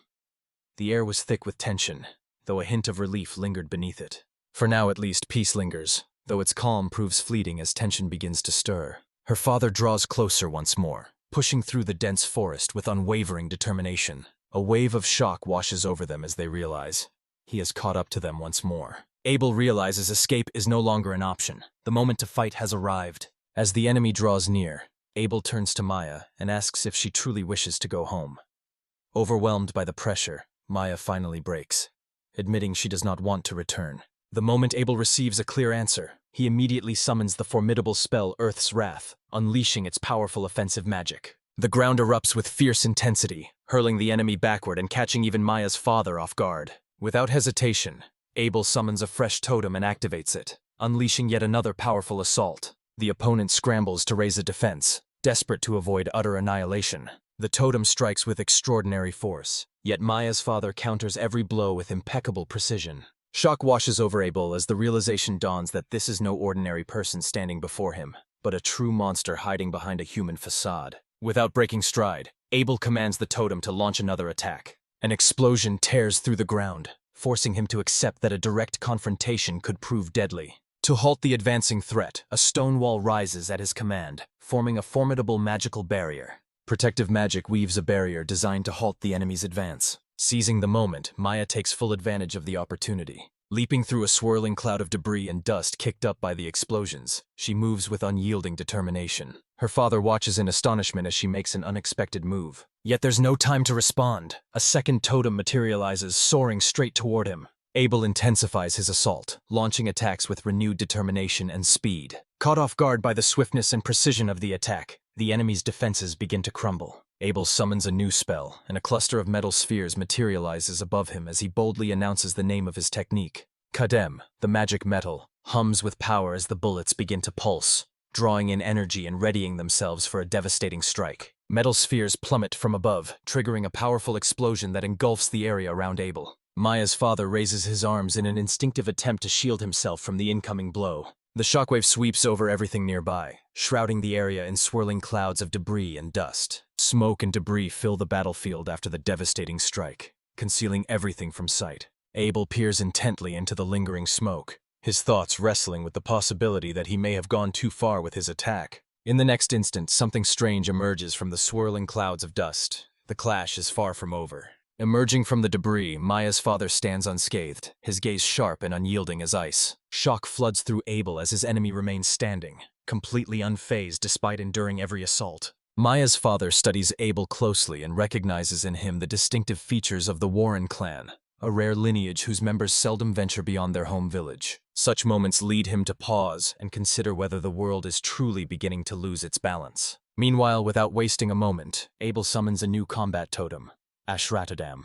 As the totem begins to move forward, the father tries to call out to Maya, but his words die on his lips and his expression shifts immediately. Fury erupts from him as he shouts, insisting that Abel stands utterly alone in this battle. Without a moment's hesitation, he charges headlong into the fray, his roar fueled by an untamed wild strength. A single punch from his fist pierces straight through Ashratadam. The totem shatters into countless fragments, a testament to the sheer brutality and overwhelming force of the blow. The explosion's force creates a fresh wave of destruction spreading outward. Abel and Maya stand frozen in place, words stolen by sheer astonishment at the sight before them. Their expressions betray their astonishment at the sheer, overwhelming force on display. Abel gazes at the remnants of the destroyed Ashura, coming to terms with the fact that one of his most powerful weapons has failed. Frozen in complete shock, he locks eyes once more with Maya's father, who stands firm and unyielding, like a mountain ready for the next round. Abel summons a fierce wind spell, striving to shift the momentum of the battle. The elements surge forward, unleashing a sudden, fierce gust that crashes down upon the enemy. Even after receiving such a powerful blow,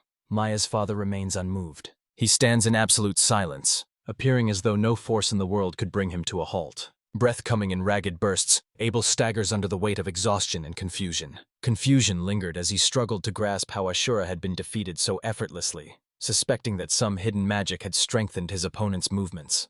Regret followed swiftly, leading him to blame himself and offer a quiet apology for his failure. Maya explains that his strength comes from a secret technique passed down in their family, known as the wooden rod. Abel's teacher once mentioned something similar as well. Mastery of this technique demands precise inner magic to fortify the body, requiring unwavering focus and control. Only a select few from the ancient Moran clan can wield it, often in conjunction with their sacred totems. Abel admits that he once attempted to master this technique himself. The effort left him bedridden for a week, muscles aching unbearably from the intense training. They admit that this kind of magic is both rare and dangerous, with each clan developing its own unique variation.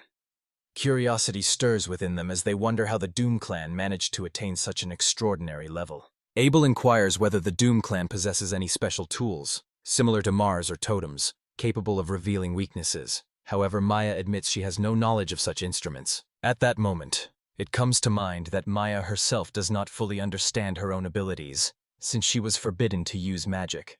The crystal on her forehead allows members of the clan to sense spirits, which is why their magic is so closely linked to spiritual unity.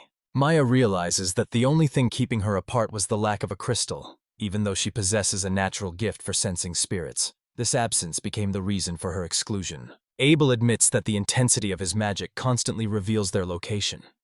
He explains that artifacts like the Ashura and the World Tree Totem emit a distinct aura. Confusion clouds Maya's thoughts as disbelief takes hold. She cannot accept that her father is hunting for the jewels she stole. Meanwhile, a shadow of worry falls over Abel, aware that lingering here only brings greater danger. Without Ashura, enduring the next battle would be impossible. Casting another spell would only draw the enemy's attention once more. Deep in thought, he weighed his options. Abel and Maya stand in silence, tension steadily mounting between them. Each braces themselves, preparing to make a crucial decision. Before they even have a chance to move, her father's figure comes into view, striding steadily towards them. Abel concedes defeat, realizing that victory is impossible under the current circumstances. Yet he makes it clear that he respects Maya's decision. Her father watches in silence, quietly surprised by the young man's honesty and his daughter's determination. Gathering her courage, Maya declares her firm decision. She has no intention of going back. Gazing firmly into her father's eyes, she affirms her decision, while Abel steps forward to shield her, vowing to fight if anyone tries to take her away by force. Outraged, he accuses the man of never seeing his daughter as a person, choosing instead to isolate her from the world. He reflects on his own past, describing two parents with very different attitudes, yet they allowed him the freedom to pursue his passions, something Maya never experienced. Abel insists that taking her back would strip away her freedom. Her resistance remains the sole path to survival. He looks his father in the eye and asks directly if he thinks Maya is weak, or if he believes that everything is just a game. With unwavering conviction, she asserts her own will and strength. Even if she falters, he promises to shoulder every burden in her place. As the blow strikes the earth in anger, Abel stands his ground. Though deep inside, he wrestles with doubt over whether his strength will be enough. A gnawing doubt eats away at him from within, yet no options remain. Now is the moment to act. Abel explained his strategy to Maya, pointing out that the enemy aimed to capture her alive, a detail they could turn to their advantage. Her dramatic response is meant to set the stage for a decisive strike, needing only the slightest misstep from her opponent. With a swift motion, Abel summons a wall from the earth, erecting a solid barrier that separates them from their foe. The attacker halts in his tracks, prompting Abel to swiftly move into the second phase of his plan. Taking advantage of the confusion, the boy summons his most powerful spell. Earth and rage burst through the soil as rocks explode from within, imprisoning the enemy between towering columns. The force of the elements rages on, yet amid the heart of chaos, Maya's father remains steadfast, his gaze sharp and calculating as he observes every moment. Amidst the devastation, his gaze remains unwavering, effortlessly discerning where the next move will unfold. Abel surges ahead, teleporting the totem of the world tree to hover directly above the enemy. The opponent's eyes widen in surprise at the swift maneuver, while Abel watches with calm assurance, unwavering in his choice. A wave of confusion washes over Maya's father, as he senses the same magical aura emanating from the totem as from the boy. In that brief moment of uncertainty, the opportunity for a decisive move emerges. Abel initiates the incantation, summoning earth spirits for a final, decisive strike, channeling every ounce of magical power into the ritual. After completing the incantation, a commanding shout breaks from his lips, unleashing his magic with unwavering determination. A formidable prison of earth takes shape around Maya's father, locking him in place and rendering him utterly immobile. Struggling against the trap yields nothing. The mechanism holds firm, and resignation settles in as he realizes escape is impossible. With the enemy immobilized, Abel unleashes his ultimate technique, merging magnetic manipulation with spiritual energy for a devastating effect. The technique goes by the name Arrow's Scourge. A surge of energy weaves itself into a magical whip, each crack radiating with destructive force. A concentrated burst of energy strikes the enemy, enveloping their body in a blaze of light and searing pain. A cry escapes as the force of the blow makes its full impact felt. With a cry filled with determination, Abel unleashes his final strike, sending a blazing burst of fire surging across the battlefield. A sphere pulsing with magical energy strikes its target, triggering an explosion so powerful that the ground trembles beneath the force of the shockwave. As the enemy collapses in exhaustion, Abel approaches, his presence radiating both resolve and calm. Addressing him as the leader of the Doom clan, she demands to know his purpose in pursuing Maya. Tension still crackles in the air as the prisoner remains silent, his eyes fixed on them without uttering a single word. Abel continues, explaining that everything has become clear to him. The stones Maya took were transformed into the World Tree Totem in Romania. Drawn irresistibly by that magical energy, he sensed its echoes through Ashura. Yet Maya's father remained silent, his disdain clear in his refusal to speak. Despite his wounds and shackles, a guttural roar bursts from him as he strains against the magical restraints, a sight that fills Abel's eyes with utter shock. Realizing the imminent threat of the enemy breaking free, the boy reacts without hesitation, Moved by the urgency of the perilous situation, Abel calls out a fresh command, swiftly shifting tactics and moving to a defensive stance. Once again, the magical whip lashes out at the enemy, holding them back and preventing any final breakthrough. Abel reels from shock as the enemy rises after the blow, seemingly unfazed and bearing no serious injuries. Fury simmers beneath the warrior's calm exterior, teeth clenched tight. Though his body stands firm, disappointment stirs within his heart, a bitter aftermath of recent humiliation. Rising to his feet, the warrior from the Doom clan points an accusing finger at Abel, insisting that his magic displays unnatural precision. He claims Abel transforms metal in the blink of an eye, implying that this feat is possible only because of Maya's sacrifice. According to him, the boy's remarkable power exists solely as a consequence of what she gave up. Thoughts drift back to the symbol that appeared in the night sky, intertwining with memories of the prophecy and the mysterious power of Maya. Confusion settles over Abel, unable to unravel the meaning behind these words. Still bound, the warrior voices his suspicion. Abel approached Maya, drawn by her potential as a sorceress, intending to harness her power for his own ends. The revelation stuns them both. Abel cannot fathom how his magic could have affected Maya. Confusion overwhelms her as well, leaving her unsure of what her father truly means. With a grave expression, the man studies their faces, clearly taken aback by how they respond. At last, he inquires whether they truly remain oblivious to the girl's true power. Abel and Maya lock eyes, tension crackling between them. The accusation catches them both off guard, leaving each uncertain about its true meaning. The warrior went on, recounting how 4,000 years ago, the guardian god Kuldur triumphed over the evil sky god Siltfane, sealing him away on the moon before falling into a deep slumber to regain his strength. Abel comes to a profound realization. Kuldur, the guardian of this land, is real, and none other than the wise god spoken of in legends. A wave of uncertainty washes over him as he grapples with the true significance of this discovery. Out of nowhere, Maya's father startles everyone with a stunning revelation. The Doom clan descends from a race crafted by the god of the sky. Only the elves of the heavenly kingdom possess this secret knowledge. He explains that long ago the god of the sky forged the Doom clan as a fighting force to challenge Kuldur. Yet after Kuldur's defeat and subsequent sealing on the moon, the once feared enemy fell into a deep slumber, stripped of all power. Before being sealed away, the god of heaven cast the ancestor of the Doom clan down to earth, embedding within him the Living Book, a unique entity destined to be passed down through his bloodline. Stunned, Maya discovers she carries the Living Book within her, a power passed down directly from the ancestors of her clan. This revelation transforms everything she once believed about herself. It becomes clear that she alone possesses a power unlike any other, a force intertwined with the will of the god of heaven. Her very being holds the key to what lies ahead. The father explains that the Doom clan was forgiven by Kuldur and granted permission to settle in the lands of Dinrod in exchange for eternal loyalty. Meanwhile, the god of the sky grows stronger, preparing for his return. Even the elves remain unaware of what truly transpires on the moon. Only the chosen few from the Doom clan inherit the prophecy tied to the resurrection of the sky god. The prophecy foretells that, after 2,000 years, a descendant of the clan will become the instrument through which the god of heaven returns to the world.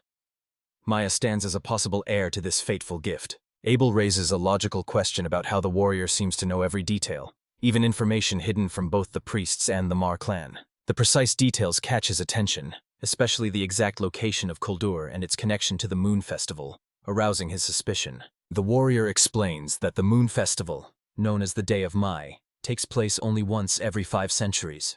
During this rare event, the moon draws closer to the earth, causing the strength of all living beings to reach its highest point. On this day, magic quietly stirs within every living thing, inspiring grand celebrations among various nations and faiths.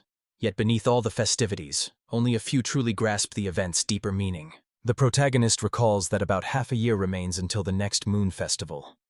The city is already coming alive in anticipation, with bustling markets and a magical sense of excitement filling the air. The leader of the Doom clan suddenly inquires about the group's thoughts on the surge of wild magical beasts, suggesting a connection between the bursts of magic and the approaching lunar festival. An explanation follows. Despite their clan being founded by the god of heaven, they had spent 2,000 peaceful years without offering him worship. Fear arose when the birth of a cursed child threatened to plunge them into chaos, compelling them to take action. With the crystal gone, Maya found herself confined within a fortress, its walls wrapped in a protective barrier.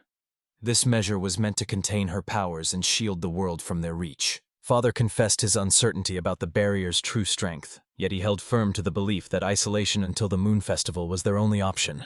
This revelation left Maya stunned, as the truth had always been kept from her. Deep emotion colors her confession as she admits that, had she realized she was being protected rather than abandoned, she never would have run away or harbored resentment toward her family. The father recalls the moment he understood her curse. As the chief, he bore the responsibility to halt this danger before it had the chance to grow. Despite recognizing the danger she posed, the thought of taking her life remained unthinkable. Admitting the truth, he explains that it wasn't duty that held him back from killing her, but selfishness. Keeping her alive was the only way he could avoid the unbearable weight of loss. Maya finds herself stunned by the raw honesty of his confession. Sorrow and shock fill her as she listens to the confession. Raised not as a cherished child, but as a finely tuned instrument, she now begins to understand the weight of her upbringing. Now a troubling question torments her mind. Could her fate truly be to serve the evil that is destined to awaken? Deep within a distant mountain region, a radiant symbol appears among the tribe. Someone notices its glow and eagerly calls for Jassel, announcing that this is a favorable omen. Wandering among the trees, the girl senses the magical presence of her brother.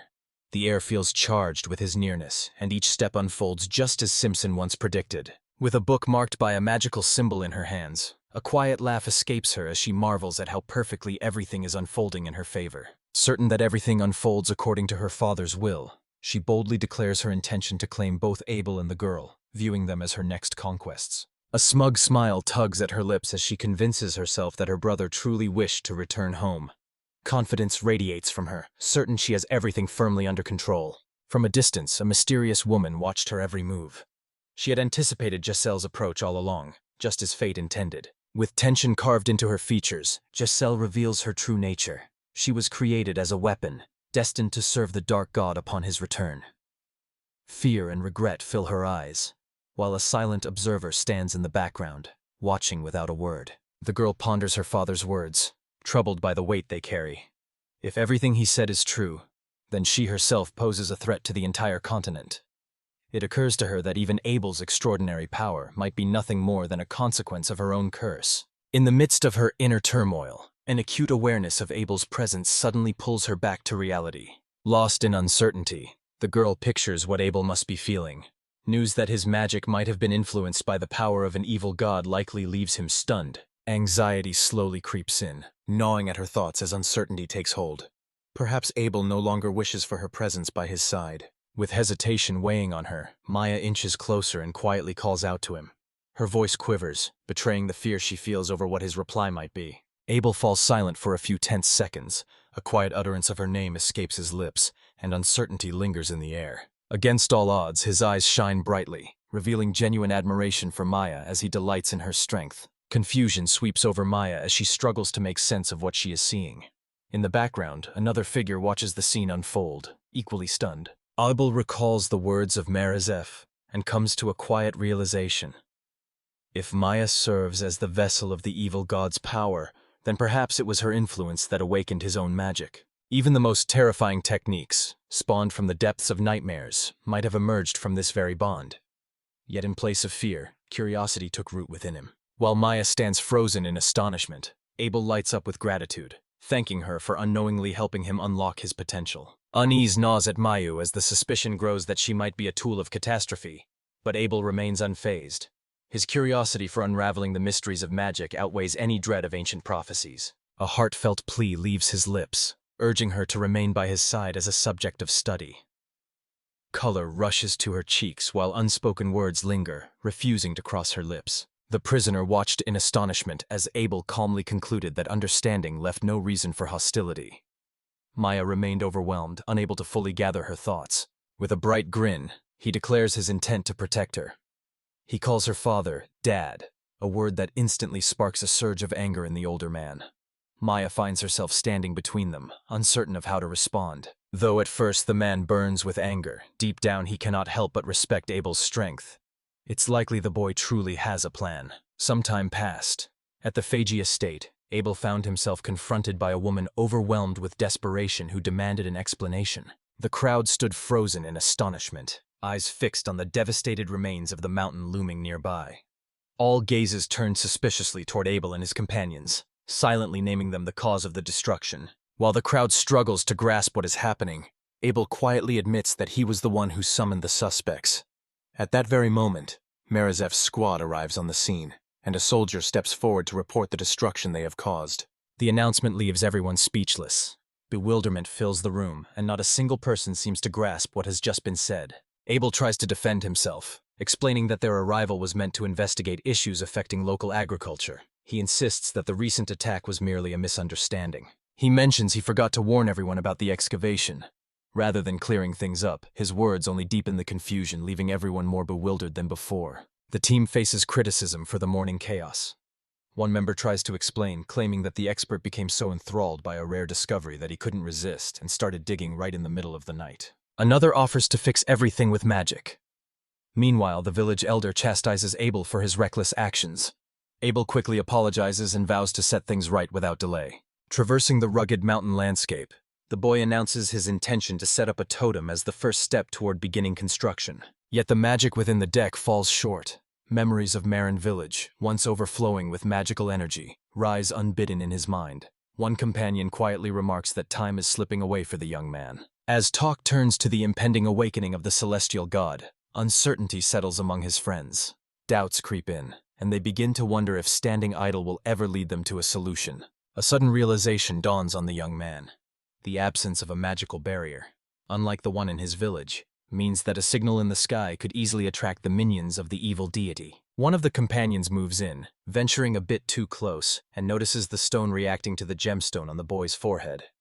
The unexpected interaction catches everyone's attention. Moments later, a memory resurfaces. Perhaps someone among them truly understands the ancient formulas. The young man retrieves an artifact, a magical tool designed for makeshift defense within this area. Silently, he examines the artifact, while the others explain that it comes from the ruins and will grow much more powerful if brought back to the village. With a troubled nod, agreement comes easily. The idea is undeniably sound. The situation grows more alarming. Any skilled sorcerer could easily detect the barrier and break through it with force. Admittedly, knowledge of protective magic remains limited. Deciding to gather more information, he asks the tribe members to help clear the area while he searches for samples to study. Every option must be tested here before considering the next steps. First, a teleportation spell is cast, sending the magical creature straight to the world tree. Inspired by this display, Maya eagerly steps forward and offers her assistance as well. One of the companions halts the group, having just remembered something important. His gaze lingers on the wooden doll once used by the boy. The material seems almost identical to that of the barrier artifact. This discovery suggests a link between the doll and the artifact, which could very well hold the secret to creating the protective barrier. A sudden realization strikes the young man. The doll's core truly comes from the world tree. Time and use had simply worn it down. One of his companions chimes in, explaining that they discovered Maya's existence after witnessing a sign in the sky. Maya suspects that if the mark was caused by her own power, then Merazev likely identified her location from the very beginning. Despite this, the man explains he had been watching her for 2 months and had never witnessed anything like it. The young man speculated that the world tree's totem might possess a barrier-like effect, shielding Maya from being discovered. When asked why the totem failed that night, the boy explains it had been patrolling the fields, roaming too far from them. Most likely, the distance weakened its protective power. The boy explains that totems naturally conceal a person's presence from malevolent entities, acting much like a protective barrier. When a totem is crafted from the world tree, its shielding power becomes significantly greater. Maya stands stunned while the long-haired man nods thoughtfully, clearly seeing the value in investigating further. Suddenly someone calls out, and Abel turns his attention toward the sound. A surge of excitement rushes through Maya as memories flood back. Every twist and turn had been fate's design. Together, they stumbled upon the world tree. She purchased the wood, and Abel fashioned it into a totem. In that moment, Abel suddenly recalls he never repaid his debt to her. The next step involved gathering more information about the place where this tree grew. One of the men seemed eager to set out immediately, yet Abel asked him to wait, explaining that some important matters here still needed attention. As the group gathers in the open field, the long-haired leader commands an immediate formation.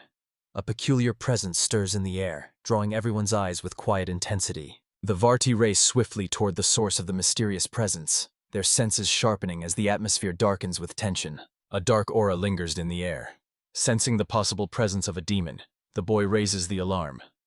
Everyone instantly becomes aware that something approaches. Anxious thoughts squeeze his heart, suspecting that the symbol in the sky may have drawn not only their attention, but also that of the heavenly god's servants. A man with a grave expression quietly confirms their approach, announcing that they are already on their way. Tension mounts as a voice suddenly calls out from behind, searching for the brother.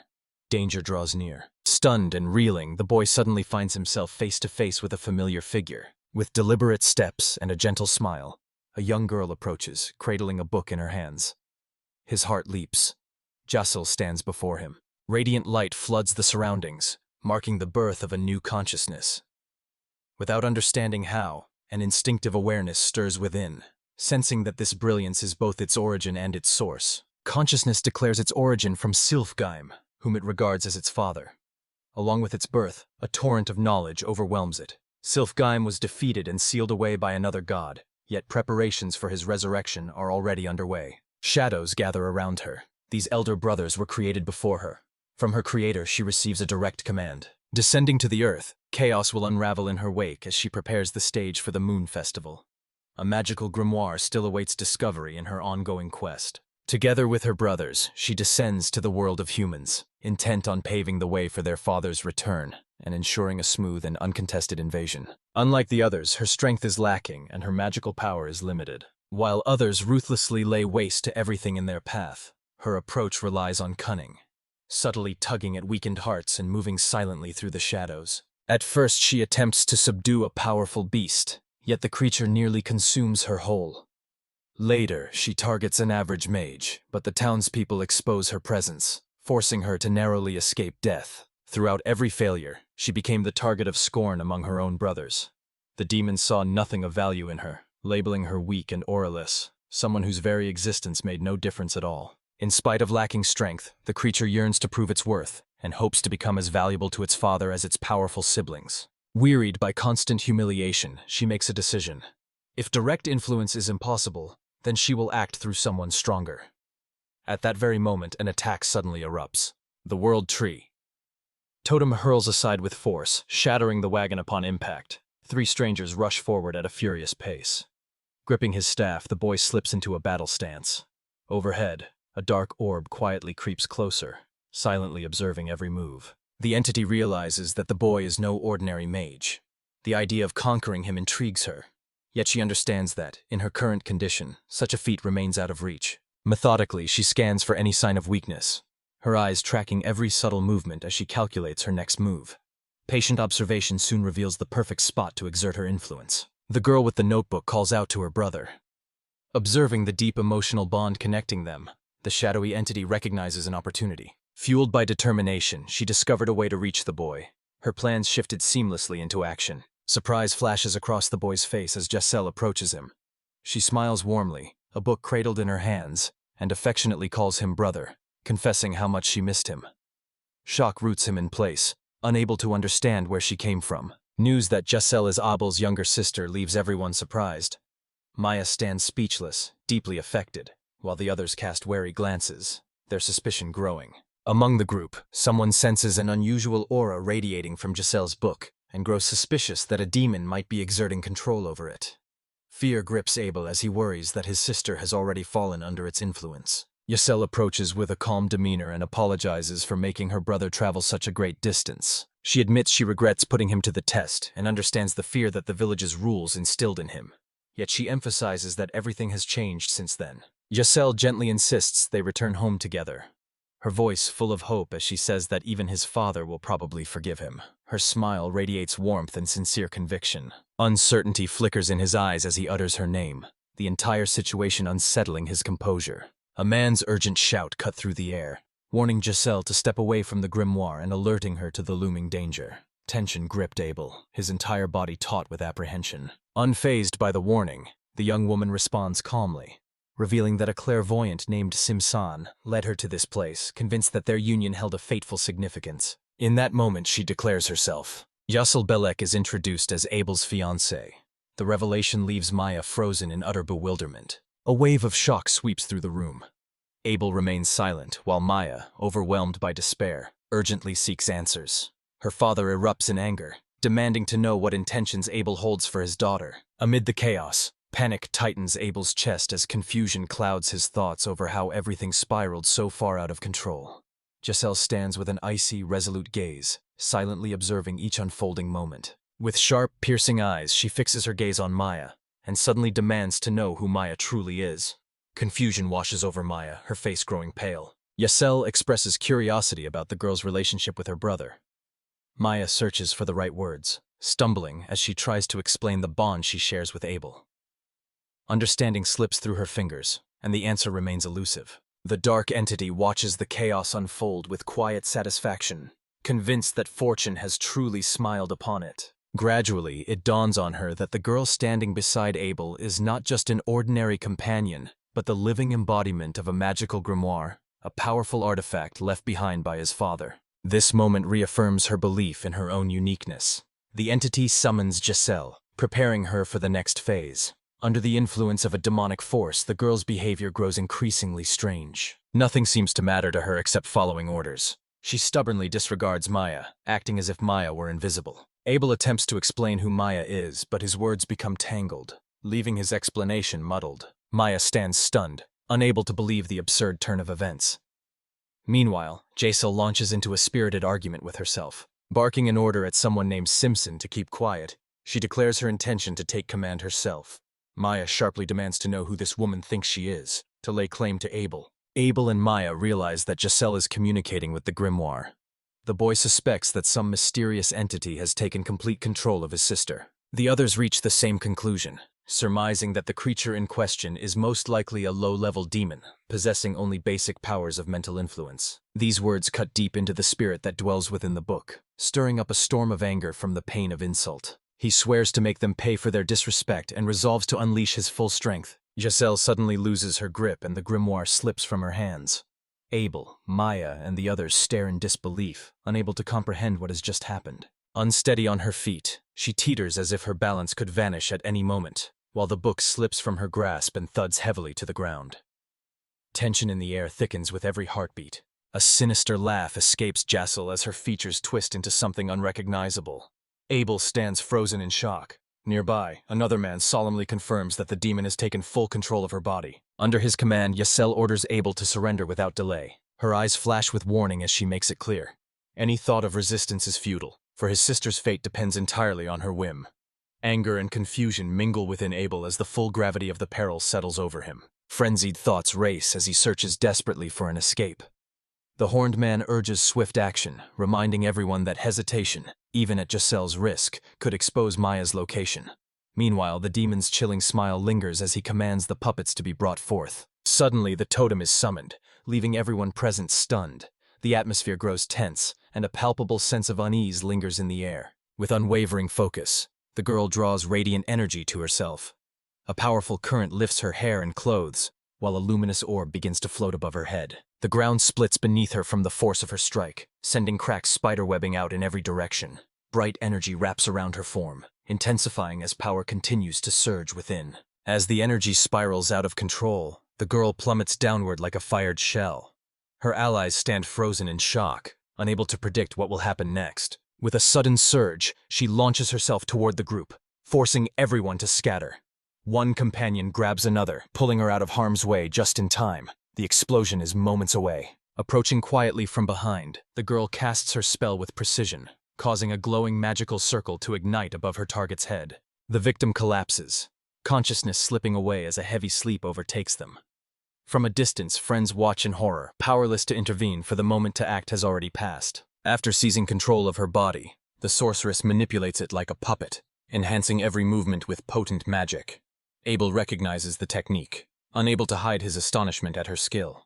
He learns that Giselle mastered the tribe's hidden arts for his sake. At the moment, she holds 2 hostages and insists that the boy surrender without delay. A cruel smile plays on his lips as he presses Abel, declaring that if Abel wishes to save them, he must surrender his own body.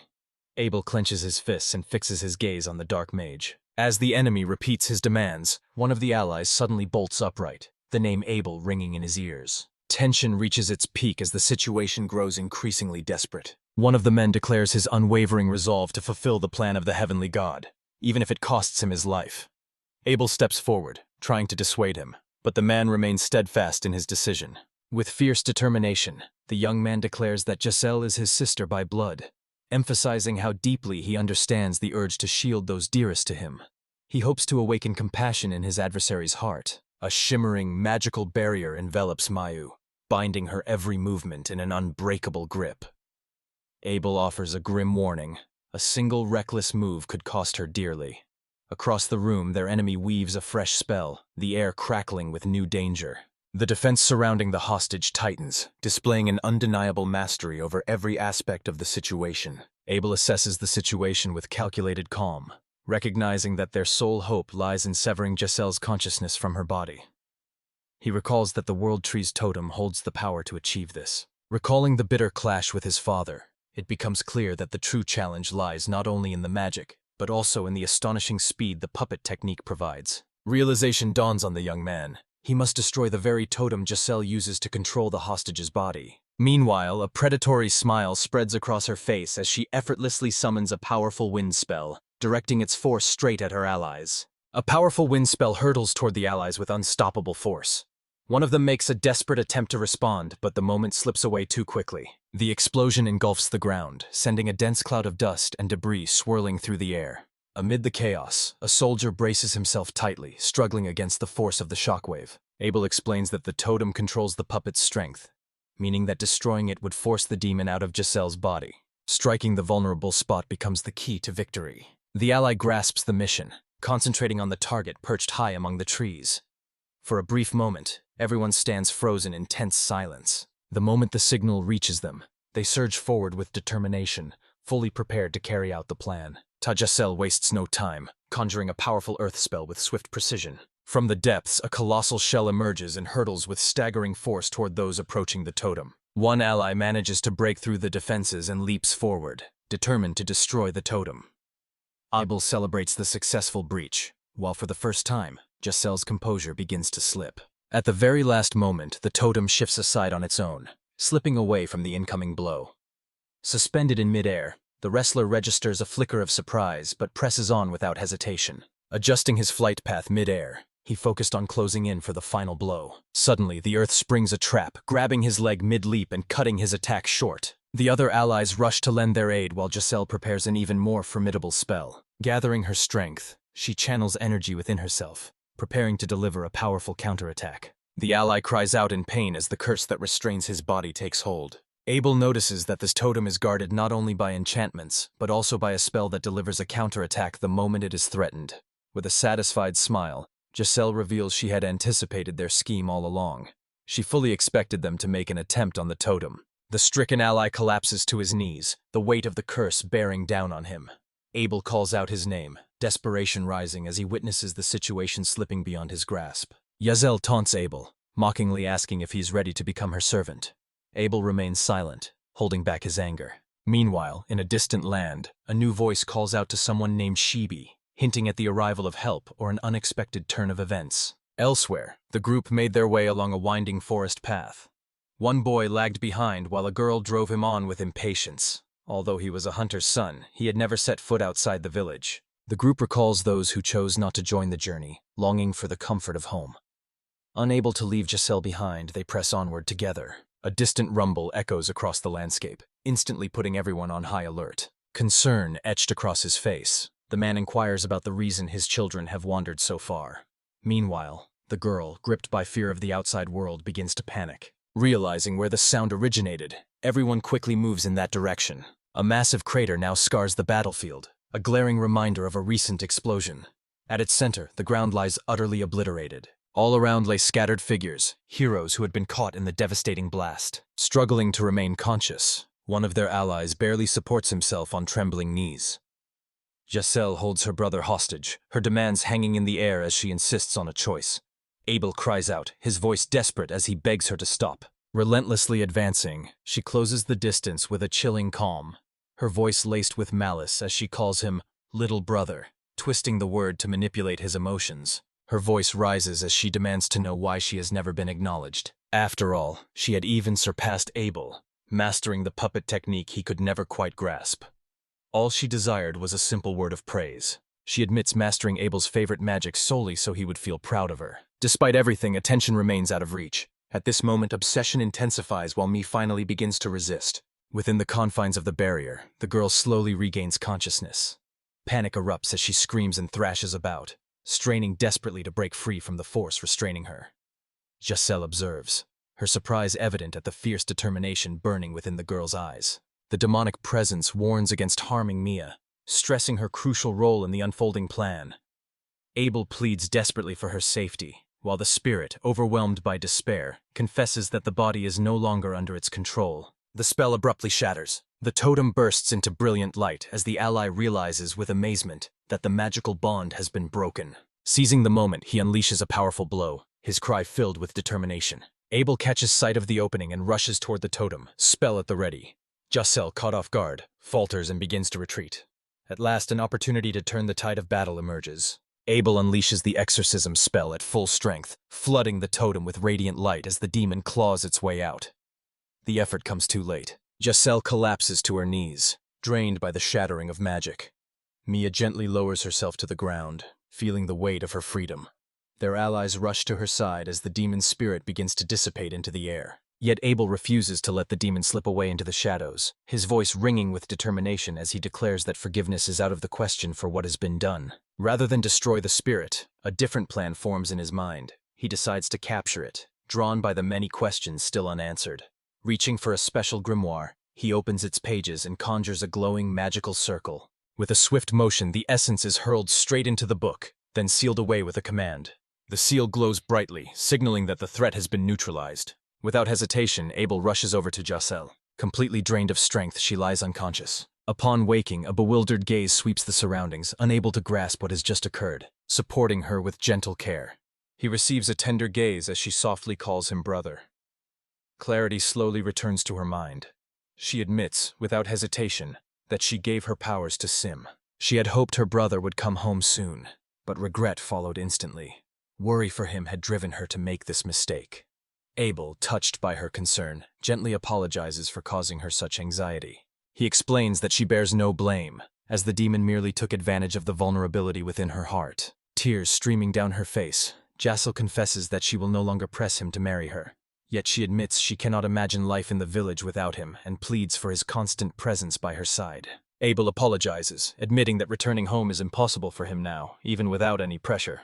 This revelation stuns Giselle, as she realizes her brother has chosen to leave for good. In an effort to soften the blow, he explains that he is involved in an even more perilous mission, one that threatens the entire nation. A desire to come back lingers within him, yet the timing of his return remains uncertain. Giselle falls silent, gradually absorbing the weight of the words just spoken. A cold reply follows. Eyes widen, brimming with barely contained emotion. Fury stirs within her as the thought of being abandoned again becomes unbearable. Refusing to accept such a fate, she pushes away any vision of that future. Certain that Abel has been deceived, Giselle slips into a fresh wave of obsession. Certain that only she holds the power to save him, for his innocence and fragility leave him defenseless. A shadow passes over her eyes as resolution hardens within her. She prepares to act. Abel reaches out in an attempt to stop her, but it is too late. Lost in obsession, she lunges toward the grimoire that holds the imprisoned demon. The others notice her intentions only after she has already made her move. Madness flickers in her eyes as she reaches out, determined to break the seal. The incantation rolls off her tongue, and a magic circle bursts to life beneath her feet. A surge of formidable energy envelops her body as she rises gracefully into the air. Nearby, the book hovers, shrouded in darkness, while the stirrings of a new threat begin to awaken. The summoned girl steps into view before the protagonist, her entrance sending a wave of shock through the room. An unsettling smile flickers on her lips, her gaze empty yet intense. With a quiet demand, she asks for the power of Simsana, her true intentions cloaked in a shroud of determination and mystery. She declares her intent to wield this power more wisely than her predecessor. Energy thickens in the air, and everyone nearby freezes, stunned by the overwhelming force radiating from her. Attempting to unleash her newfound power, the girl quickly loses control. Wild magic surges through her body, racking her with intense pain. The grimoire slips from her grasp and tumbles to the ground as a cry escapes her lips. In the distance, a boy's panicked voice carries her name, Giselle, as he witnesses the overwhelming force consuming her. Desperation propels him toward the site of the explosion, the very spot where Giselle vanished only moments before, terror and confusion clouding his every thought. A wave of doubt washes over him as he wonders if the seal truly broke and if the demon unleashed holds such overwhelming power. The land all around lies in ruins, while a shadowy menace rises from the heart of the devastation. Suspended in midair, a demonic figure with a woman's form radiates a menacing aura. Everyone present stands frozen in shock, instantly grasping the magnitude of the looming danger. The creature calmly surveys everyone, certain that her brother is being deceived. One of the men recalls how she always fiercely protected him from the questionable intentions of others. A fresh magic circle sparks to life beneath her fingertips, hinting at the imminent arrival of an even greater force. Without warning, the demon unleashes a direct magical assault toward the man. Instantly recognizing the threat, he springs into action, his senses sharpened by the imminent danger. Behind him, a girl races forward, striving to shield or rescue him. The attack erupts with explosive force, slamming into the ground with tremendous impact. The boy watches in fear, quickly noticing something unsettling. A spell had been cast without a single incantation. Realization dawns as he understands that the demon now has complete control over Giselle's body. The soldiers, battered and terrified after the devastating blow, retreat in disarray. Tension fills the air as all eyes watch the creature advancing closer. Gripped by terror, one of them suddenly grasps the true danger and shouts for everyone to run.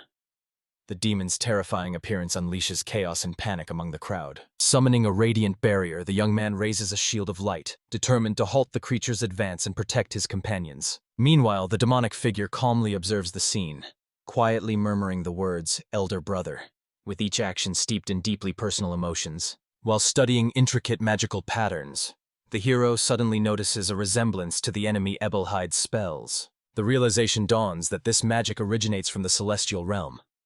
The demon has absorbed the full power of the heavenly god. The man nearby realizes that Giselle broke the grimoire's seal on her own. This revelation leads the team to understand that the demon had cunningly deceived them from the very beginning. Others remained convinced that Giselle would never have acted without outside influence.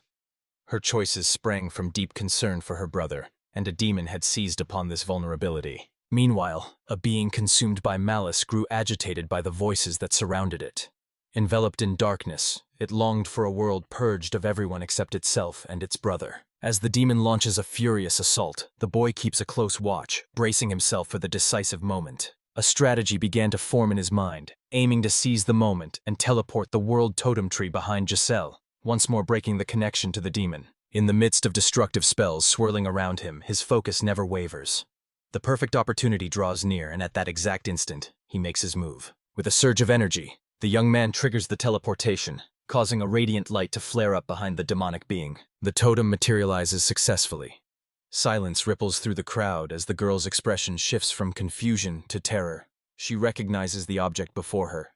In that instant, hope flickers. This could be the opportunity to rescue Giselle. The power of the totem erupts with a resounding noise, stunning everyone nearby. Amid the shock, Giselle recognizes the artifact and calls out its name. The demon's twisted features contort with pain as the totem begins to work. The boy and his companion watch closely, their hopes pinned on the ritual's success. The demon lunges forward in a furious assault, his fist flying straight at the boy faster than he can react. Clad in heavy armor, the warrior surges forward, determined to halt the assault or shield a comrade from harm. The situation worsens as Giselle's soul falls completely under the dominion of the heavenly god's power. The totem lay in ruins, erasing any hope of separation from the demon. One of the warriors, admitting his own weakness, gave the order to eliminate the girl. Resolute, the boy refused to obey. Tension flares among the allies as some insist there is no time to waste. A unified and decisive attack, they argue, could bring victory over the enemy. The girl issues a grave warning. Time is running out. Without immediate action, everyone will perish. The boy recognizes the dire stakes and knows there is no room for hesitation. Banishing a demon without the world totem bordered on the impossible. Only one option remained, to rely on the formidable artifact, Abel Bowl. Uncertainty flickers in the boy's eyes as he wonders if Giselle could withstand a direct blow. Meanwhile, the girl recalls that all they truly need is another genuine totem. Memories surface of a totem once forged from earth magic, but the boy clarifies that this was only a replica. A true totem, he explains, must be crafted from wood infused with magical power. He likens the act of banishing a demon to unraveling an intricate code. Meanwhile, Giselle, now infused with celestial power, has grown even stronger, making the task of breaking the curse far more difficult. To banish the demon, a totem as powerful as the world tree is required. However, the young man admits that time is running out, and he has no idea where to find such a tree. Memories return of how the very first totem was crafted only because everything aligned. The right place, the perfect materials. Recreating that now would be nearly impossible, yet a sudden spark of inspiration flickers in his eyes. From a distance, two onlookers watch the unfolding events, their faces pale with shock and fear at what they have just witnessed. A new group draws closer to the battlefield, freezing in fear at the sight of Giselle transformed, her figure twisted and radiating an overwhelming power, determination burning in his eyes. The young man urged Marizep to distract the entity while he prepared a new spell. Though the plan brimmed with danger, this alone offered a chance for everyone's salvation. Marizep lunges forward with swift determination, unleashing a relentless barrage of attacks to draw the demonic creature's attention. The entity responds, turning back to him, fully prepared for battle. Meanwhile, racing across the battlefield with his ally at his side, the boy recites a spell. Reluctance to harm Giselle fills his heart. Hope lights up the girl's face while he silently pleads for the magic to succeed. A demonic presence sharpens its awareness as something draws near, hinting that the plan may be unfolding as intended. A powerful surge of energy shakes the battlefield, sending a magical wave rolling outward and sweeping over everything nearby. A young man plants his feet firmly, channeling magic with unwavering resolve. Power floods through the area, marking the decisive moment of the battle. Magic engulfs the essence, making the creature's body tremble. The boy watches intently, holding his breath in suspense. As shimmering bursts of light surround her, she steadily rises into the air, a sure sign that the spell has taken hold. Focused energy erupts around the boy, forming a powerful barrier that holds back the demonic force. Exhausted and barely able to stand, he refuses to give in, fighting with every ounce of strength left to save Giselle. The spell triggers a chain reaction, causing the magic to spiral out of control and become dangerously unpredictable. Among the group, a trembling ally shouts that this could end with everyone losing their lives. With a note of anxiety, the girl calls out his name. Despite the pain pressing down on him, his focus does not waver. Every ounce of concentration is devoted to completing the ritual. Abel moves steadily closer to the entity, channeling every ounce of his strength. His voice rings out, desperate and commanding as he calls to it. At last, a reaction stirs within her. Her very essence trembles as if echoing an unseen call. Hope flickers in his eyes as a presence draws near. At last, what he has waited for all this time finally arrives. The video comes to an end.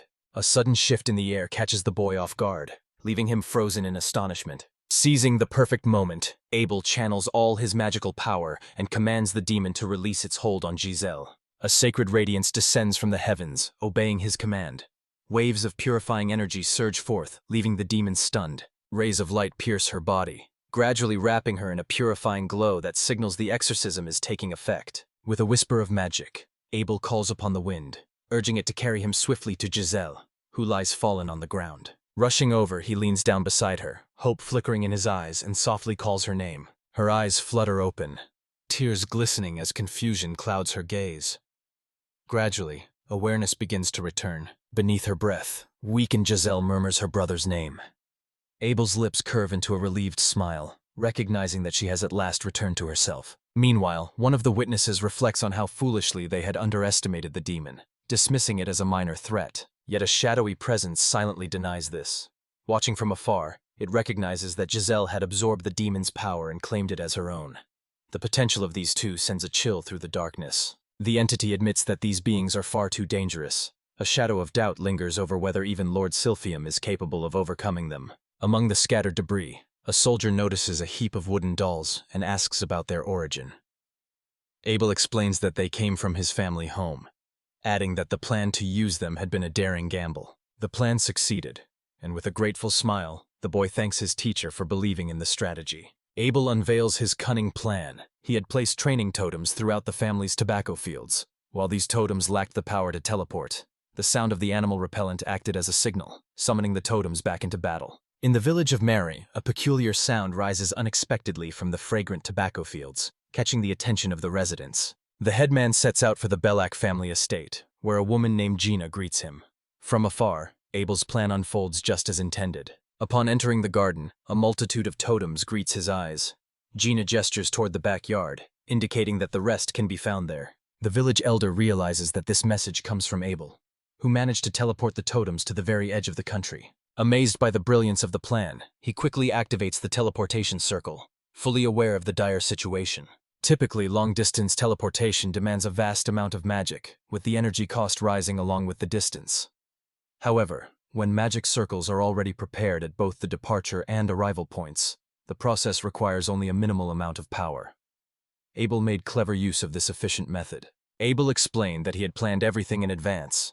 He asked the village elder to activate the magic circle, so when the moment arrived, he could receive the totems without trouble. His careful preparations paid off perfectly. Among the warriors, one marvels at the boy's ingenuity, noting how even a simple device meant to scare off wild animals has become a vital asset. Abel notes that while the device currently produces only basic sounds, it can also transmit messages using Morse code. Dreaming of inventing something like a magical telephone, the village headman admits to not fully grasping the idea.